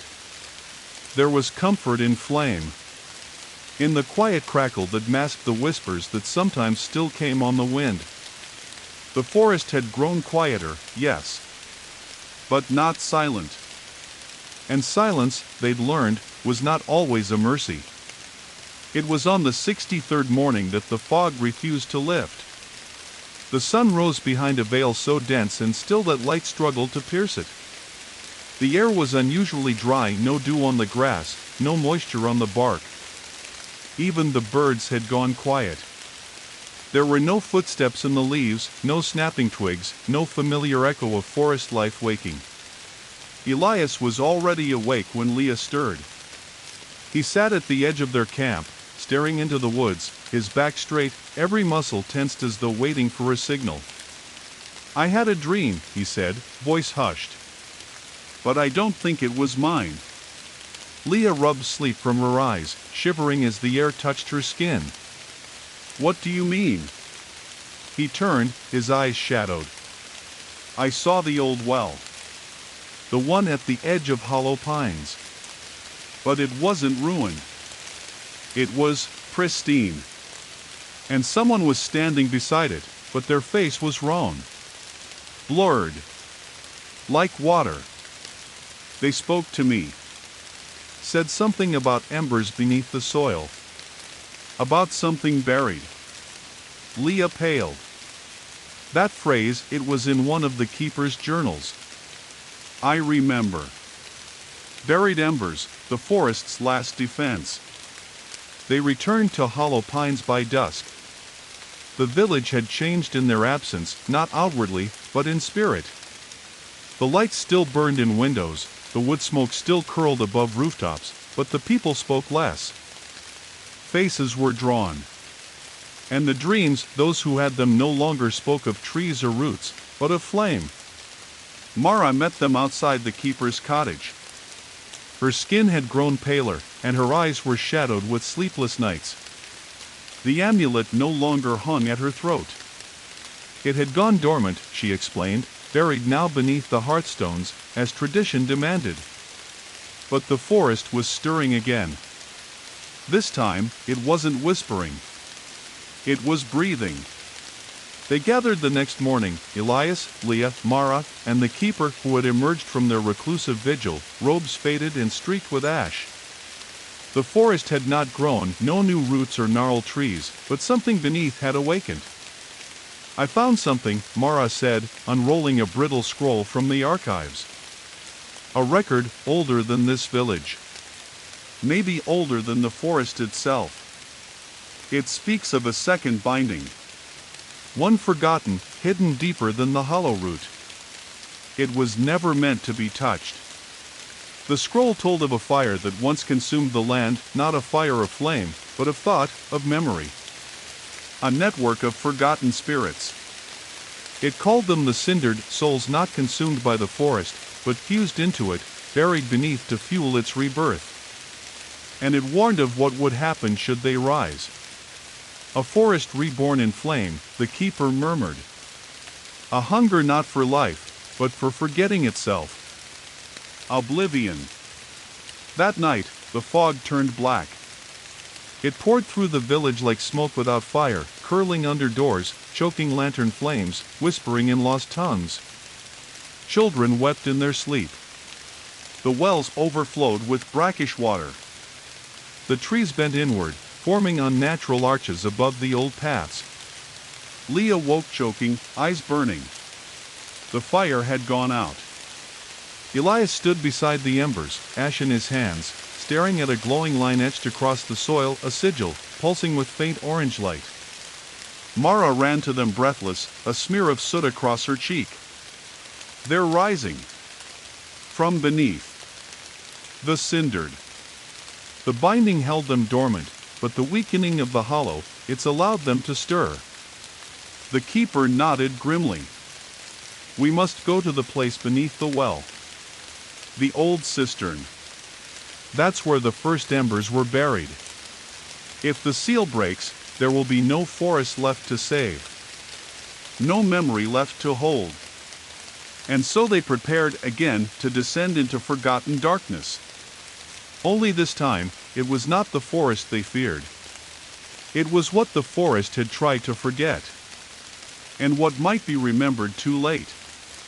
The well stood at the far edge of hollow pines, older than any structure in the village, forgotten by all but the most careful record keepers. Moss covered its stone lip, and thorny vines choked the base, curling like fingers over the cold stones. The bucket and rope had long since rotted away. It was not just disused, it had been deliberately sealed, its mouth covered with thick wooden planks nailed crosswise and sealed with pitch. Now, those planks lay scattered, broken in two by hands unseen. Elias stood over the well's yawning dark, the mist curling downward into it like smoke returning to flame. Leah and Mara stood beside him, faces pale in the morning gloom. The keeper was quiet, their lantern held low, casting a flickering circle of light around the well's rim. We were wrong to leave it, the keeper said softly. We sealed the heart. But not the lungs. The forest still breathes through this place. And now it's exhaling, Mara said, gripping the handle of her pack more tightly. We go in? Elias nodded. We go in. They descended on ropes, slowly, carefully. The stones of the well were slick with lichen and soot, the smell of burnt earth and mold rising with each footfall. 30 feet down, the well opened into a wide, dark chamber, a hollow cavern carved long ago, the remnants of old supports and forgotten machinery rotting in place. It hadn't been just a well, it had once led to something more. Their boots landed on damp soil, soft and spongy, like the forest floor after a storm. But there were no trees here, no roots. Only ash. The floor was blanketed in a thin, black layer of it, fine as sand, clinging to their legs and boots as they moved. A network of tunnels stretched away into the dark, their ceilings arched with bricks half melted, as if once touched by flame. Elias held up his torch, the fire illuminating sigils etched into the walls. They were older than any language the keeper had seen in their texts. Circular markings, like solar flares, repeated again and again. Burn patterns radiated from them, scorched stone, melted iron. These are fire marks, Mara said, running her hand just above the surface. Not from natural flame. Something was seated here, burned into the very memory of the stone. The keeper touched a symbol with gloved fingers. These are not warnings. These are instructions. This place wasn't just a burial ground, it was a forge. The cindered weren't buried here. They were made here, Elias whispered. They followed the path deeper, the tunnels winding and descending, the air growing warmer with each step. The walls began to shimmer faintly, like embers in a hearth, pulsing dimly in the black. At a bend in the passage, they heard it, a low, mournful hum, like wind through hollow pipes, or 1,000 distant voices singing a single, ancient note. It vibrated in their bones, made their teeth ache. They stepped into a massive chamber where the ceiling soared into shadow. The walls were scorched smooth. At the center stood a circle of standing stones, monoliths wrapped in blackened roots. Between them, the air shimmered, a heat haze rippling above a circular pit where no light touched. The sigils burned brightest here. Elias approached the stone slowly, his voice caught in his throat. This is the kiln. Leah frowned. A place of fire? The keeper stepped beside him. A place of forgetting. Memories were burned here, torn from souls and turned to ash. The forest grew from it. It remembers everything because this place forgets everything. Suddenly, the heat intensified. The embers along the walls flared. From the pit, a figure rose.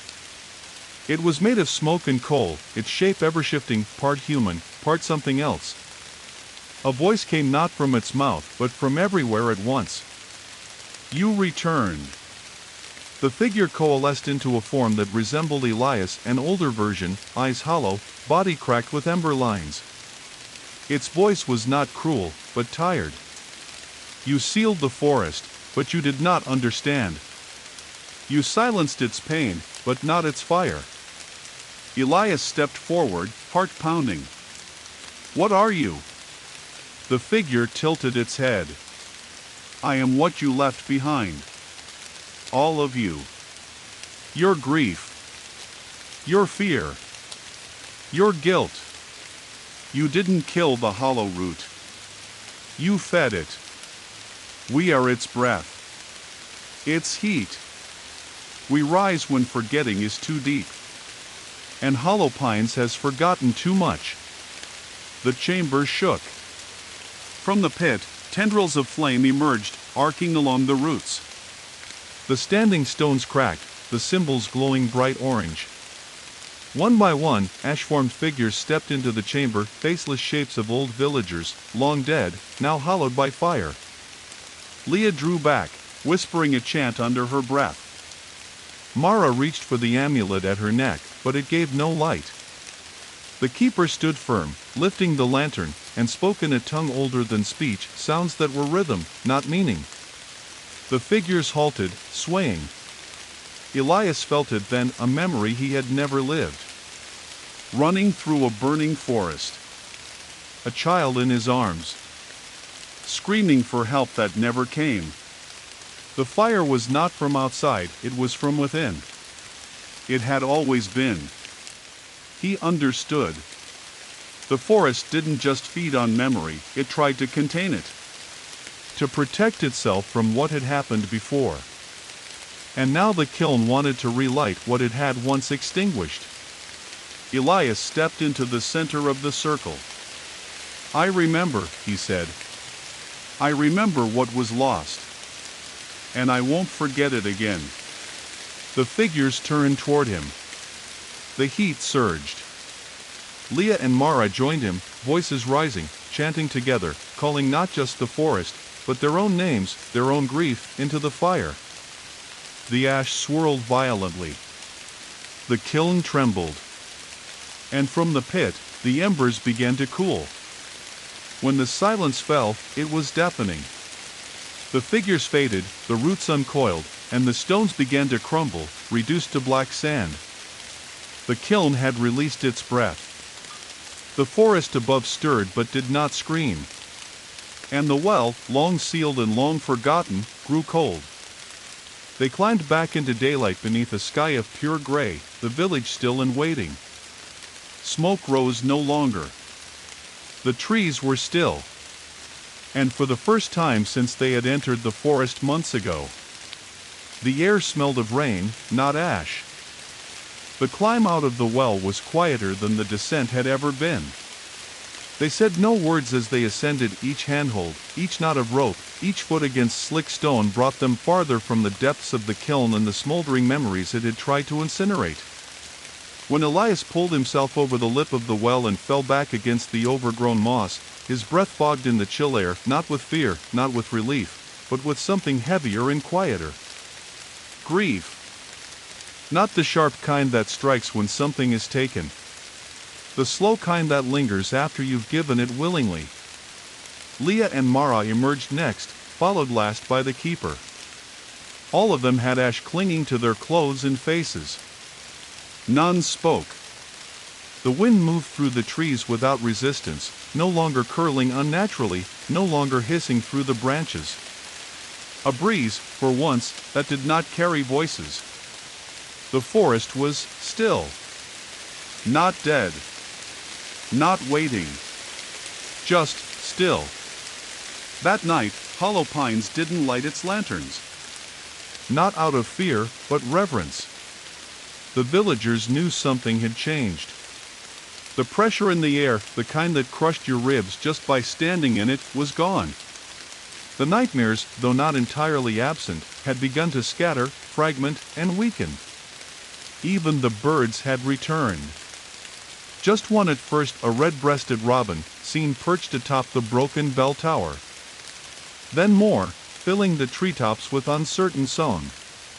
Children were allowed outside again, under the watch of their quiet parents, who still scanned the woods too often. A watchman named Harrow stood near the trail, holding a spear that had never needed use, his eyes fixed on nothing in particular. And as the villagers stood guard or cooked or wept quietly over candles, Elias, Leah, Mara, and the keeper sat at the edge of the well, staring into the dark.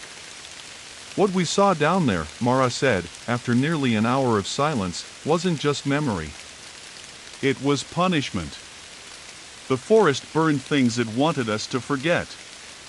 Not to protect us. To protect itself. Leah nodded. But why? Why give birth to something like that? Why let it rise again? Because, the keeper murmured, it isn't just a forest.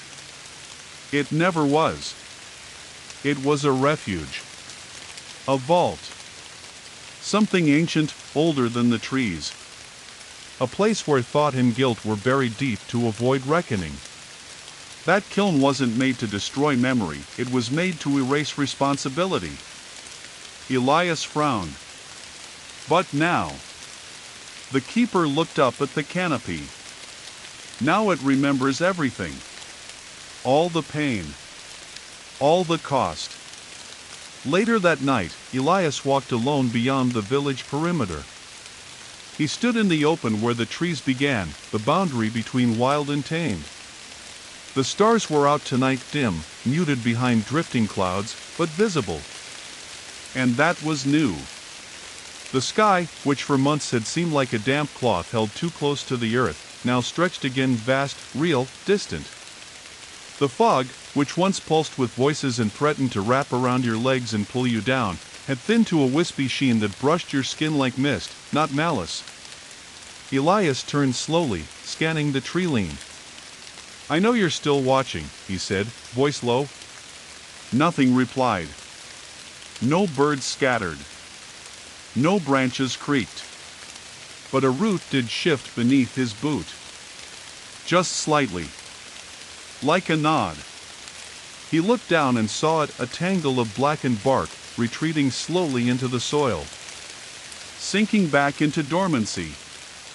He knelt there beside the root, laying a hand gently over the scarred earth. "You're not done, are you?" he asked. "You're healing, but not finished. You've been feeding off us for generations. Off our fear, our guilt, our silence." He paused, then added softly, "We'll remember. We won't let it fester again." The wind rustled through the canopy in response, not hostile, not pleased. Just heard. By morning, the village council convened in the chapel ruins. What had once been a place for ancient prayer now held maps and chart books, stones etched with protective runes, relics from those who never made it through the binding. The people of Hollow Pines had decided the forest would no longer be forgotten. A monument would be built at the well's edge, not to glorify it, but to mark it. To acknowledge what had slept there, and what it had nearly become again. And something else. Something unexpected. A path would be cleared into the forest, deliberately and slowly, not to conquer it, not to fell it or tame it, but to coexist. To acknowledge the weight of living on its edge. Elias, Mara, and Leah would lead it. Not as wardens, but as caretakers. The months that followed were uncertain, but steady. The forest grew again, not wilder, not darker, but fuller. Roots spread into sunlight, not shadow.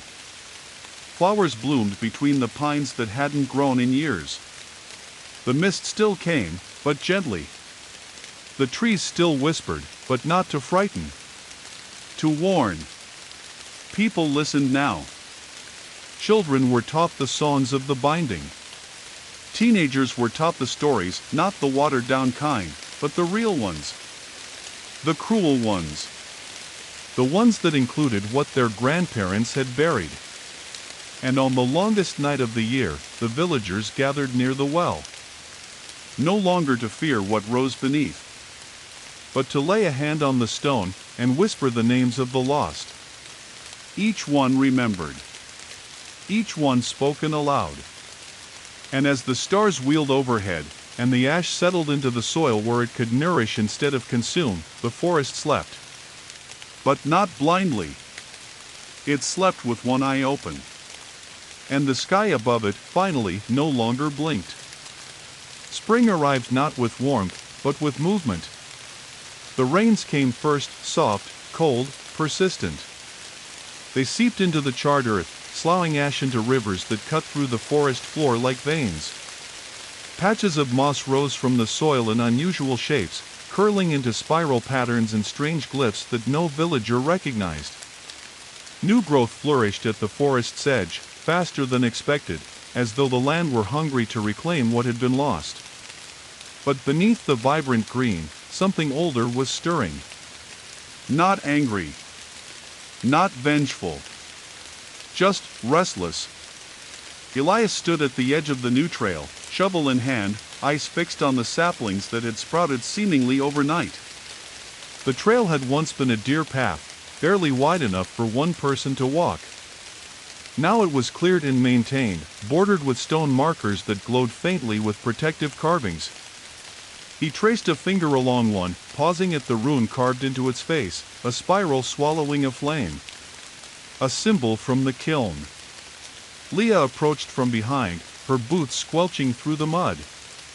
"Another one?" she asked, glancing at the moss that had formed into a perfect ring beside the trail. Elias nodded. "That's the 5th one this week. They're not spreading randomly," she said, crouching. "Look at this." She pointed to a faint path that curved through the trees, a natural tunnel formed from low branches. "It's marking something. Drawing us somewhere." Back at the village, Mara confirmed their suspicion. Using old maps and faded forest lore collected by the keeper, she laid out a series of points, each one where the moss glyphs had appeared. When connected, they formed a rough oval around hollow pines, a spiral beginning to coil inward. "It's a path," she said. "But it isn't meant for us. It's old. Pre-human. The forest is remembering a shape. Something buried in the folds of its own mind." The keeper, who had said little since the kiln, spoke with a voice like dry leaves. "There is a place beneath trees and above memory. A place that was sealed before the binding. Even the forest fears it." Leah frowned. "Why is it rising now?" The keeper looked toward the window. "Because we've healed the wound. But the infection was never removed." That night, the dreams returned. Elias saw the forest through another's eyes, tall trees bending over a stone circle, their branches trembling not from wind but from breath. The ground was soft, covered in moss that pulsed like skin. In the center, a hole.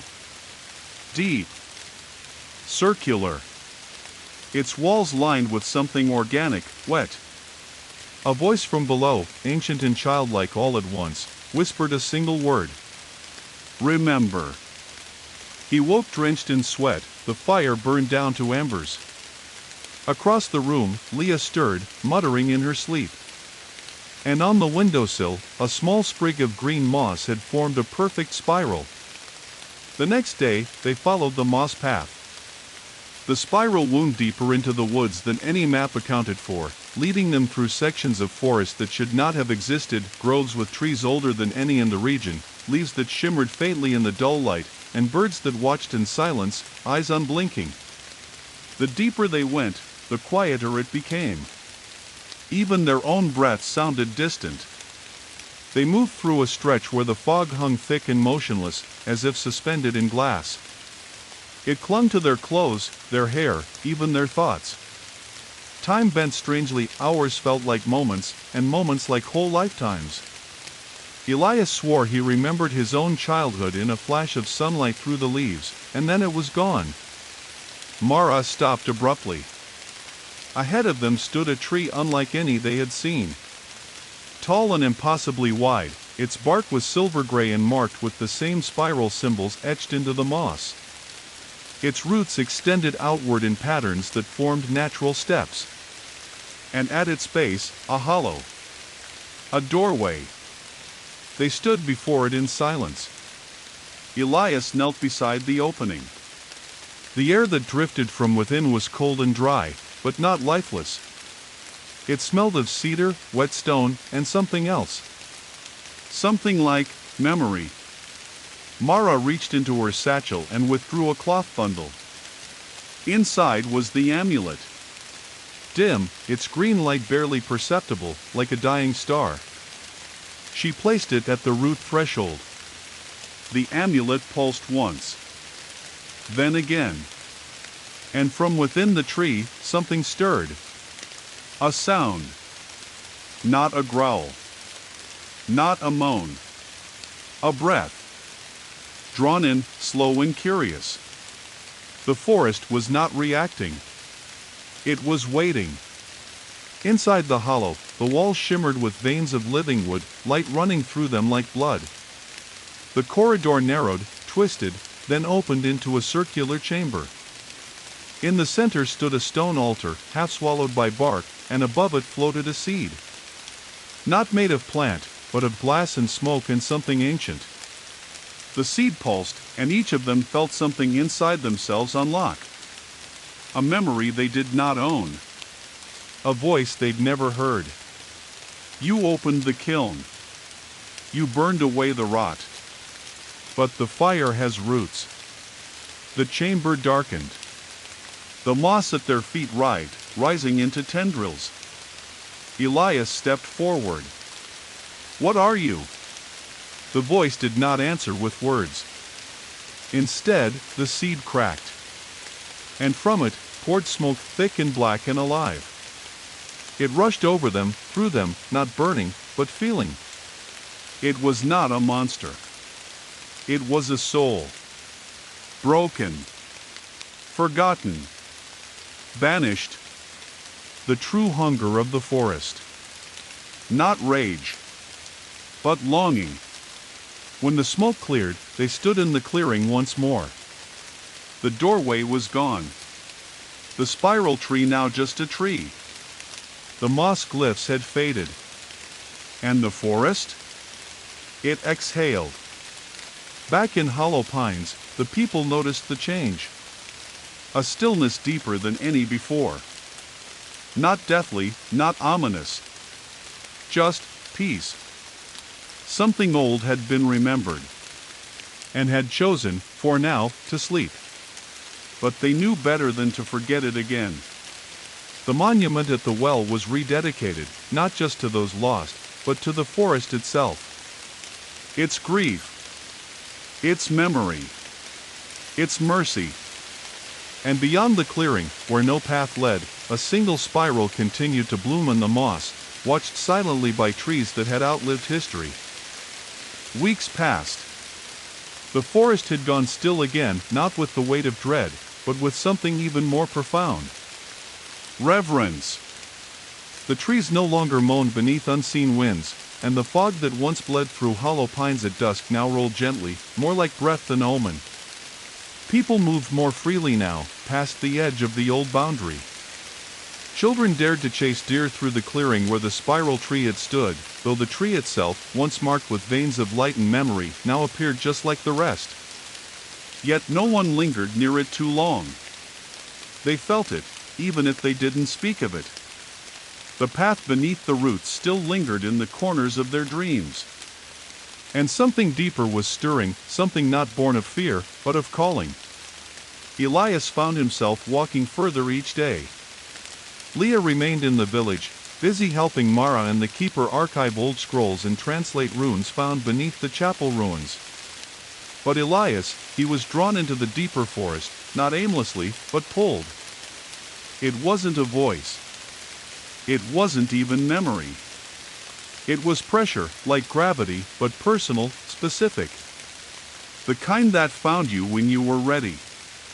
And one morning, just after dawn, he found it. A path not made of earth or stone, but of bark. A stretch of ground that pulsed softly beneath his boots, where tree roots twisted together like braided cords. As he stepped onto them, the trees around him leaned inward, not menacingly, but attentively. They were listening. He followed the path for hours, or maybe only minutes. Time was a fickle thing in these woods now, and eventually came to a glade. It was not large. It was not bright. It simply was.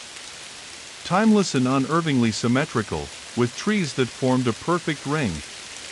And in the center, a trunk, upright, scorched and hollowed at the center, its interior glowing faintly like a coal long since buried. Elias stepped forward slowly. It wasn't a tree anymore. It was the heartwood. He didn't know how he knew the name, only that it arrived fully formed in his mind, like a memory passed down through blood. And when he touched its charred surface, everything changed. He was no longer in the glade. He was beneath it, beneath time, beneath memory, beneath self. It wasn't darkness he fell into. It was silence. Then sound. Then silence again. And then, voices. Hundreds. Thousands. All whispering the same thing. Not in unison, but in unending succession. One word.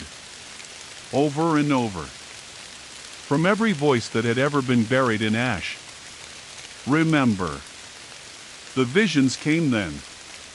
He saw Hollow Pines before it had a name, before homes were carved and roads laid. He saw people kneeling in the woods, burying stones that glowed with green fire. He saw children born beneath the boughs, who never learned to speak aloud, only to listen. He saw rituals carried out in moonless dark, when the fog curled around ankles and whispered truths too large for mortal minds. He saw the first fire, not of flame, but of grief. A woman screaming into the woods as she cast her child's body into a pit of roots, begging the trees to take the pain. And the forest, moved by her desperation, did. It took the grief. It took all grief. And buried it. And from that, the forest was born. Elias awoke on his knees before the heartwood.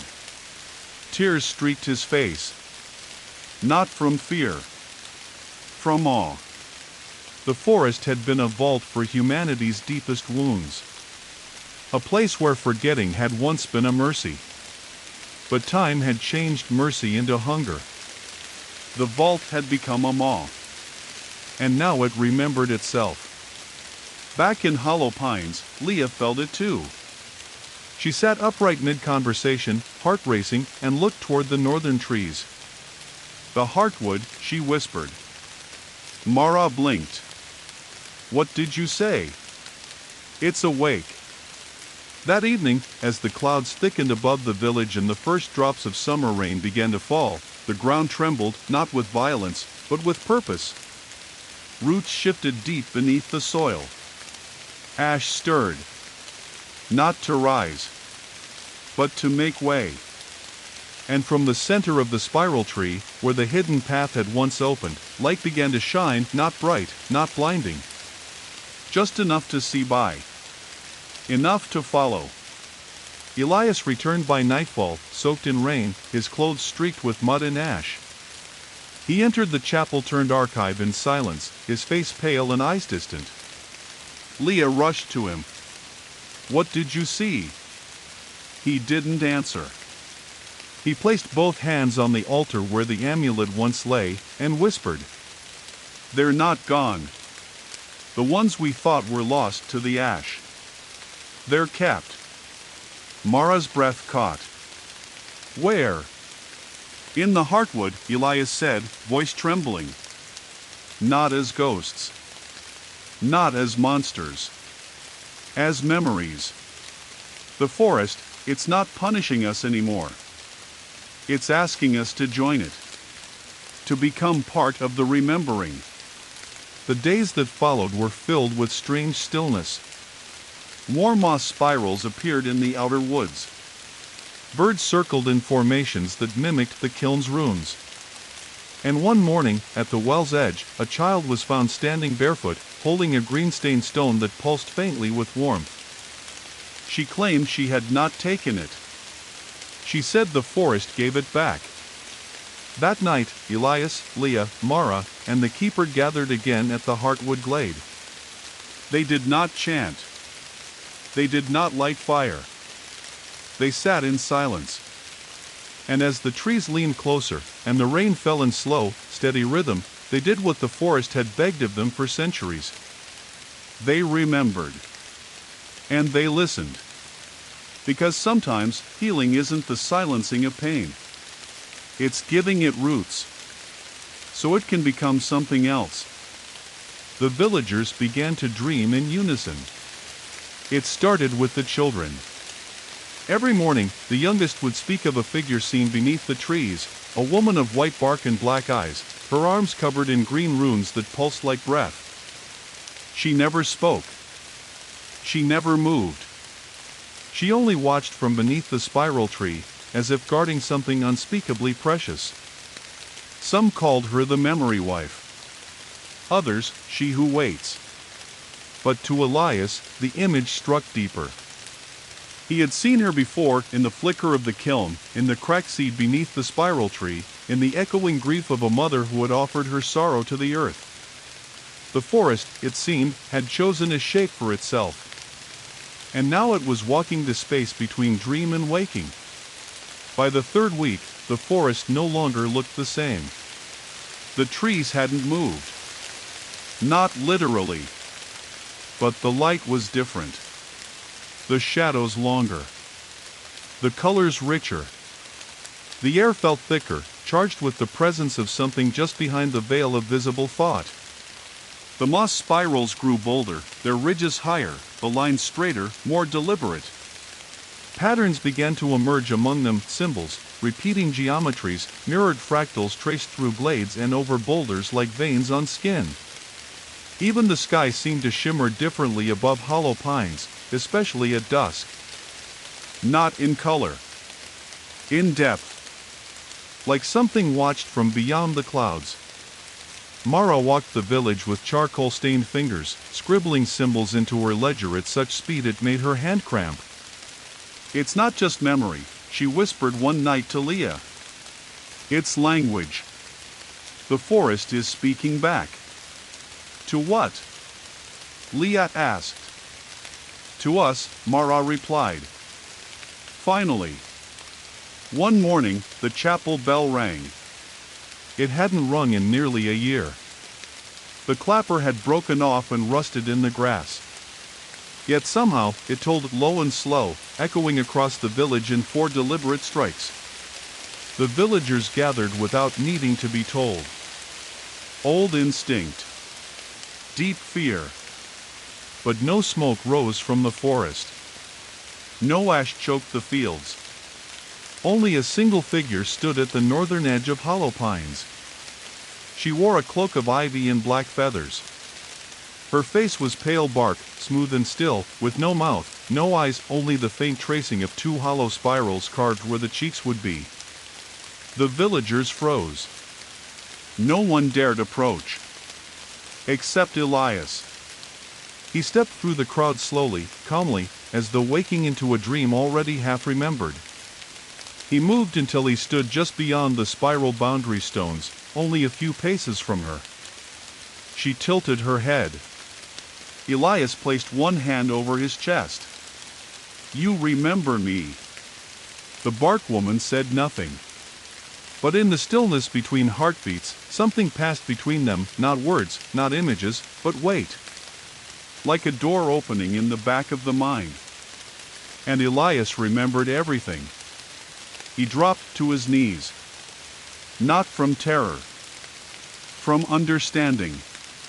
He saw himself not as a single thread, but part of a tapestry stretching back generations. He saw the keepers before him. The flames. The grief. The song his grandmother used to hum on stormy nights. The faces of villagers long turned to dust. The binding. The kiln. The heartwood. The seed. The spiral. He saw the forest's first breath. Not when it was planted. When it was chosen. By those who gave their pain to something ancient. And who asked only that it remember them. "She's not a threat," he told the others, voice shaking. "She's the memory given shape. She's the forest trying to be understood." Leah joined him, eyes wide with realization. She's not just memory. She's what we refuse to carry. The bark woman turned and began walking, slowly, deliberately, toward the heartwood glade. No one followed. Not at first. But as dusk fell and her cloak disappeared among the trees, Elias knew they had no choice. They had to go deeper. That night, preparations were made. The keeper, thinner now and quieter than ever, gathered old scrolls and placed them in a satchel of waxed leather. Mara packed her ledgers, her runes, and the fractured amulet that had once glowed beside the kiln. Leah brought tools, rope, and 3 simple stones carved with protection glyphs. Elias brought nothing. What he needed, he already carried.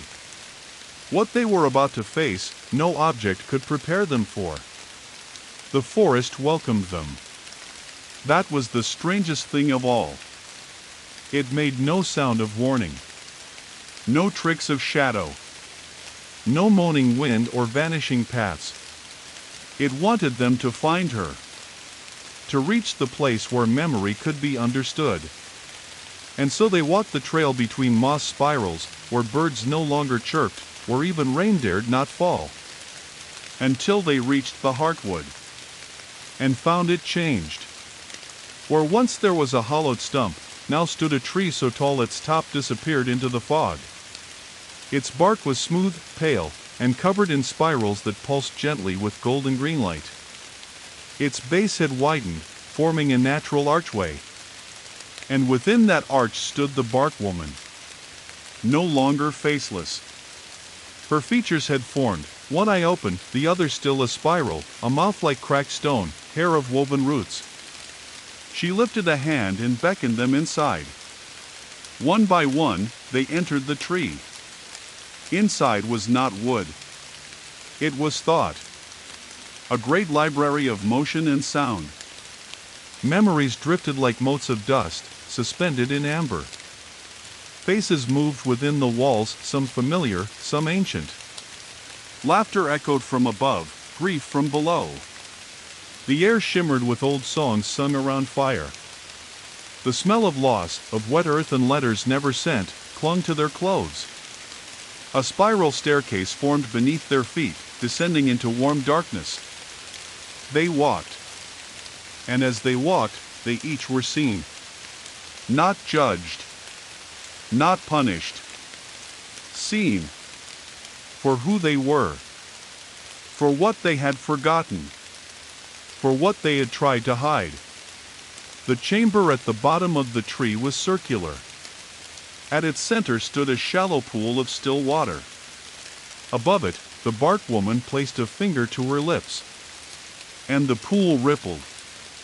Not with water. With names. Names whispered in dozens of voices at once. Names lost to fire. To famine. To silence. Names left out of records. Names erased by cruelty. Names buried with shame. And then, their own names. Not just first names. Full names. Every version they had been, spoken aloud. And as the last syllables faded, the woman finally spoke. Her voice was not loud. Not echoing. It was the voice of leaves falling in autumn. Of a parent singing a lullaby for a child already asleep. You have remembered us, she said. So we remember you. The forest, above, trembled. But it was not pain. It was peace. The kind of peace that only comes after being known. After being held. Not just in memory, but in story. And story, finally, was being written again. By those brave enough to listen. The pool's surface grew still again. The names fell silent, but their echo lingered inside the air, woven into the walls and the very breath Elias took. It was as though the chamber beneath the heartwood had etched the names onto his bones, replacing forgotten things with presence, sharp, unshakable, solemn. The bark woman stepped away from the pool and raised her hands. From the hollow ceiling above, thin strands of amber light began to fall, drifting like silken threads through water. They weren't just light, they were thought. Each strand shimmered with faint images, children playing in forgotten gardens, a storm splitting the sky over a sleeping village, a girl hiding beneath floorboards from men with torches. All of it memory. All of it true. All of it preserved. Elias could barely breathe. These are theirs, he said softly. The ones lost to ash. The bark woman nodded once, slowly. Not lost. Offered. Mara stepped beside him, tears on her face. We buried them. We thought it was mercy. You made forgetting a ritual, the bark woman said. Her voice was layered now, not one, but many, overlapping and folding in on themselves like wind moving through 1,000 reeds. But forgetting cannot be complete. It always returns. In fog. In fire. In dreams. Leah knelt beside the pool and dipped her fingers into it. The water, or what passed for it, was cool and thick like memory itself. A face rose to meet her touch, formed from the surface, a woman with a jagged scar on her lip, smiling through tears. My aunt, Leah whispered. She disappeared when I was 6. No one spoke of her again. She gave herself to the heartwood, the bark woman said. To lessen the burden. To protect. But now the burden must be shared. The keeper, who had been silent until now, stepped forward. I once thought this place was cursed, they said. I spent my life studying how to bind it, seal it, reduce its power. I thought it needed to be silenced. The woman turned her spiraled eye toward them. You weren't wrong. When grief grows too large to be held, it consumes. You tried to protect the village. But you also turned your back on what was offered. I was afraid, the keeper admitted. Good, the bark woman said. Fear remembers what pride forgets. The walls of the chamber began to shift, slowly rotating, not with machinery but with memory. Around them, scenes played across the grain of the wood like film on ancient reels. A fire swallowing a family's barn, and a girl crying out a name into the smoke. A boy whispering to a tree that never answered until he died beneath it. A father burying his daughter beneath the spiral tree when sickness swept the village, placing a red ribbon in her folded hands. Elias turned away, pain blooming in his chest. Why are you showing us this? To give it back, she said. You cannot rebuild a future with stolen stone. These are your people. Their pain is your inheritance. You asked the forest to carry it. And now it wants to return it, Leah said, standing. Because it knows we're strong enough to hold it again. Because you must, the woman said. Or this forest will never stop feeding on itself. She stepped into the pool. The surface did not break. Instead, it shimmered, and the spiral on her chest began to glow. The walls of the chamber folded open. Beyond them, an impossible sight.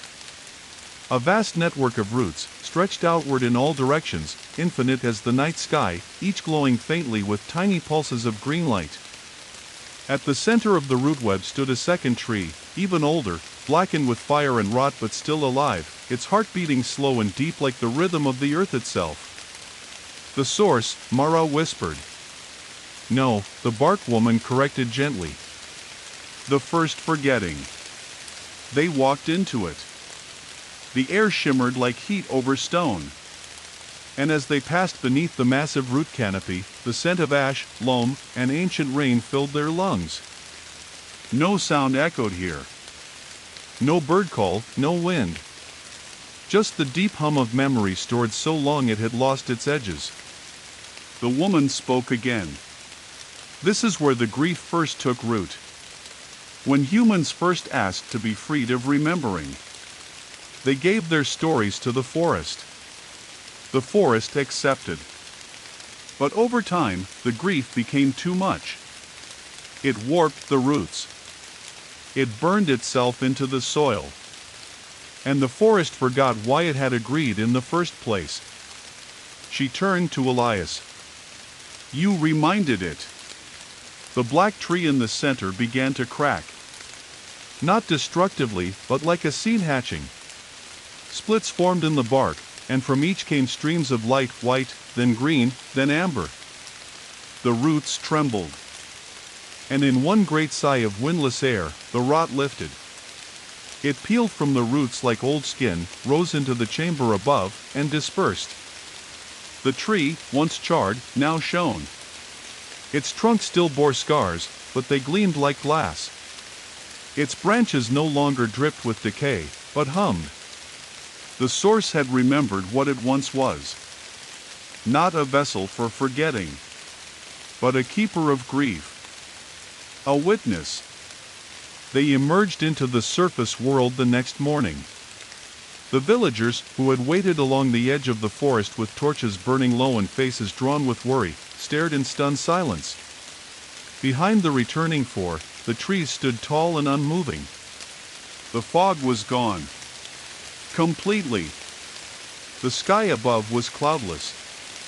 Birdsong echoed freely through the branches. And above the chapel's shattered bell tower, the bark woman stood once more, no longer faceless. No longer hidden. Watching. Waiting. Holding. Elias turned to the people of Hollow Pines and said what needed to be said. There is no curse here. There is no monster. There never was. We gave our grief to the forest because we didn't know how to carry it. And it took it for us willingly.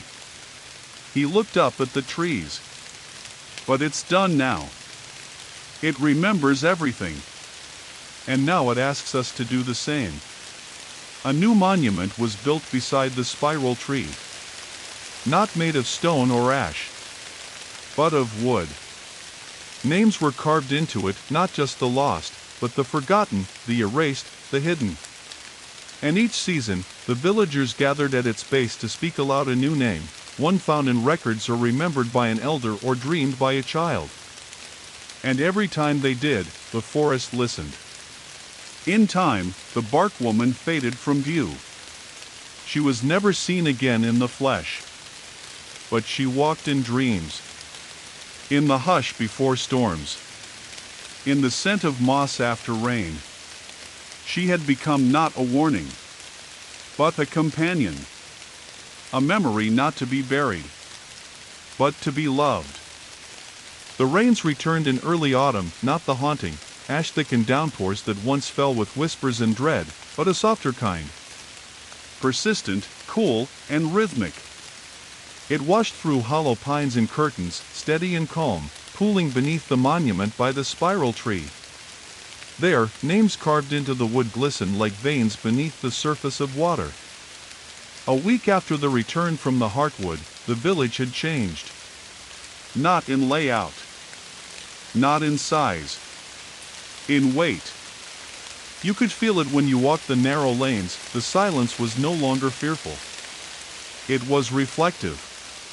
The shadows didn't seem longer than they should be. The fog, when it drifted in from the glens, no longer spoke in hungry breath, but hummed with the kind of deep quiet you get in libraries and cathedrals. The kind where old things wait to be read. The spiral moss still grew in some places, though smaller now, less like symbols and more like fading fingerprints. A reminder, not a warning. Leah stood at the edge of the field one afternoon, where trees met grass. Her eyes were on the forest, but her thoughts were far beyond. In her hand she held a small stone, one she'd carried for years. A river stone, rubbed smooth by generations, with a single faded glyph scratched into its side. It was her father's. He'd vanished when she was young, swallowed by the forest one night after a long silence and a final argument that never resolved. She never knew if he had fallen to madness, or been claimed by the kiln. Now she knew neither. He had given himself to the forest. Not as a sacrifice. As a memory. She knelt by the new monument and placed the stone at its base. "I remember you now," she whispered. "Not just your absence, but you."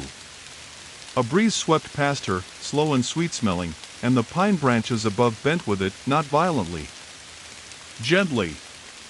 As though they bowed in agreement. Meanwhile, Elias and Mara had gone to the edge of the forest, where the roots still pulsed faintly in the soil. They carried with them the fractured amulet, the once powerful artifact that had glowed so fiercely beside the kiln's edge, now dim and cracked like an old tooth. They buried it at the foot of the spiral tree, wrapped in cloth, surrounded by wildflowers and blackened ash. Not as a relic to forget, but as an offering. A reminder that some tools serve their time, and then deserve peace. The forest accepted it. They felt it in the air, a loosening. Like a hand unclenching. But it was the keeper who first noticed the new change. They had taken to walking alone each dusk, back and forth between the well and the Heartwood glade.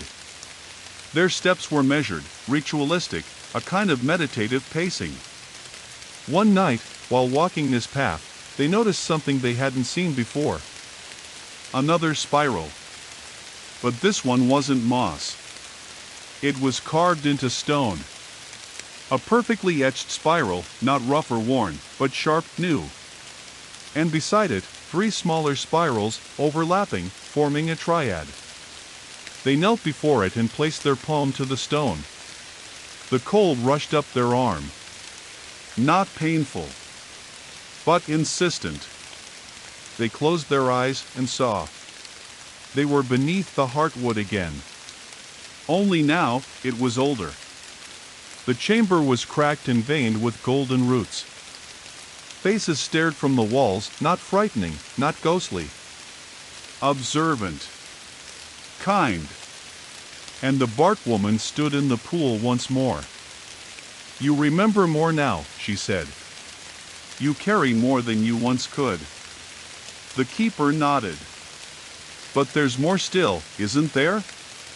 A part even the forest hesitates to hold." She tilted her head. "There is one memory not yet returned." He swallowed. "What is it?" Her hand rose. And from the water stepped a child. Small. Hair damp with ash. Eyes wide with unknowing. "I don't remember him," the keeper whispered. "I don't." "You do," she said. "You buried him too deep. 4 years." Tears burned behind their eyes. "He died when the kiln first opened, didn't he? The night the others ran. He ran toward it." "Not in fear," she said. "In hope." And the keeper collapsed. Years of silence tore loose from their throat like thunder. The scream that followed was not of fear or rage, but release, the cry of something finally allowed to be real. The forest held the sound without echo. They woke lying at the base of the spiral stone. Moss had begun to grow along its side. And beside it, a new carving now shone. A child, hand extended. Smiling. Back in Hollow Pines, a new structure was being built, not a building, but a circle. A ring of tall wood beams around the spiral tree, open to the sky, with benches and paths leading to it from every edge of the village. They called it the Remembering Hollow. Not a church. Not a shrine. A space for quiet. 4 names. 4 memory. Each week, a new villager stepped forward to place an item, a ribbon, a photo, a coin, a shoelace, a piece of paper with a single sentence written in shaking ink. 1 memory each. Offered. And received. One night, during the first frost of the season, the sky above Hollow Pines flared. No lightning. No storm. Just light. A gentle spiral of green and gold, barely visible, winding across the sky like a sleeping snake. It lingered for hours. The people stood in silence beneath it, faces upturned. Even the trees leaned slightly, as if listening. Inside the chapel, now transformed into a library of memory, Leah and Mara worked late. They had begun transcribing the spiral language into a growing collection of bound books, each page inked with care and tucked into shelves carved from storm-felled pines.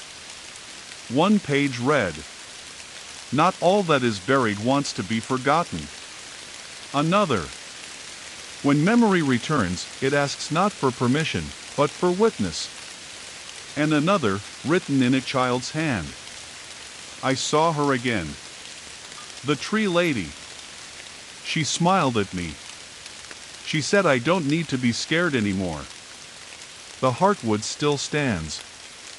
Its roots still stretch, and its walls still hum with stories older than ash. The bark woman does not walk openly, but her presence lingers in the way branches bend, in the hush before a name is spoken, in the sudden stillness that falls before a revelation. The forest is not haunted now. It is inhabited. Not by ghosts, but by truths. And the villagers of Hollow Pines know now, forgetting is a wound that scabs, but never truly heals. Only by remembering together, loudly, gently, over and over, can the wound become something else. Not a scar. A story. The first snowfall of the season came quietly, as if unsure whether it was welcome. The flakes drifted down without urgency, settling atop the moss, the monument, and the rooftops of Hollow Pines like a silencing hand. No one spoke of it when they first noticed.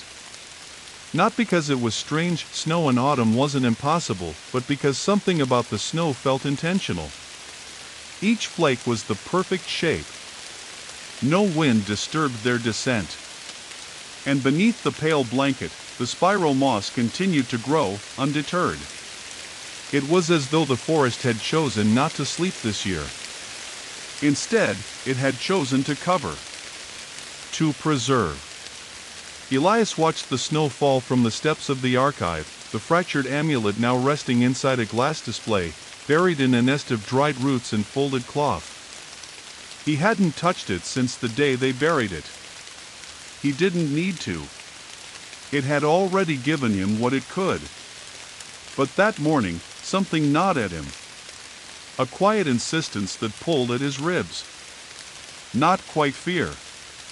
Not quite curiosity. An invitation. It was Leah who said the words first, when she emerged beside him wrapped in her mother's old wool coat. "I think it wants to show us the rest." He nodded. That afternoon, Elias, Leah, Mara, and the keeper gathered again at the heartwood. The ground around the base of the great spiral-marked tree was untouched by snow. It steamed gently, warm despite the cold, like the heat of a hearthstone pulled from coals. No sign of the bark woman. But she had never needed to appear for them to know she was watching. Elias placed his hand against the wood, and the tree groaned a low, ancient creaking, like the shifting of the world's shoulder. A seam opened at its roots. A stairway, once more.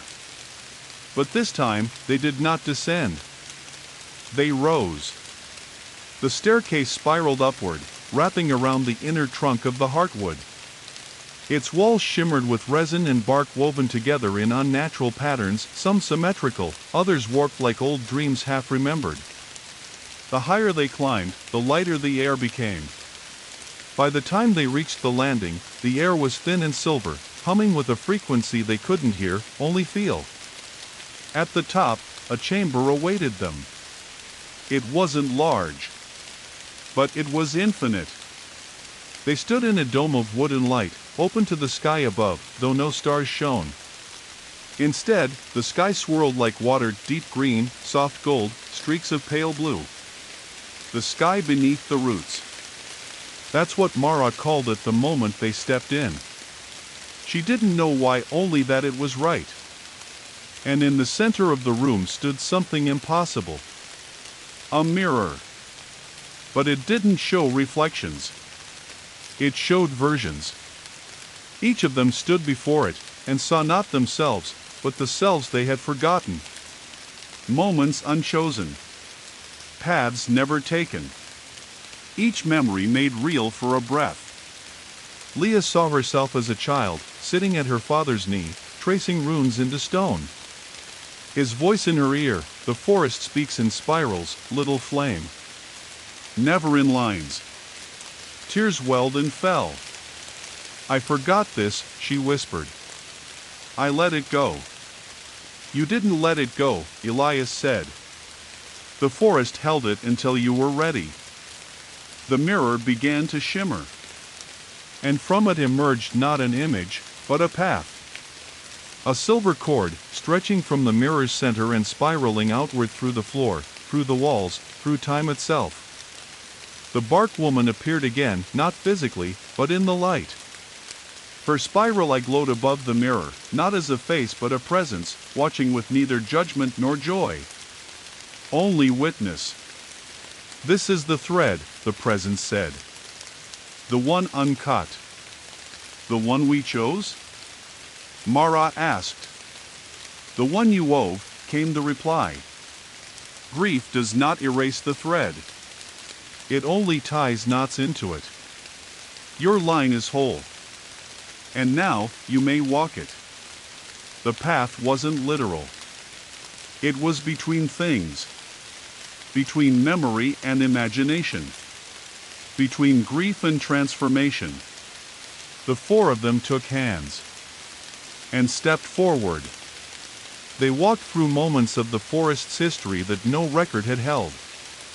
The first offering, an elder laying his wife's ashes in the crook of two roots, whispering her name to the dark, and hearing it whispered back by leaves.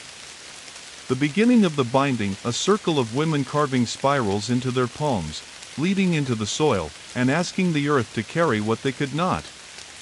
The first forgetting, a mother sobbing beside a fog-covered pond, unable to hold her son's name in her mouth, giving it to the water instead.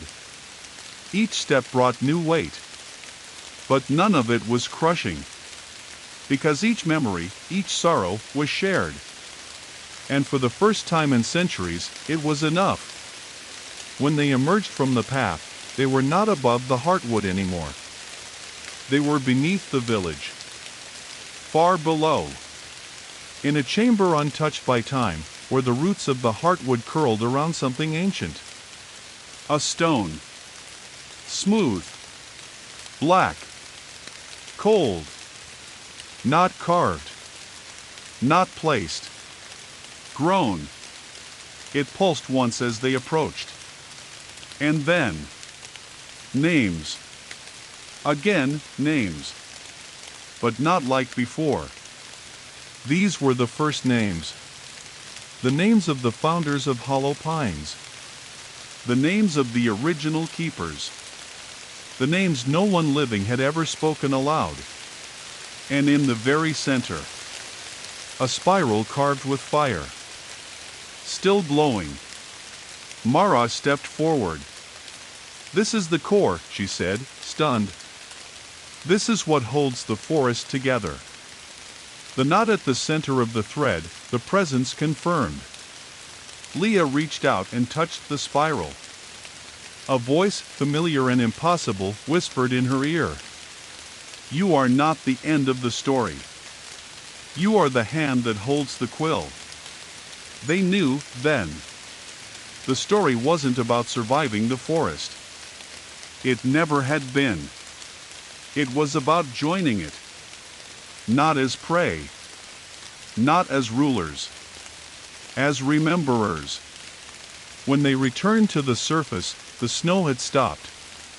The sky above Hollow Pines had split open with stars so sharp they looked like runes. The villagers stood outside, waiting, drawn by a knowing they didn't understand. Elias raised his hand, and said the only words that made sense. "It's time. Time to remember. Time to write. Time to speak names aloud. To carry grief together, instead of handing it off to the trees and hoping the fog would erase it.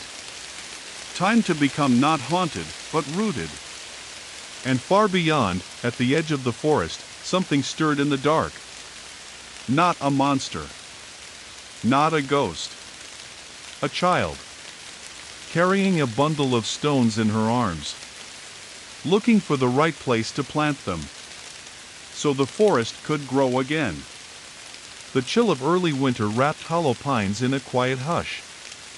Snow lay thick and unbroken across the rooftops, the forest floor, and the winding lanes that had once been marked by fearful steps and whispered warnings. Now, footsteps crunched with calm purpose, and the air held a steady rhythm of breathing, human and forest intertwined in a new dance. The remembering hollow had become the heart of the village's life. The wooden circle surrounding the spiral tree was never empty. Each evening, villagers came carrying small tokens, some fragile, some rough-hewn items that belonged to someone whose name was lost in time or tragedy. A piece of thread worn thin from a child's coat. A rusted locket with a faded photograph inside. A silver ring too small for any living hand. A notebook filled with half-written letters. Each offering was placed carefully upon the altar of gnarled roots and polished bark. And as the tokens collected, the spiral moss grew brighter and stronger, twining up the tree's great trunk like ribbons of living light. That evening, as the village gathered, Elias stepped forward to speak. His voice was steady, though heavy with the weight of all they had endured and learned. "We come here not to forget," he said, "but to remember. To hold each other's stories, pain and joy alike, as part of one living thing. This forest is our past, our present, and our future. It asks only that we bear it together." Leah stood beside him, clutching the worn stone from her father. We carry not just names, she added, but love, loss, hope. All the parts of ourselves we once thought too fragile to face. The keeper, eyes bright with renewed purpose, lifted a small wooden box. Tonight, we offer the last piece, the final name known only to a few. The box was opened. Inside lay a single, small bone clean and white, etched with spirals faint as moonlight. A name whispered for generations but spoken aloud only once. Mara spoke it softly. Leora. The crowd fell silent. Not because of fear, but because they knew the name carried everything. Leora was the girl who had vanished long ago, the one who had walked into the kiln's fire to save the village. The one who had never truly left. As Mara's voice faded, the snow began to fall again. Softly at first, then heavier. Each flake shimmering with the glow of green and gold. The spiral moss on the tree shone brighter still, casting a gentle light across the gathered faces. And from the heartwood, a warmth spread, a pulse of life that filled every root, every leaf, every breath of air. The bark woman appeared once more, her face now fully formed, serene, and radiant. She stepped forward, touching the carved names, and the air sang with 1,000 quiet voices. "You have remembered," she said. "You have carried what was lost and what was hidden. And so the forest breathes again." From the trees, a slow wind rose. Not a howl. Not a whisper. But a song. A lullaby. An ancient melody carried on branches and rain. The villagers joined in softly, voices rising in unison, a prayer not for forgetting, but for remembering. And as their voices wove together, the forest opened. Not to consume, but to embrace.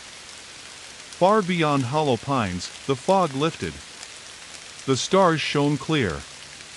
And the forest stood tall and proud. A living testament to the power of grief, memory, and the unbreakable bond between roots and souls.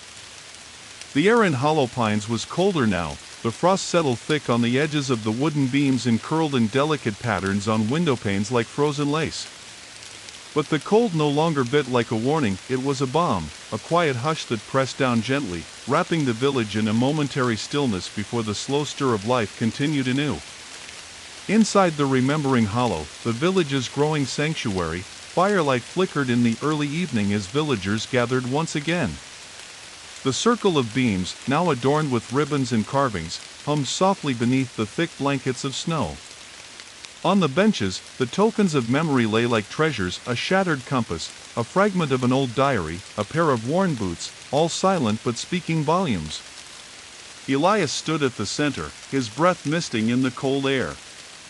His eyes scanned the faces surrounding him, young and old, each carrying their own story, each carrying the weight of past sorrows and new hope. Mara was beside him, her ledger open, its pages filled with spirals and symbols, the record of the forest's language growing thicker every day. But the keeper was missing.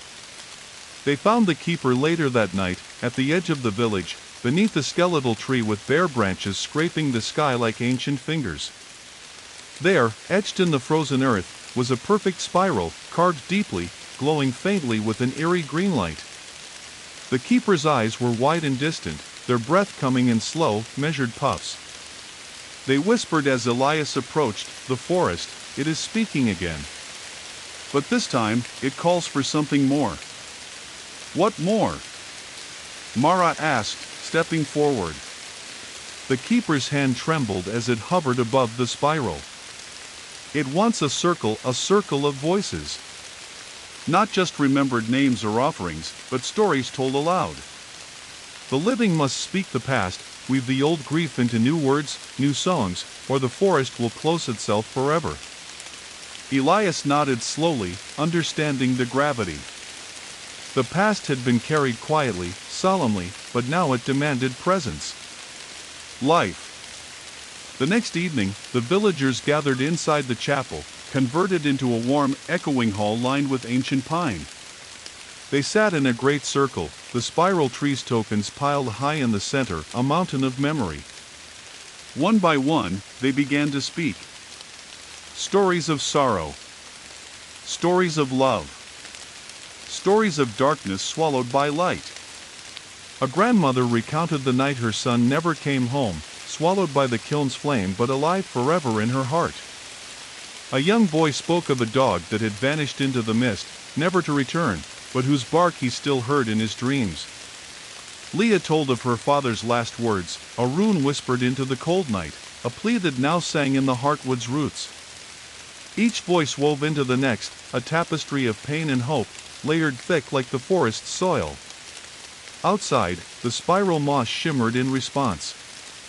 The bark woman appeared once more, her form flickering between shadow and light, listening with hollow spirals for eyes.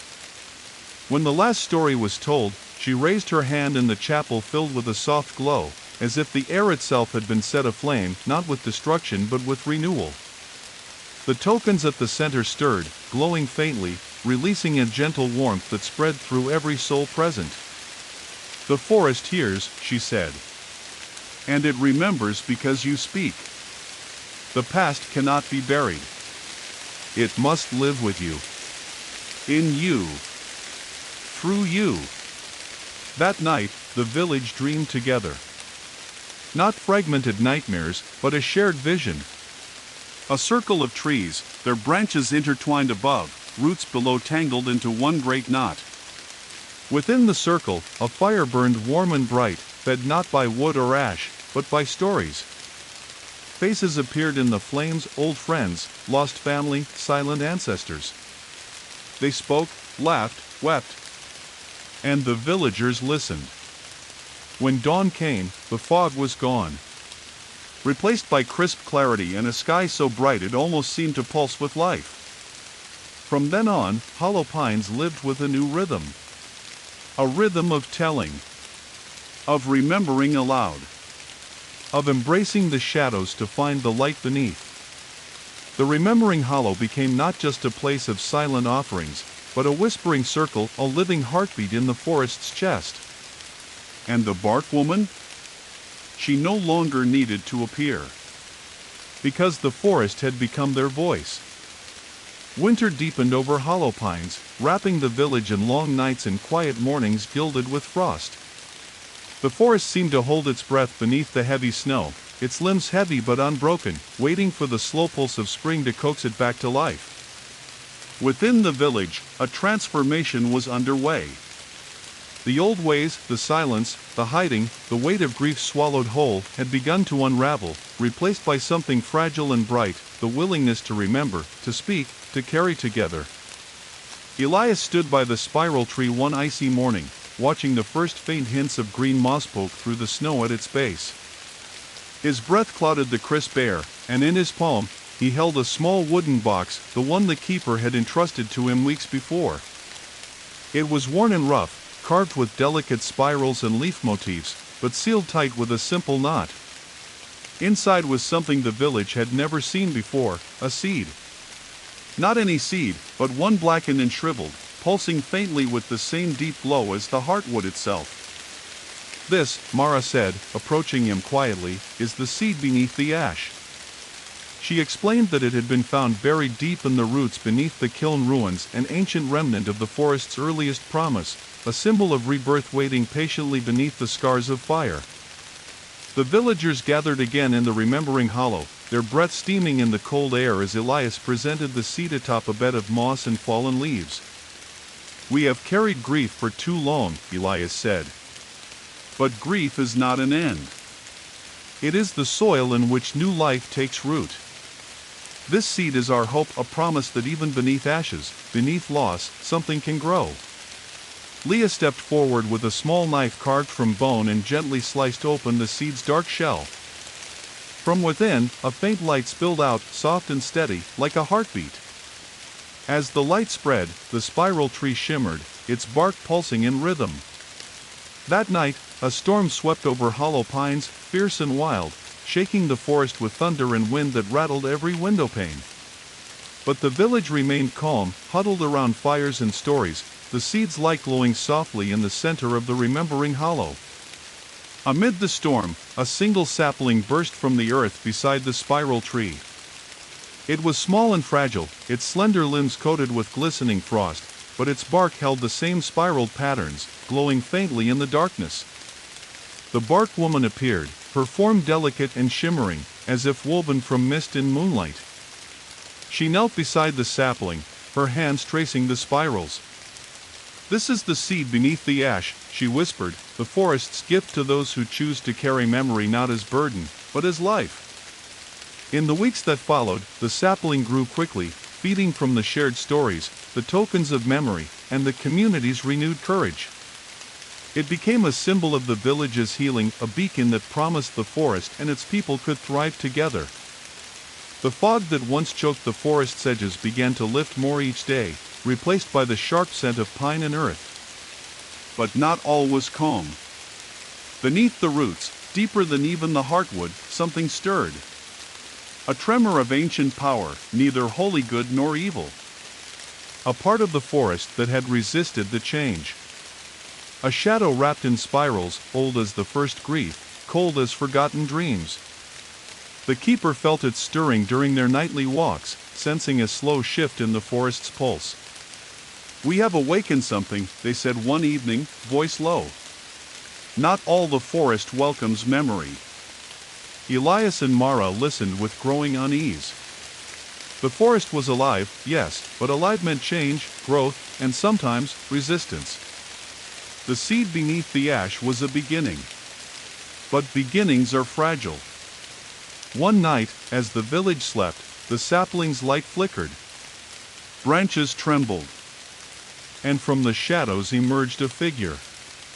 Not the bark woman. Not human. A shape woven of roots and cold fire, its eyes glowing with sorrow and anger. It whispered in a voice like wind through dead leaves. "Remember me." The forest had kept all its memories. Not only those offered willingly, but those buried deep, twisted by fear, regret, and silence. The journey was far from over. The night the shadow emerged, the village of hollow pines lay beneath a sky mottled with stars, the air crisp and sharp as broken glass. The sapling by the spiral tree flickered weakly, its glow dimming in the face of an unseen presence that slithered beneath the earth, coiling around roots like a serpent of darkness. Inside the remembering hollow, a sudden chill swept through the circle of villagers. Some shivered despite the warmth of the fires, others looked uneasily toward the forest's edge where shadows seemed to thicken unnaturally. Elias sat with Mara and Leah, exchanging worried glances. The keeper, recently returned from a long vigil beneath the heartwood, stepped into the light with a grave expression. "It has awakened," the keeper whispered.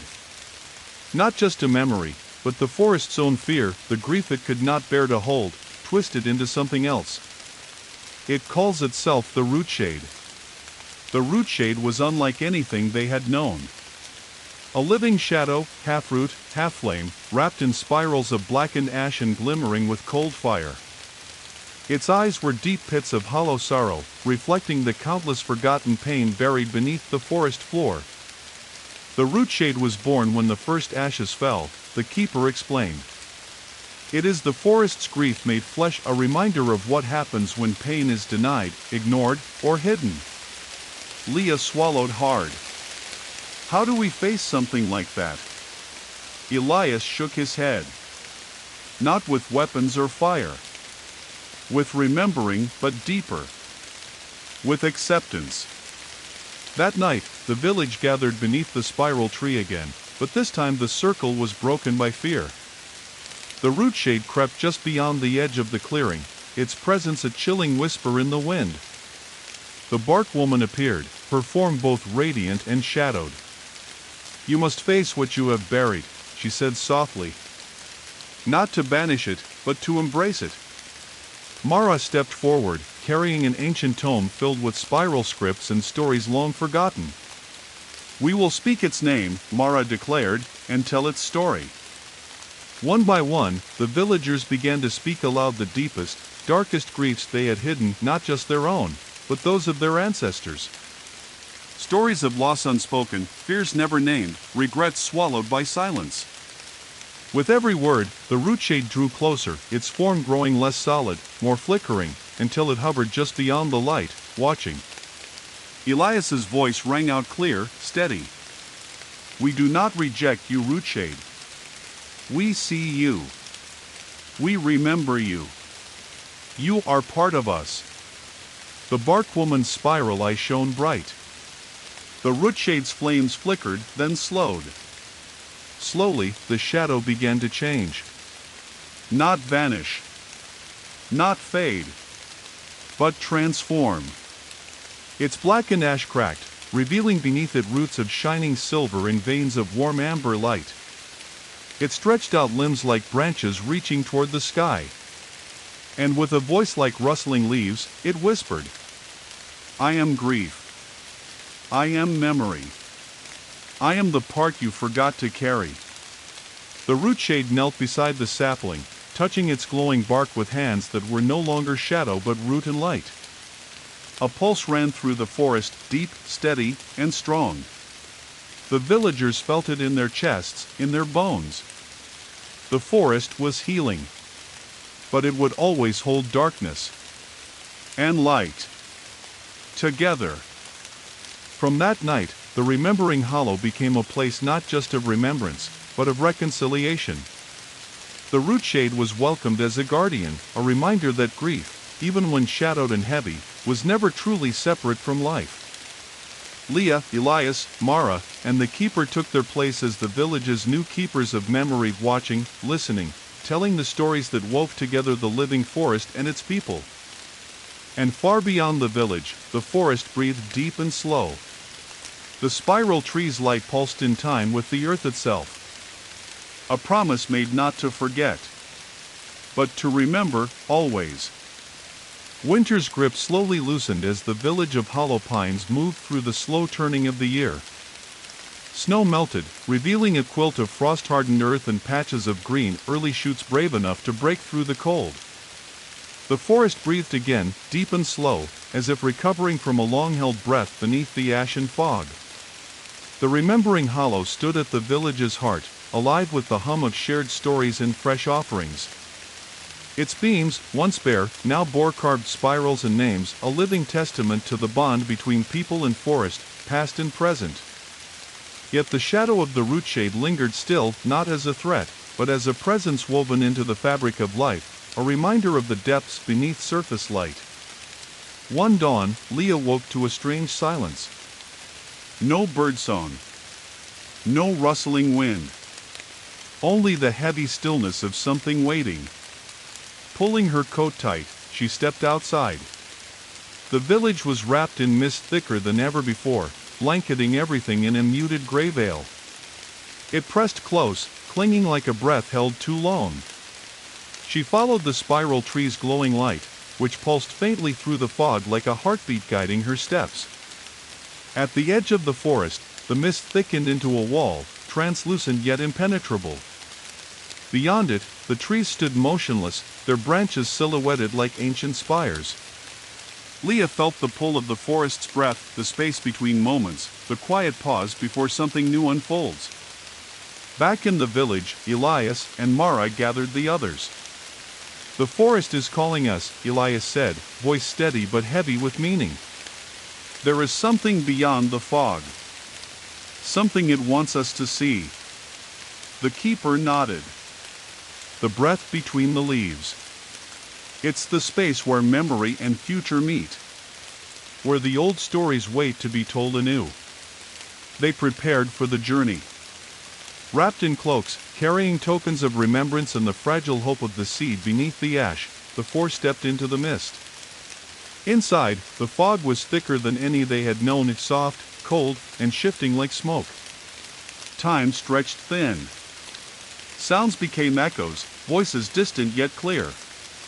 As they walked, the spirals etched into their skin by the forest's touch began to glow, illuminating a path through the shifting gray.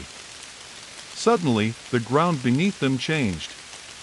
Roots, massive and twisting, rose like pillars from the earth, forming an endless labyrinth. the air hummed with ancient power. At the labyrinth's heart stood a stone altar worn and cracked, covered in moss and glowing spirals. Upon it rested a simple bowl filled with water so clear it reflected not their faces, but scenes from the past. Leah stepped forward and gazed into the bowl. She saw the village centuries ago, small and wild. She saw the kiln's first fire, burning bright and hungry. She saw Leora, the child who had stepped into the flames, a spark of light in the darkness. Then the image shifted. A new face appeared, a woman wrapped in shadow and root, her eyes deep pools of sorrow. The bark woman. But different.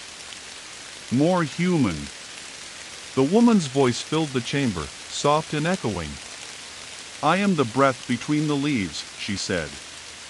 The moment when past and future breathe together.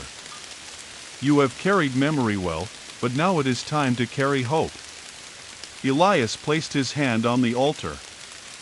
How do we carry hope when the forest still holds shadows? She smiled, faint and sad. Hope is not the absence of shadow, but the choice to walk within it. The bowl's water rippled, and from it rose a vision of the forest's future. A future where the sapling had grown tall and strong, its light weaving through every root and branch. Where the village and forest thrived not as separate beings, but as one living whole. Where the root shade stood guard, not as a threat, but as a guide. The four returned to Hollow Pines transformed. Not just in spirit, but in purpose. They became the breath keepers, tasked with holding the balance between grief and hope, shadow and light. And in the days that followed, the villagers began to tell new stories.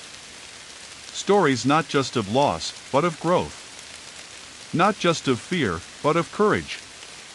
Not just of endings, but of beginnings. Outside the remembering hollow, the spiral tree pulsed with steady light. And from its roots, new shoots emerged. Fragile. Bright. Alive. The days stretched longer as winter began its slow retreat, and the first tentative green pushed through the thawing earth of Hollow Pines. The forest was waking, a soft, deliberate stirring like breath exhaled after a long pause. The village itself felt different, lighter somehow, though the weight of what had been endured still rested beneath every step. The remembering hollow pulsed softly in the heart of the village, a beacon of memory and hope. Its circle had grown, with more benches carved from fallen timber and new tokens laid with reverence, a faded scarf, a child's small shoe, a shard of a broken lantern. But something was shifting beneath the surface, a whisper among the trees, a flicker in the shadows. Elias sat beside the spiral tree one evening, watching as the last light of day filtered through bare branches and touched the glowing moss. He felt a tension in the air, subtle yet undeniable, like the forest itself was holding its breath again. Leah approached, her steps quiet but urgent. There's something in the western glade, she said. The fog thickens there. The light flickers in strange ways. I think the forest is trying to tell us something. Mara and the keeper soon joined them, their faces grim. We must go, Mara said. Together. The path to the western glade wound through ancient trees whose roots tangled like sleeping serpents beneath the mossy earth. The deeper they walked, the thicker the fog grew, silver-gray tendrils weaving through branches and swirling around their ankles like restless spirits. When they reached the clearing, a veil of quiet shadows hung low, as if the light itself hesitated to enter. At the center, a ring of stones circled a shallow pit, from which faint wisps of smoke curled upward, scenting the air with earth and something old, something lost.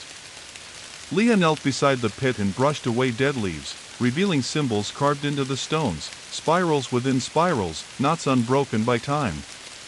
The keeper traced a finger along the carvings. These are the marks of the silent circle, they said softly. A group who once guarded the deepest secrets of the forest. They believed that some stories must never be spoken aloud. Elias frowned. But our journey has been about bringing stories into the light. The keeper nodded slowly. Yes. But the silent circle's silence was a shield, born of fear and sorrow. The forest still carries their weight. As they stood in the glade, the fog thickened further, swirling into shapes, faces, hands, glimpses of shadowy figures bound by invisible chains. The bark woman appeared, her presence serene yet somber. "Not all shadows yearn for light," she said. "Some dwell in the quiet spaces between breath and thought." The silent circle remains, guarding memories too painful to release. Mara stepped forward. "We cannot carry what we do not face. How do we honor their silence while healing their wounds?" The bark woman's spiral eye glowed brighter. "By weaving silence and speech together. By listening not just with ears, but with hearts." They formed a new circle around the pit, hands joined, breathing slowly in unison. Leah began a soft chant, an ancient melody learned from the forest itself. One by one, the others joined, voices rising in a gentle wave that filled the clearing. The fog began to lift, revealing not empty shadows but faces, ancestors, keepers, children lost to time. Tears fell, voices trembled, but the circle held strong. The silent circle was not broken. It was embraced. When the song ended, the veil of shadows dissolved into mist, carrying away sorrow but leaving peace. The pit glowed faintly, and from it grew a single white flower, the first bloom of spring, delicate and pure. Leah smiled through tears. "A promise." Elias nodded. "That even silence can sing." Back in the village, the remembering hollow welcomed the new season with open arms. The spiral trees' glow grew steady and warm. And the people of Hollow Pines learned that healing is not just the telling of stories, but the honoring of silences. The forest breathed deep. The village listened. And together, they walked forward, carrying the past, the present, and the quiet shadows between. Spring advanced with the slow certainty of a whispered promise, unfurling like new leaves upon the ancient limbs of the forest. Hollow Pines breathed anew beneath skies that warmed with tentative sunlight and carried the songs of returning birds. The snow was gone, the frost melted into the earth, and the sapling by the spiral tree had grown taller, its slender branches stretching towards the light like a hopeful prayer. Yet, beneath the surface, beneath roots, soil, and memory, echoes stirred.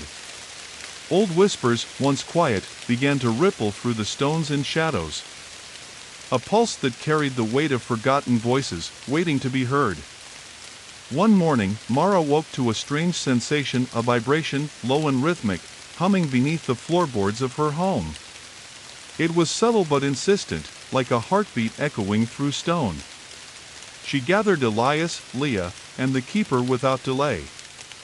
"It's coming from beneath the village," she said, voice taut with urgency. "Something ancient, something restless." Together, they followed the pulse, tracing it down a forgotten, well-worn path beneath Hollow Pines, through tunnels carved long ago by those who walked the forest before. The air grew cooler and heavier as they descended into an underground cavern, lit only by faint phosphorescent moss clinging to damp stone walls. The pulse grew stronger, vibrating through the very ground beneath their feet. In the cavern's center lay a massive stone slab, etched with spirals and symbols matching those on the heartwood and tokens in the remembering hollow. The slab was cracked, one edge lifted slightly as if disturbed recently. Elias reached out and pressed his palm against the cold surface. A shiver ran through him, not from cold, but from recognition, as if the stone held a living memory. Leah circled the slab, her fingers tracing the carved spirals. "This is a threshold," she whispered. "Between what was buried and what seeks to be remembered." The keeper nodded gravely. "It is the echo chamber of the forest, the place where lost voices are held." Suddenly, the ground trembled beneath them. From the lifted edge of the slab, a soft glow pulsed, and a faint whisper filled the cavern. Voices. Thousands of them, soft, overlapping, weaving stories of joy, sorrow, sacrifice, and hope. The four stood together, breath caught, as the echoes of the past unfurled around them like a living tapestry. The bark woman appeared above the slab, her form radiant and shifting, woven from light and shadow.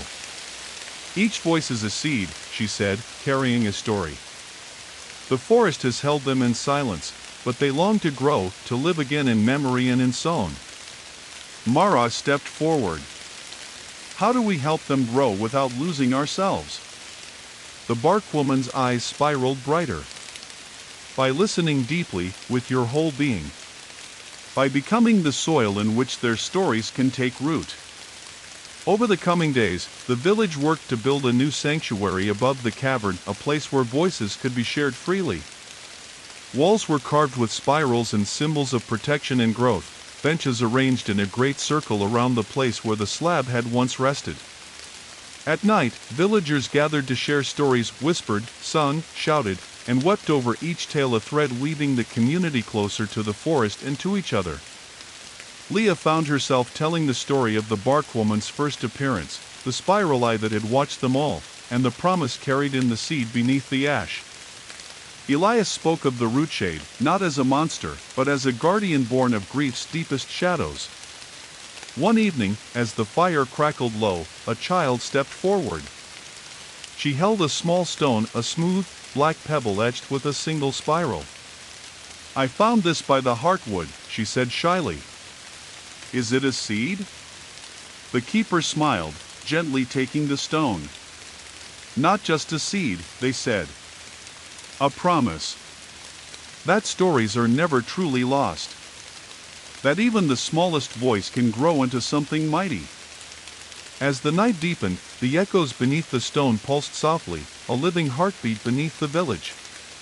And the forest listened. The days lengthened, and the warmth of spring seeped slowly into hollow pines, coaxing life from the earth and shadows alike.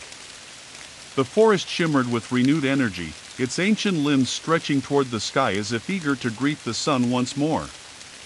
Yet beneath the surface, a subtle pulse thrummed, a rhythm both old and new, weaving through roots tangled deep beneath the village and far into the wild beyond. In the heart of the village, the new sanctuary stood as a living testament to memory and hope, a place where stories were spoken aloud, weaving the threads of past and present into a living tapestry.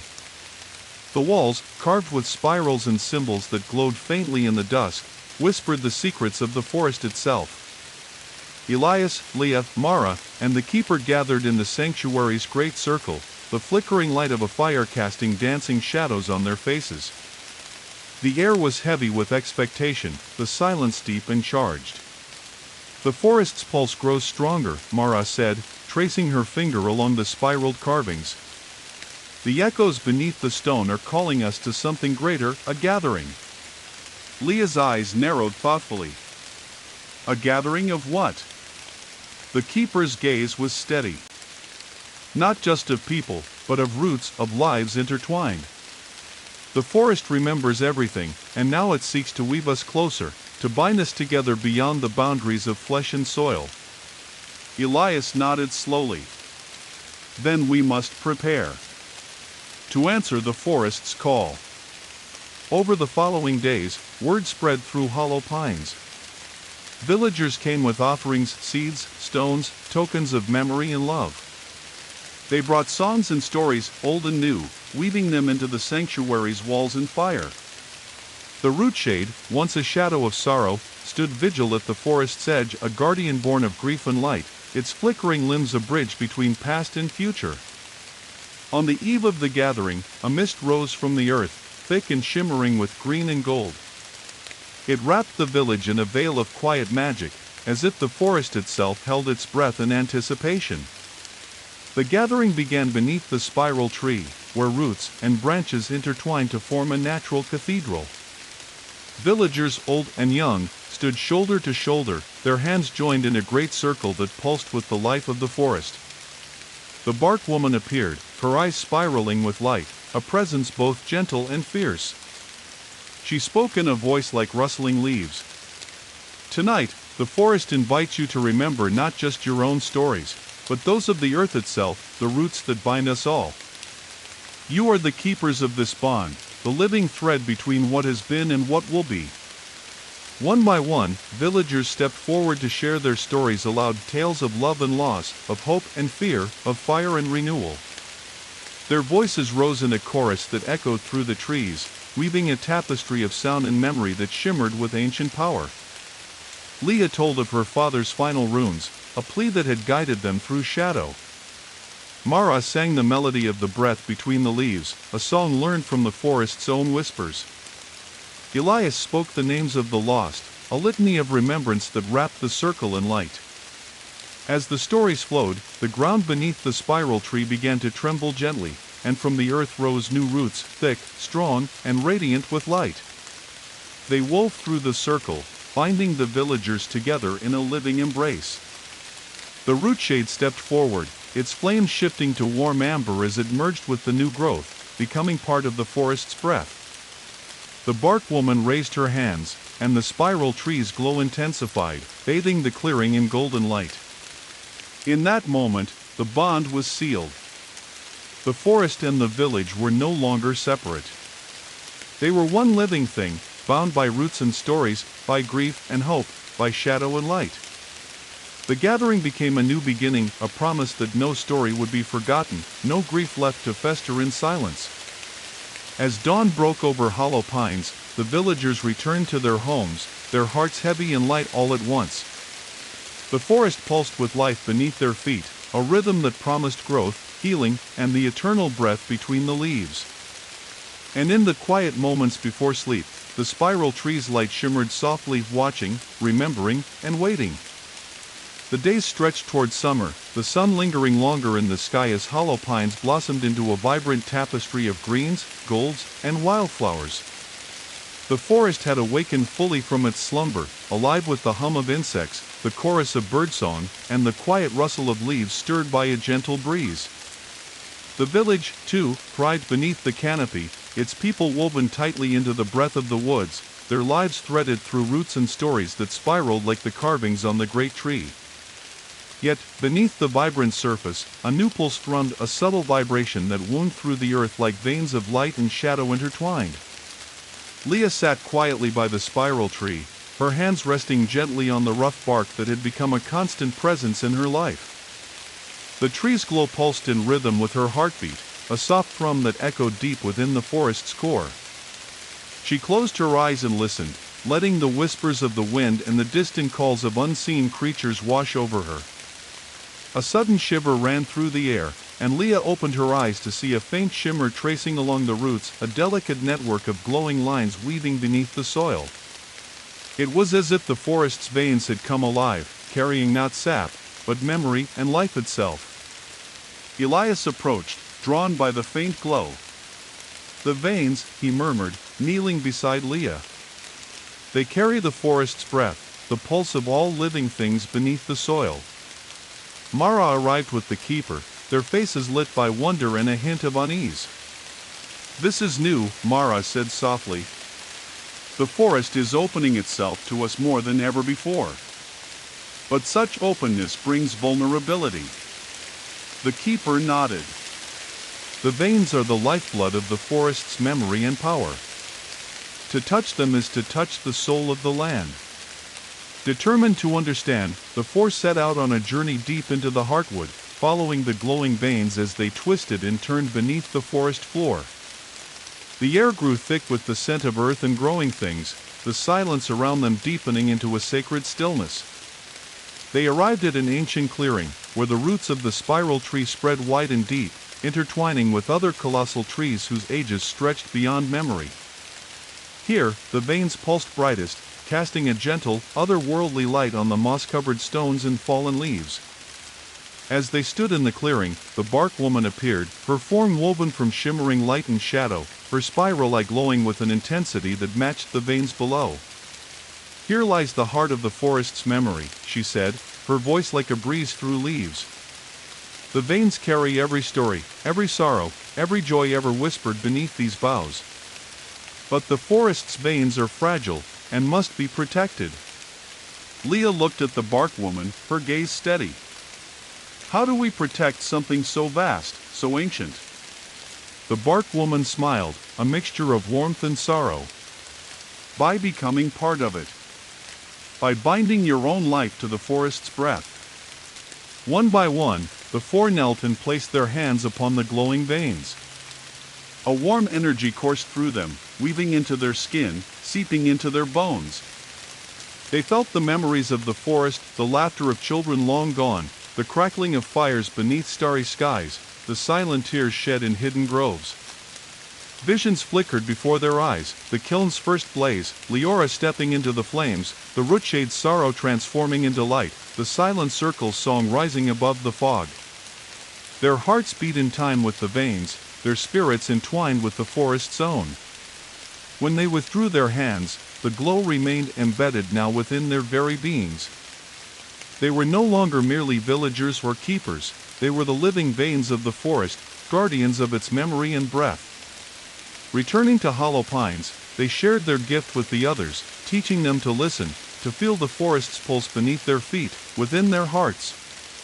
The village flourished in new ways, its people connected not just by story, but by the very lifeblood of the land itself. Yet, even as life blossomed, Leah knew the balance was delicate.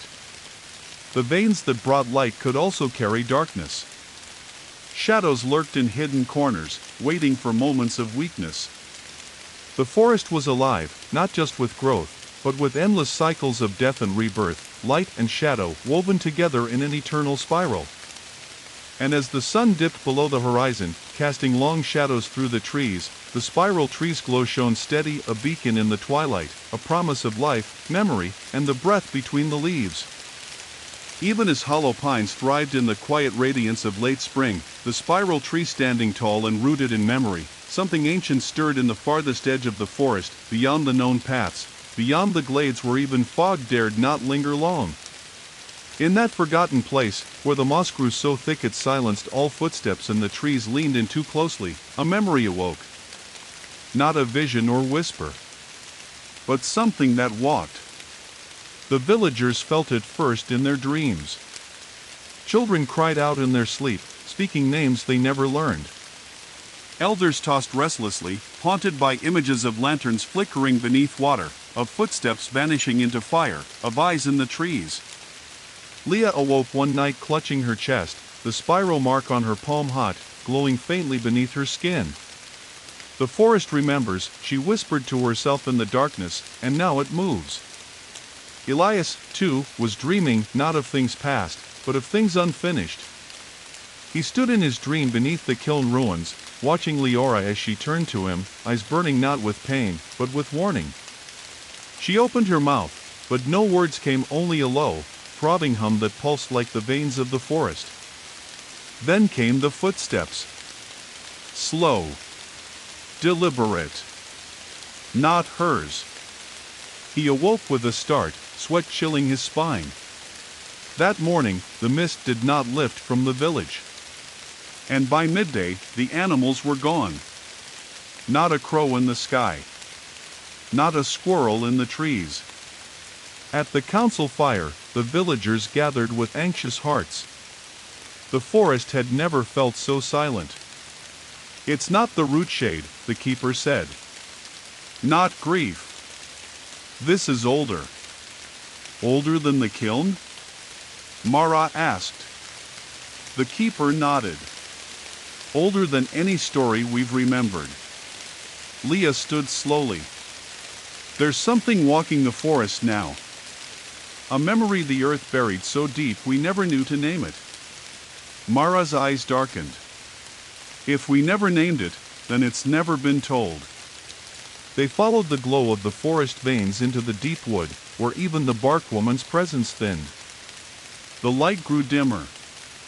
The fog thicker, not like before. This was heavy, almost oily, like the weight of time itself pressing down. And then they saw it.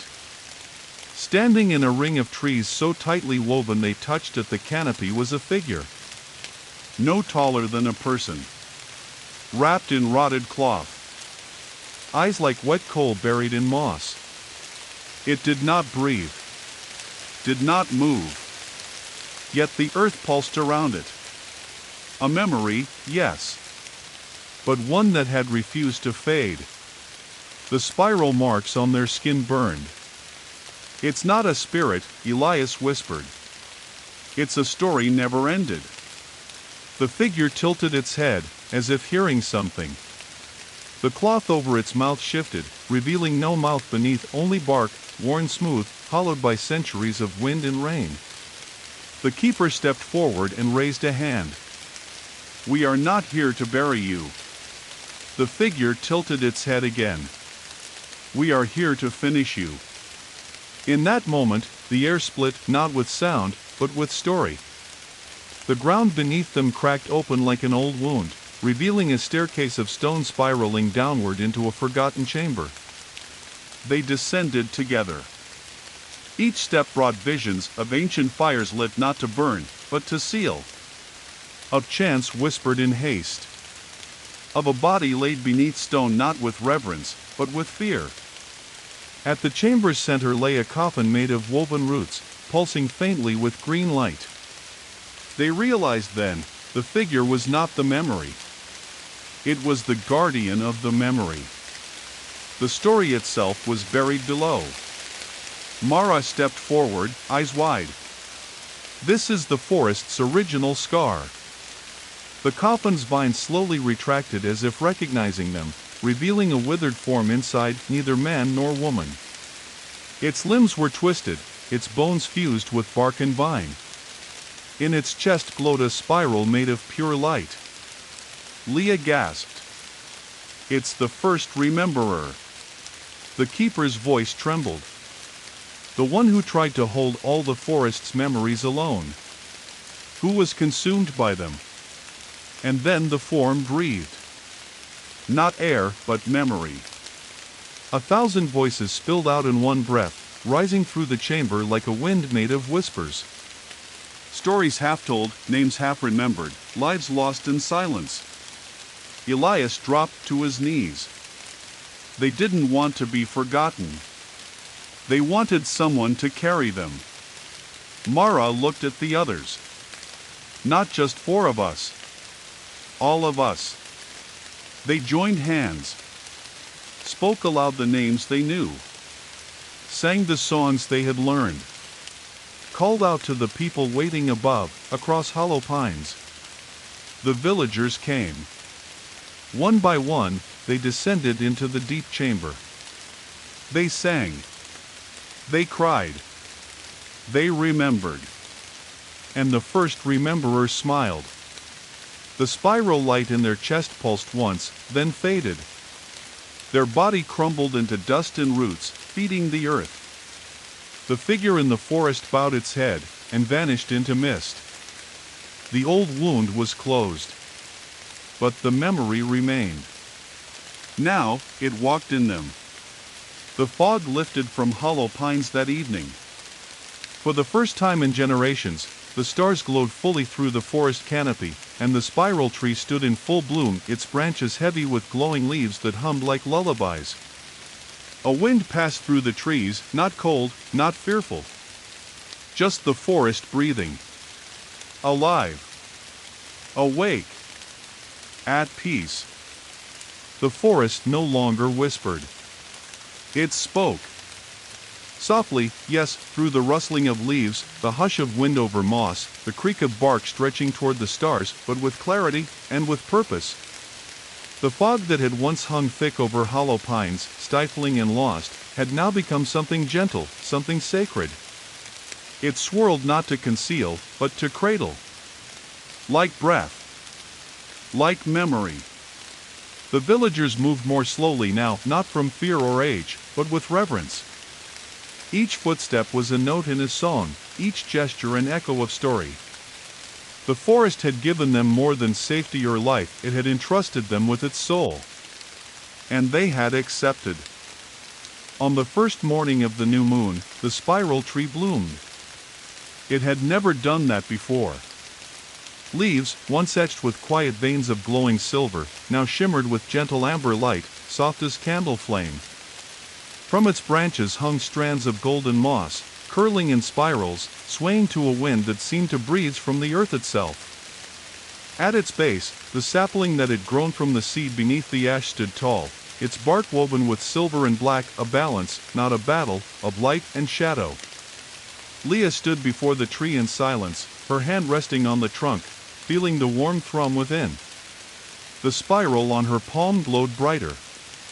Not burning. Resonating.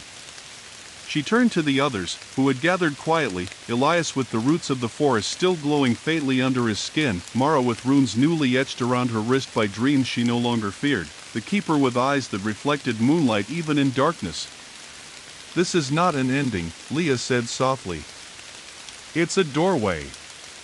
The spiral leads on." The bark woman stepped forward then, no longer alone. With her came echoes, shapes woven of fog and bark, of ash and new growth, of stories remembered and ones still waiting. "They are the ones who came before," she said, her spiral eye gentle. "Those who watched, who wept, who waited. You have called them home." The villagers did not flinch. They stepped forward and welcomed them, these figures of memory and shadow, who had once haunted and now returned not as ghosts but as kin. Together, they formed a circle. And the spiral tree pulsed in the center of it all, steady as a heartbeat. That night, the village held the final gathering, not out of need, but out of gratitude. Fires were lit, songs were sung and new melodies drawn from both the forest's breath and human voices intertwined. Children danced barefoot in the moss, tracing spirals with sticks and stones. Elders sat with tears in their eyes, not from sadness, but from something deeper, a recognition that they had lived to see the pain of generations transformed into light. Leah stood before them all and opened the book of names. The first page had only one word. "Listen." She began to read. Names of the lost. Of those who came before. Of those who carried the weight in silence. And then, the names of the ones who would carry it forward, not alone, not as burden, but as guardians of a sacred bond between story and soil. When the reading was done, silence fell, not empty, but full. Full of everything that had been, and everything yet to be. The spiral tree released a single seed. It drifted gently on the wind, glowing faintly, spiraling as it fell. It landed in the open palm of the smallest child in the village. She smiled. The bark woman knelt beside her, whispering something only the child could hear.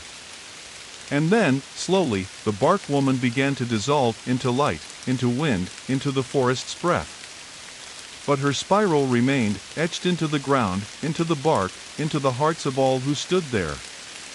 Leah, Elias, Mara, and the keeper climbed the path to the edge of the village the next morning. The air was crisp, the fog barely a memory. "Where will you go?" Leah asked the keeper. They smiled faintly. "I'll go where the roots are shallow, where the forest still sleeps. It's time to wake others." Mara turned to Elias. "And us?" "We stay," he said. "We tend. We listen." They stood in silence, letting the forest speak. It said nothing and everything. Years passed, but the forest never forgot. The village remained, not untouched, but alive. It grew. Changed. Children were born beneath the spiral tree, and old stories were told anew with every breath. The fog returned now and then, but never to haunt. Only to remind that stories never end. They spiral. One day, a traveler came from a distant land, guided only by a dream of a glowing tree and voices in the mist. She found hollow pines waiting, quiet, warm, alive. She stayed. And in time, she too bore the spiral mark. Not as a sign of ownership, but as a promise. That even the quietest voices would be heard. That even the heaviest shadows would be carried. That even ashes, when remembered, could bloom. In the heart of the forest, beneath a sky where stars spiraled like seeds in the wind, the tree stood. Still. Strong. Shining. A forest beyond sleep.